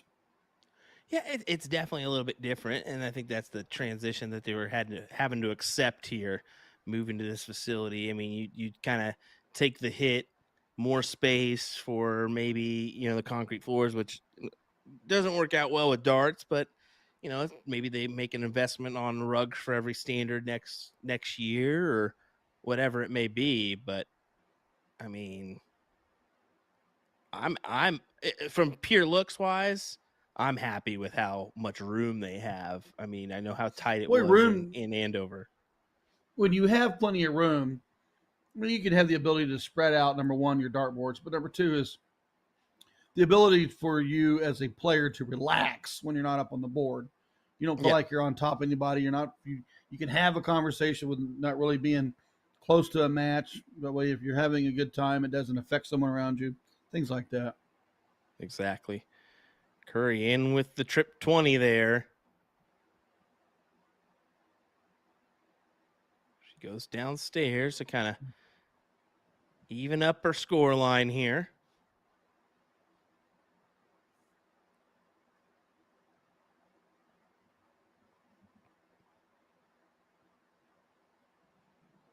'98 plays 196. Gail Payne right here. Big round, leaves an out.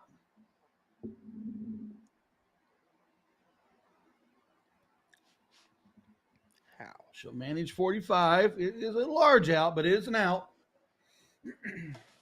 Exactly. It's a checkout op.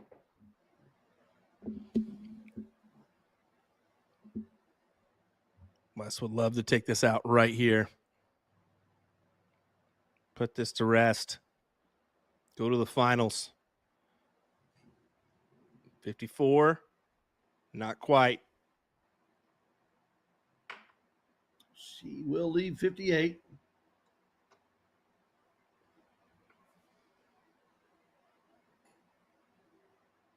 $151. Gail's going to coach Joy.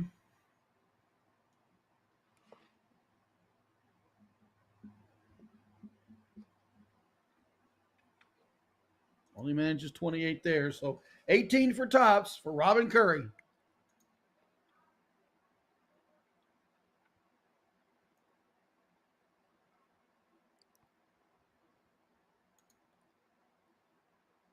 Over to double 10. I said she fancies this number just outside.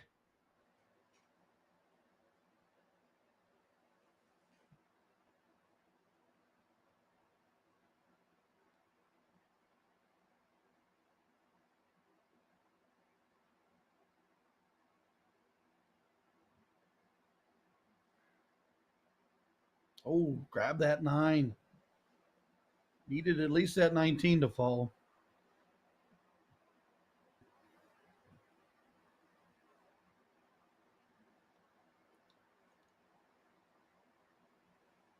Not going to get it done there. Kelly West will look at double 10.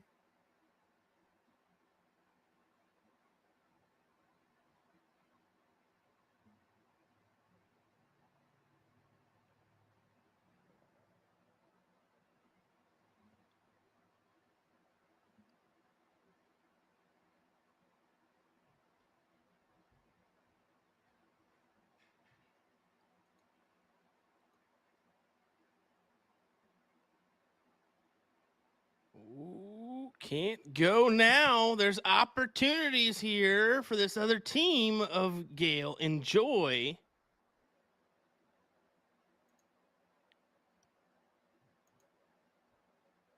$90 needed.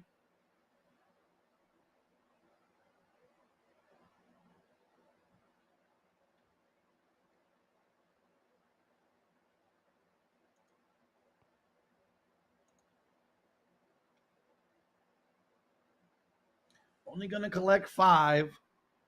So 2 2s needed right here for Robin Curry.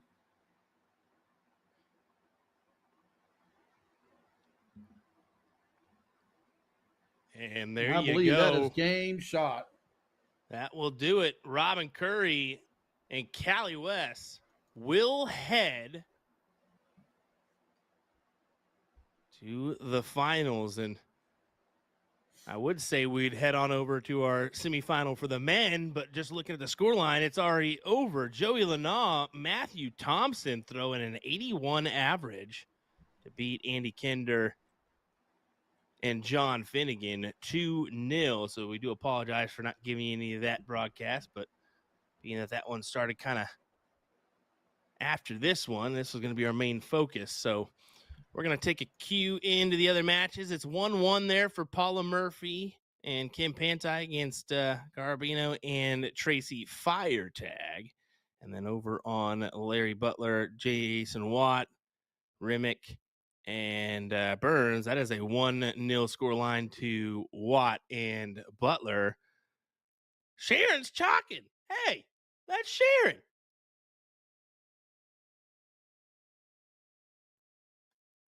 As he looks for the 114 check, can he do it here?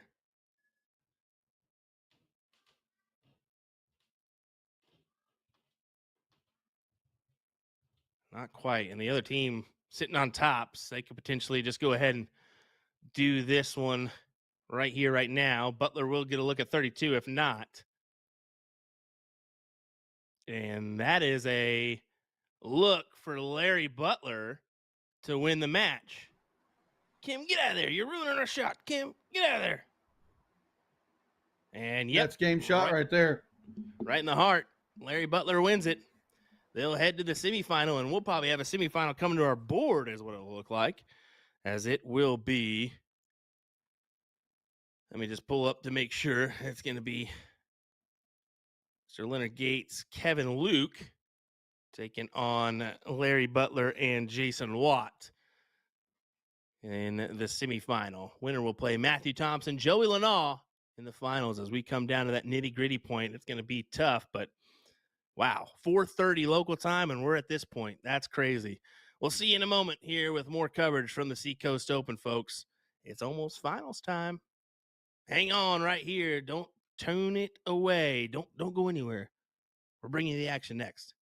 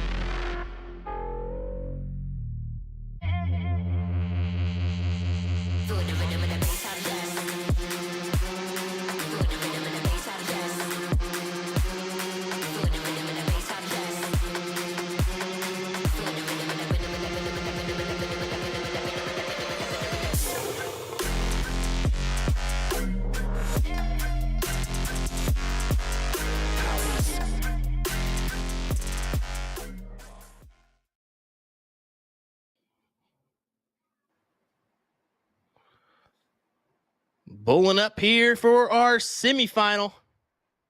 Who's going to get the start? It looks like it'll be a redo here. Larry will step in.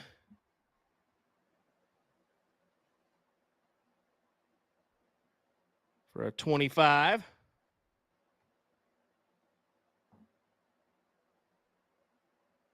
And we'll just keep on at it then, I guess.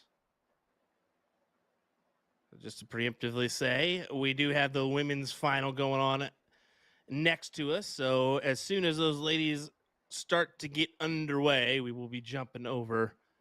So hopefully we can finish up with this matchup before that happens. But it'll be tough. It'll be tough. But just to be frank and let you know what's going to happen, we'll try to get both of our finals in full. But we'll get underway here. Leonard Gates, Kevin Luke takes on Larry Butler and Jason Watt in our second semifinal at the Seacoast Open for our Open Doubles 501 event. William Stewart, Ryan Mooneyham here on the call. They're immediately looking downstairs. I wouldn't expect anything else from him if he strays into that one. Gates open 45, Larry back 77. Luke into the trip 5, only going to gain 55 points. So opportunity here for Jason Watt to put his team way out in front.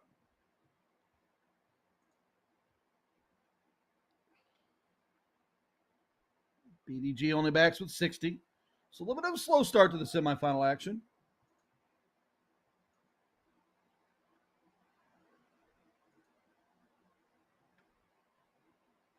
Yeah, a little Good recover slow on the cover shot, 97. Let's say a little slow on the start for sure. I can't see there would be nerves out of those 4. Oh, definitely not.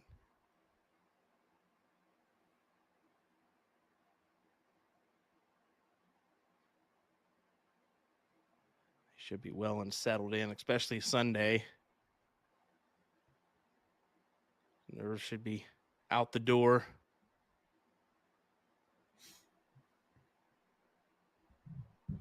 Watt looking downstairs, and you can really tell from that look from him. Towers over the board. Who will get to play Thompson and Lanall in the finals? Will it be Gates and Luke or Butler and Watt? And that's another final for Joey. That'll be 3 on the weekend for him. Out there in the mixed event, winning with Trish Grezik. And the mixed triples as well. Second place with Trish Grezik and Matt Thompson. So solid. As here you go, Kevin Luke Looking for tops, almost collects there. Leaves it, though, for Gates as he will return with the tops look.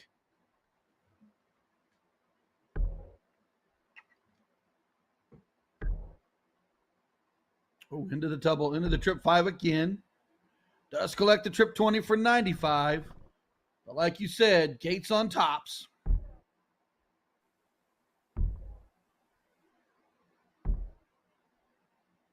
And once again, collects the double 5. That's been a saving grace for him. And he gathers it for 1-0. Going back to Diddle.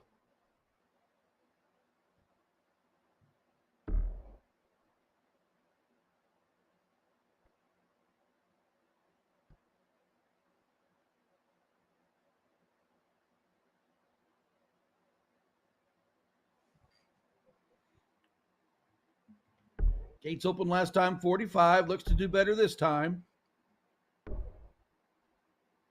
Does collect 59. Used the cover shot.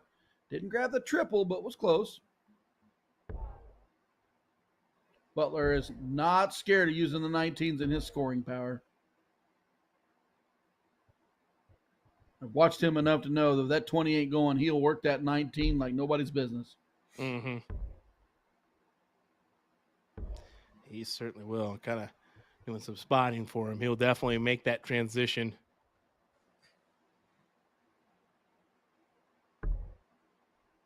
Just wondered if the ladies may wait to start, but it looks like they will bull up here. So we'll probably make the transition over here in just a second for that final. Yeah, we'll go ahead and do it right after Gates' throw here, or that's fine, no problem. We'll keep you updated. We'll kind of keep an eye on things there for this matchup. I'll keep it queued in on Dart Connect, but we're gonna hold that men's final until after this one, no doubt. So we'll make sure to try to do that one. But here we go. Your ladies doubles 501 final.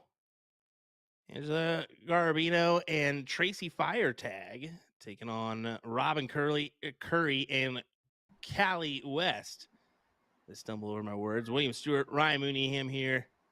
Once again, bringing this action.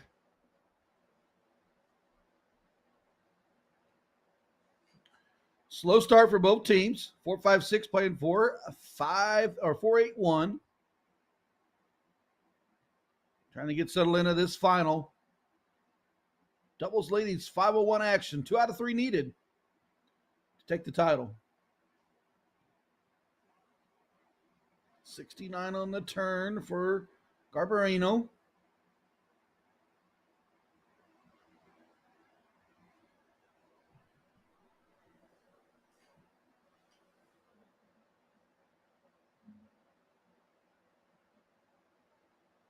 Curry not able to find the triple bed with that last dart, so just 28. They're going to have to pick up the pace just a little bit. We admittedly don't know much about Angela. Am I correct in that for you, Ryan? Yeah, I don't know either. See the Ruckus jersey on, so I'm wondering if she's from that New Jersey area or not. New Jersey, New York area. You can see in the background the Seacoast Darts Association tearing down the boards, getting ready for the cleanup session of the tournament. That's always the toughest part. You might be done. Let's get set up and then get it tore down.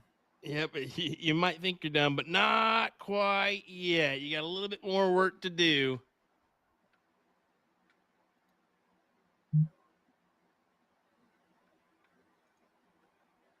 $76 on the turn, adds another 7.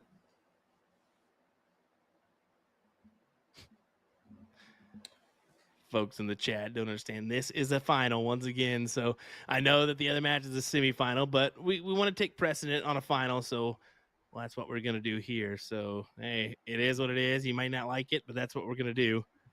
That's been our standard from the start. That's going to continue to be our standard here.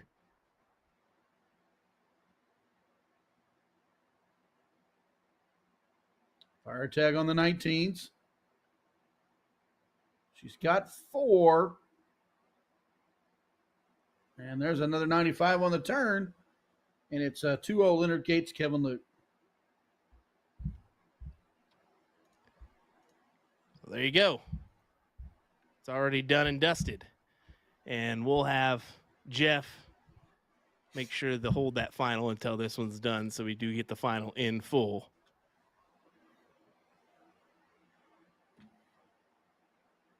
$164 plays 203.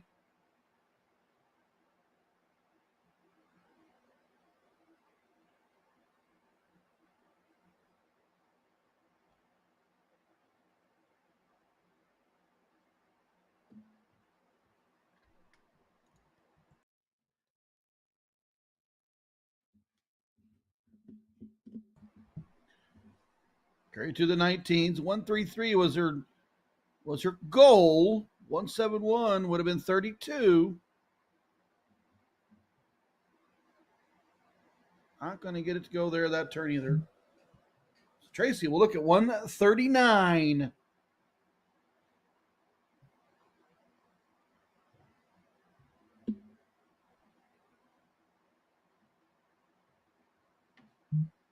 And that 99 sets up tops.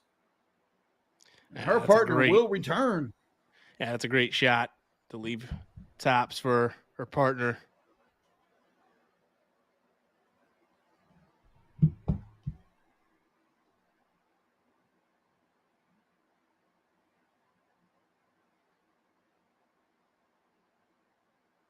Down to double 10 now.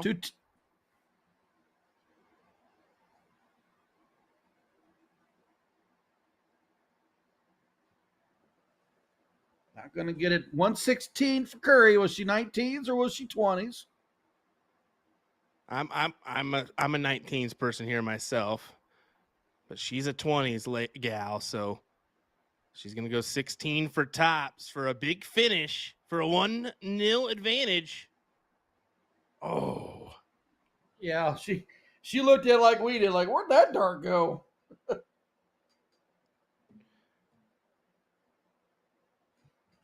Tracy had a fantastic tournament. Needs a double 10 here to get a leg on the board. There you go. Grabs it. Good finish for her as we'll diddle up once again. And we will get the final of the men's right after this one. They're going to hold for us. So confirmation from our production, Jeff McMahon. That's right. Our production. One person, Jeff McMahon.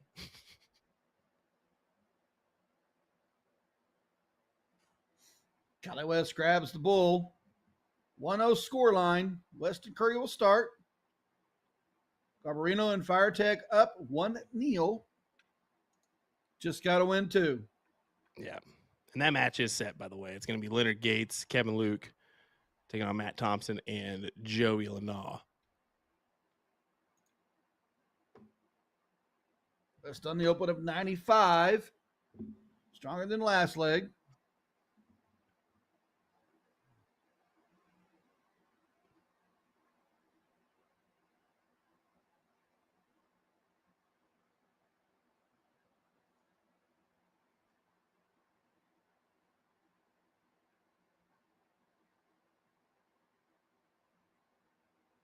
Look at Callie. Can't even look. Just can't even look. Robin not happy with that. Dart 2 flipped off that 5. And only manages 25 to back up the 95 open.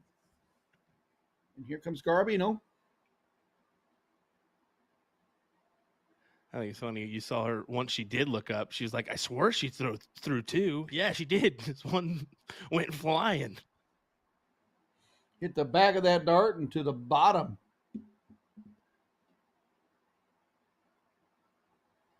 It's a good looking dart to build off of.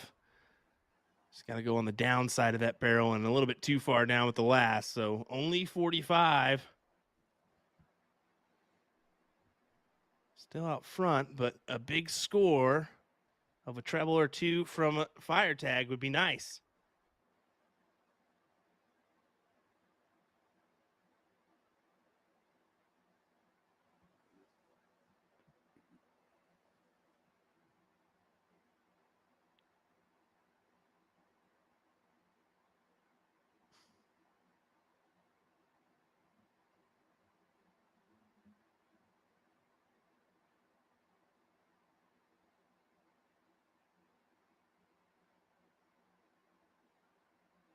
Not going to be happy with that turn. Only manages 36.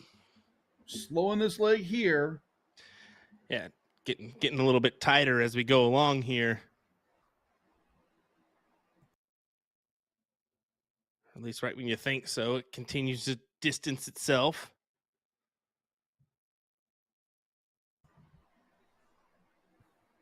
Look at this from Callie. Exactly what she needed. At least a solid ton. Wasn't able to capture that, but it was an 81.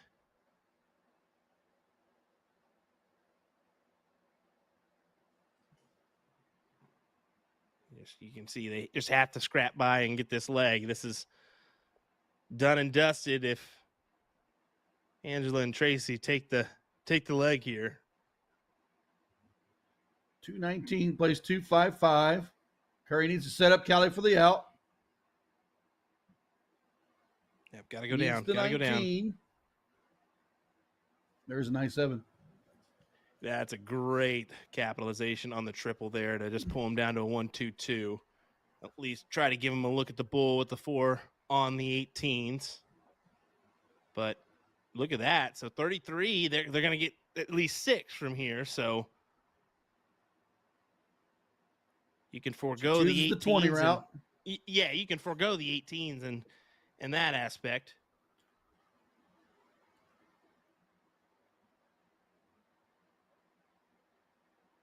And there's 90 on the turn. That should leave 32. Correct. And Robin's thrilled with that one. She'll take that all day, every day. But how about Tracy? Just keeping it interesting. 114. And did she just hammer it a 171, or is that not enough? I think it's a 133. Yep, a 133, but still keeps them right there with it. If they miss this 32, Robin, do you almost have to collect here?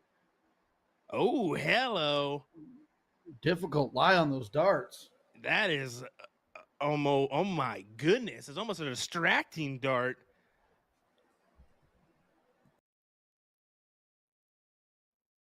Exactly, almost a distracting dart. I was going to say, did that pull into the 8 because she just was afraid to go to that 16? I don't know. I think you had a full wedge to work with there. It's just the way of the land is impossible not to see that. But 19, 20 for bull here, and she misses the big 20.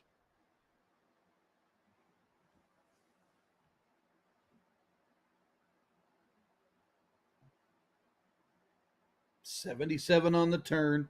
Leaves the double 6. The Cali West, 212s right here to take the leg.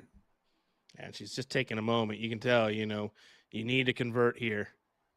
You need to convert here, Callie. And she does. Dart number 2 in there. 1-1 scoreline as we'll head to a last leg here in this women's final.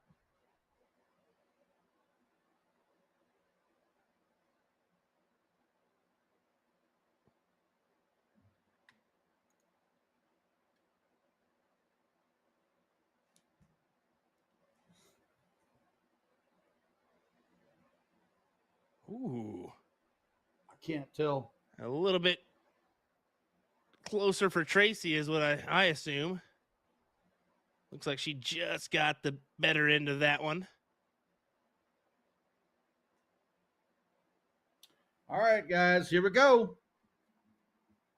For your champion of the women's doubles 501, Seacoast Open. Who's it going to be? You see Tracy started downstairs, immediately went up after that dart landed over the treble bed. It's tough to work around that. You prefer on the bottom side. Callie starting off with some heat of a ton.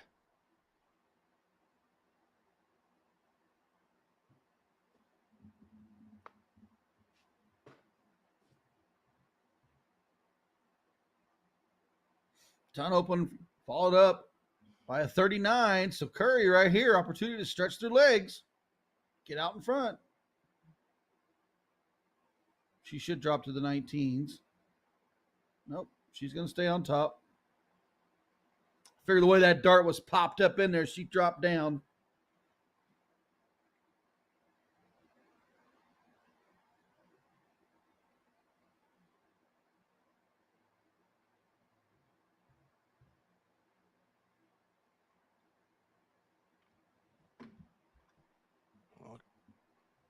Subtle advantage here for Curry and West.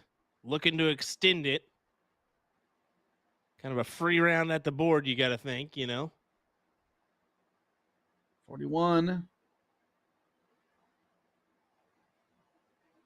Is it enough to keep him out front, or can Garbino get out front here?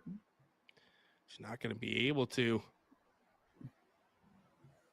It's only 40 on that 40. Turn, so 315 playing 333.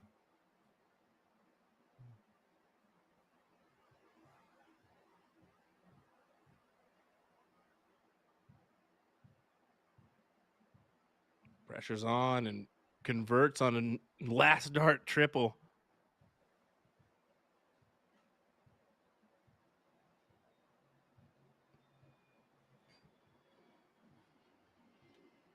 Tracy hammering the 19s. Yeah, staying down there. 95 for her. Just right there with the score line now. But once again, yes, Tracy and Angela got the throw, but, Curry and West having the better score line right now. They can get that first look at a check. A little bit tougher now.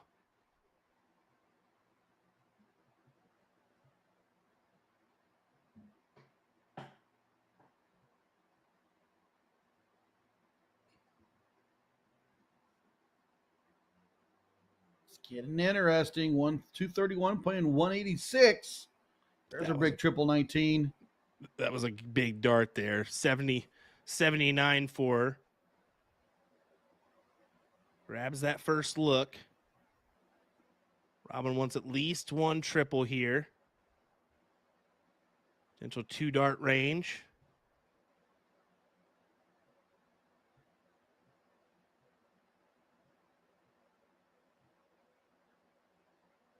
Cannot do it. Only going to get 54. So fire tag 152.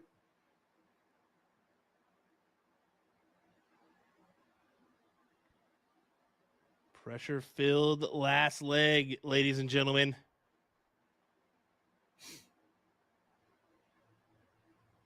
Oh, she pulled off on that last dart. She certainly did. And, just a single 20 there pulls them down to 92.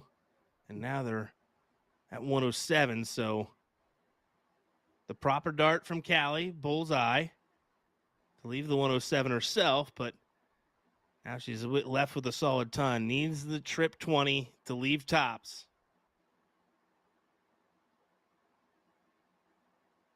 Oh, she's going to pull the 1 and leave 99. Yeah, you can't do that. That's a 3-dart check. Just when you think, okay, I got an opportunity to leave tops, and now you got 3 darts to even make a difference. And Angela here hitting the 57, 50 remaining. She goes for that 10 to leave tops. Instead, it's a 6. So 44 remains. You go 12 to leave 32 or 4 to leave tops. Probably, I'm thinking 4 route. But no, she tried for the 12. Figured Tracy may fancy the tops. She's a number she 99. tries to go for. Oh, beauty first 57. dart.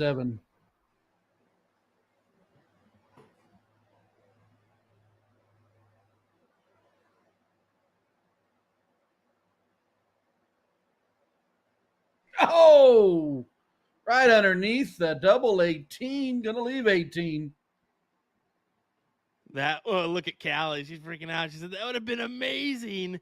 But instead, it's 7 for 32 for fire tag.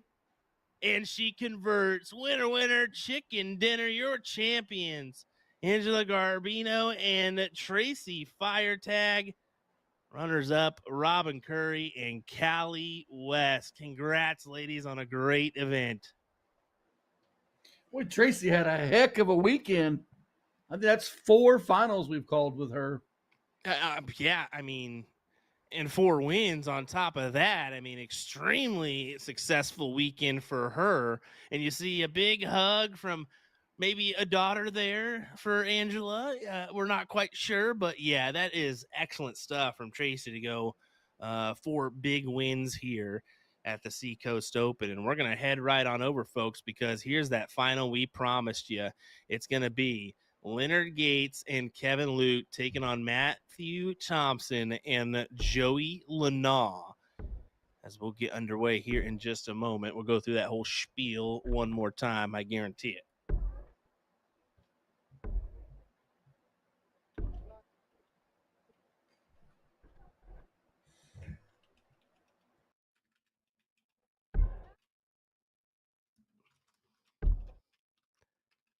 Yeah, man, just what a great weekend. It's been some great action going on for this, man. It's been great darts. Leonard got his mind going there. He said, "Really?"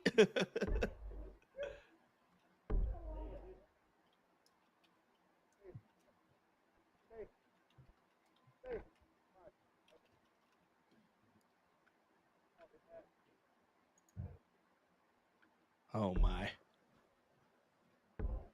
Well, they'll take the last few warm-up darts, and we'll get underway here in just a moment's time. We appreciate these guys kind of just waiting on us. They could have very well got underway, and maybe we could have missed the whole match. Maybe we missed a leg, but instead they said, we'll wait. We'll hold up for you guys. That way we give you some entertainment. Why wouldn't they? I mean, of course, you got the showman here in Leonard Gates. He's gonna wait for you. Speaking of showman, next time we'll see these two guys will be on the stage. Leonard Gates will, unless they go to EDC, but next time we will see them will be World Championships for Gates and the Lakeside World Championships for Kevin Luke. I bet you see Gates at EDC. I would assume so, but you never know. You never know with that guy. All righty, folks, here we go. Your finals of the Open Doubles 501 event, your last match of the weekend. Leonard Gates, Kevin Luke takes on Matt Thompson and Joey Lanaw here in this one. First to 2-leg battle, quick form. We are underway. 100 on the Open. Lanaw needs to back. Only manages 59. Luke can take off here with a 10 plus.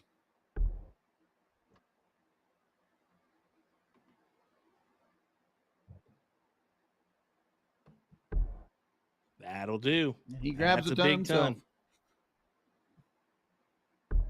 Thompson needs a 2 treble visit. Rough start on 20 and 3. Does manage to grab the triple 20. McGate's out in front, 301.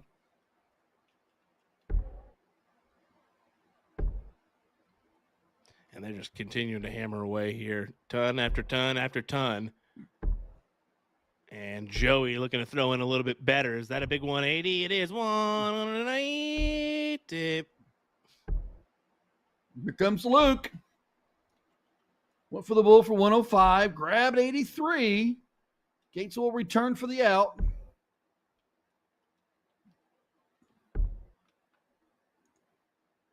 Thompson stayed there for 125. Does manage 85. A little better out for them. Yeah, but this 118, oh my, drops it into the 4. So not going to go here for Gates. The attempt for Joey, 54 or bull. He elects 54, and I think the reason why he's one of those new age players, double is his mindset. But how about that? Got to look at the 36, just missed. Over to Luke.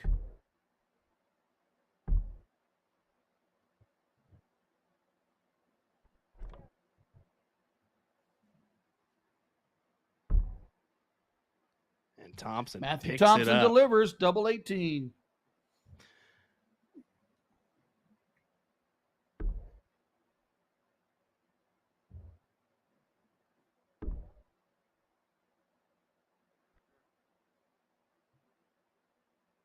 Yeah, but just redo the order here. Gates will get the start.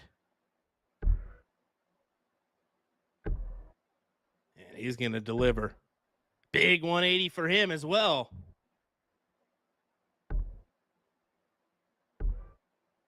Oh, my. We're getting treated here, folks. Oh, I wanted a 180 on a 180, but 135 is a good delivery for leg 2. 180 followed by 100. 135 open. What will Thompson do?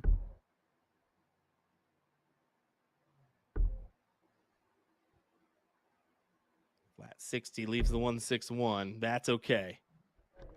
Oh, sorry. That would do it for Gates, the flat 60. But, you know, Gates is going to do more. He's going to leave it, of course, 1-2-1 for Kevin. But Frank bringing up a good point. He says, you know, Luke would have probably hit that if he didn't have his Cowboys jersey on. Got to back the star, right? Not this guy. To the bull, trip 9, trip 20. Oh, he's going to pull it. I like that route there. I like that route there, too. 25 first, especially with Thompson and Lanaugh being back at 249. I see Peter Wright do that 1-2-1 a lot on the bull. Look at here. Look at here. Another 135 on the turn. I've been keen for the switch to the 19s on the last dart, but he thought he'd fit another one in there. Just about did, but Gata, 1-1, takes out the 62. How about We're this? going the distance. Well, 95 and an 89 average. This is deserving of the distance as he's right in the heart with that double.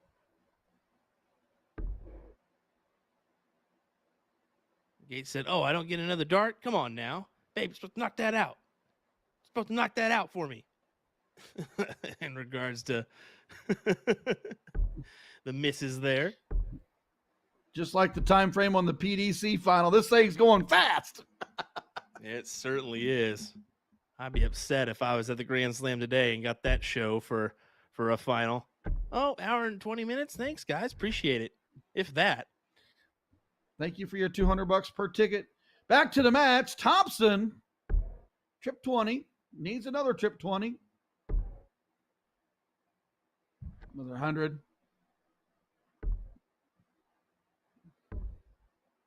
Subtle advantage here for Thompson and Lanaugh now. Only manages 31. 76, And trip 20. the proper look from 306 for Lanaugh there. Had he hit that trip 20, that'll left the 170. Now up to Gates, 140. And he needed that. Doesn't even collect on a ton, so doors wide open for Thompson and Lanaugh to walk their way on through to a title.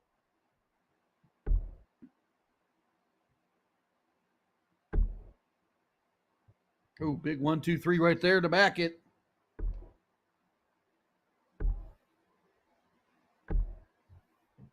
Talk about being off to the races. 87 for Lanaugh to take this. I don't mind that at all either. He went on 70, went 54 to leave the double 8 rather than giving us the 20 bull there. He knows the situation.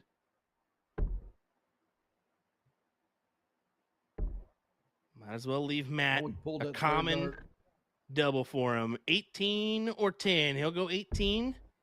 No, he'll go 10 for tops.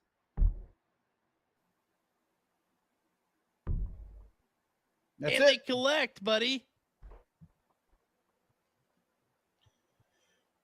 Did that thing even take 5 minutes?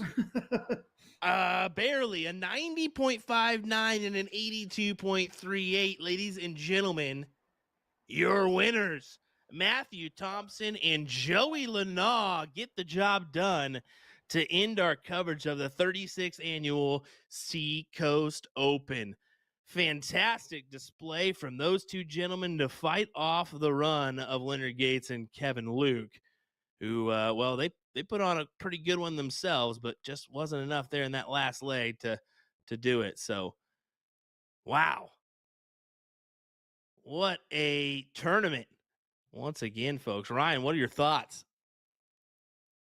Great tournament. The venue looked like it was very functional and great for everyone to spread out. Good job to the Seacoast. I love all the sponsors. Okay. Gotcha. I love all the sponsors. I want to do a big shout out to Tracy Firetag for 3 women's singles and a singles or a doubles finals win. So, a wonderful weekend for her. Yeah, and we're going to do an MVP presentation real quick, it looks like. So they're going to be awarding a couple folks. And I think, definitely not Tracy's going to get the ladies MVP. There's no way she deserves that in any fashion, right? I don't know. I mean, we only called her a lot, so it almost looked like the Tracy show. But I don't know how the points work. I don't know how they award it. You go 4 for 4, you're going to get 4 titles or 4 finals, 4 wins. Yeah, I'd take that. Tracy Firetag, definitely deserving of your women's MVP. We'll see who gets the men's MVP. But there's Tracy. There she is. There's Tracy Firetag, MVP, baby. Big old trophy for her. She'll smile in front of the sponsors here. I thought that thing was going to collapse. I'm going to run out there and shake her hand real quick, Will. Give me a second. I'm going to run out there and shake her hand. Get a selfie with her. Okay. And who's going to be the men's MVP? Let's hear it here. Kind of taking a glance. I maybe Joey. Nope. Leonard Gates. Leonard Gates. Gator. Soldier. Pick one. He gets it done for another MVP, one of probably many he has on the mantle at home. Congratulations to him. Congratulations to Tracy. That's awesome. But, hey, moving forward, though, big shout out to the Seacoast Dart Association for having us. I'm definitely pretty upset that I couldn't make this year in person, but kudos to Jeff McMahon for doing an excellent job on the controls this weekend. Good job to you, Jeff. We appreciate you. Ryan, appreciate you jumping on the mic with me here from home. I was able to attend some family obligations as well, so that was a much needed thing that needed to happen. So, but moving forward, next week we're gonna have the coverage of the EDC live event down there in New Orleans. So we look forward to bringing you that broadcast beginning on Friday. So look for the coverage on then, and we'll keep you updated on all our platforms. So keep an eye out for that one. No CSC Challenger Series or WCS next week. Thank goodness. I'm just going to be honest with you on that one. Will needs a little bit of a break. So next time that starts up is going to be December 2nd.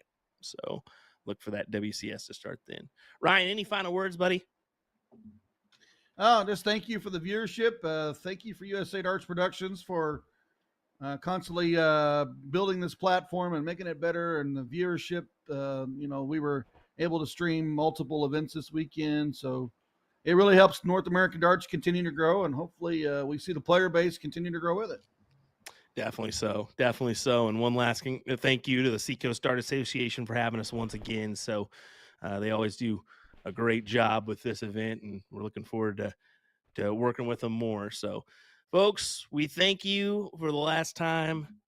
We'll see you next time. How about that? William Stewart, Ryan Mooneyham, Jeff McMahon. We'll see you later for more from USA Darts. Bye-bye.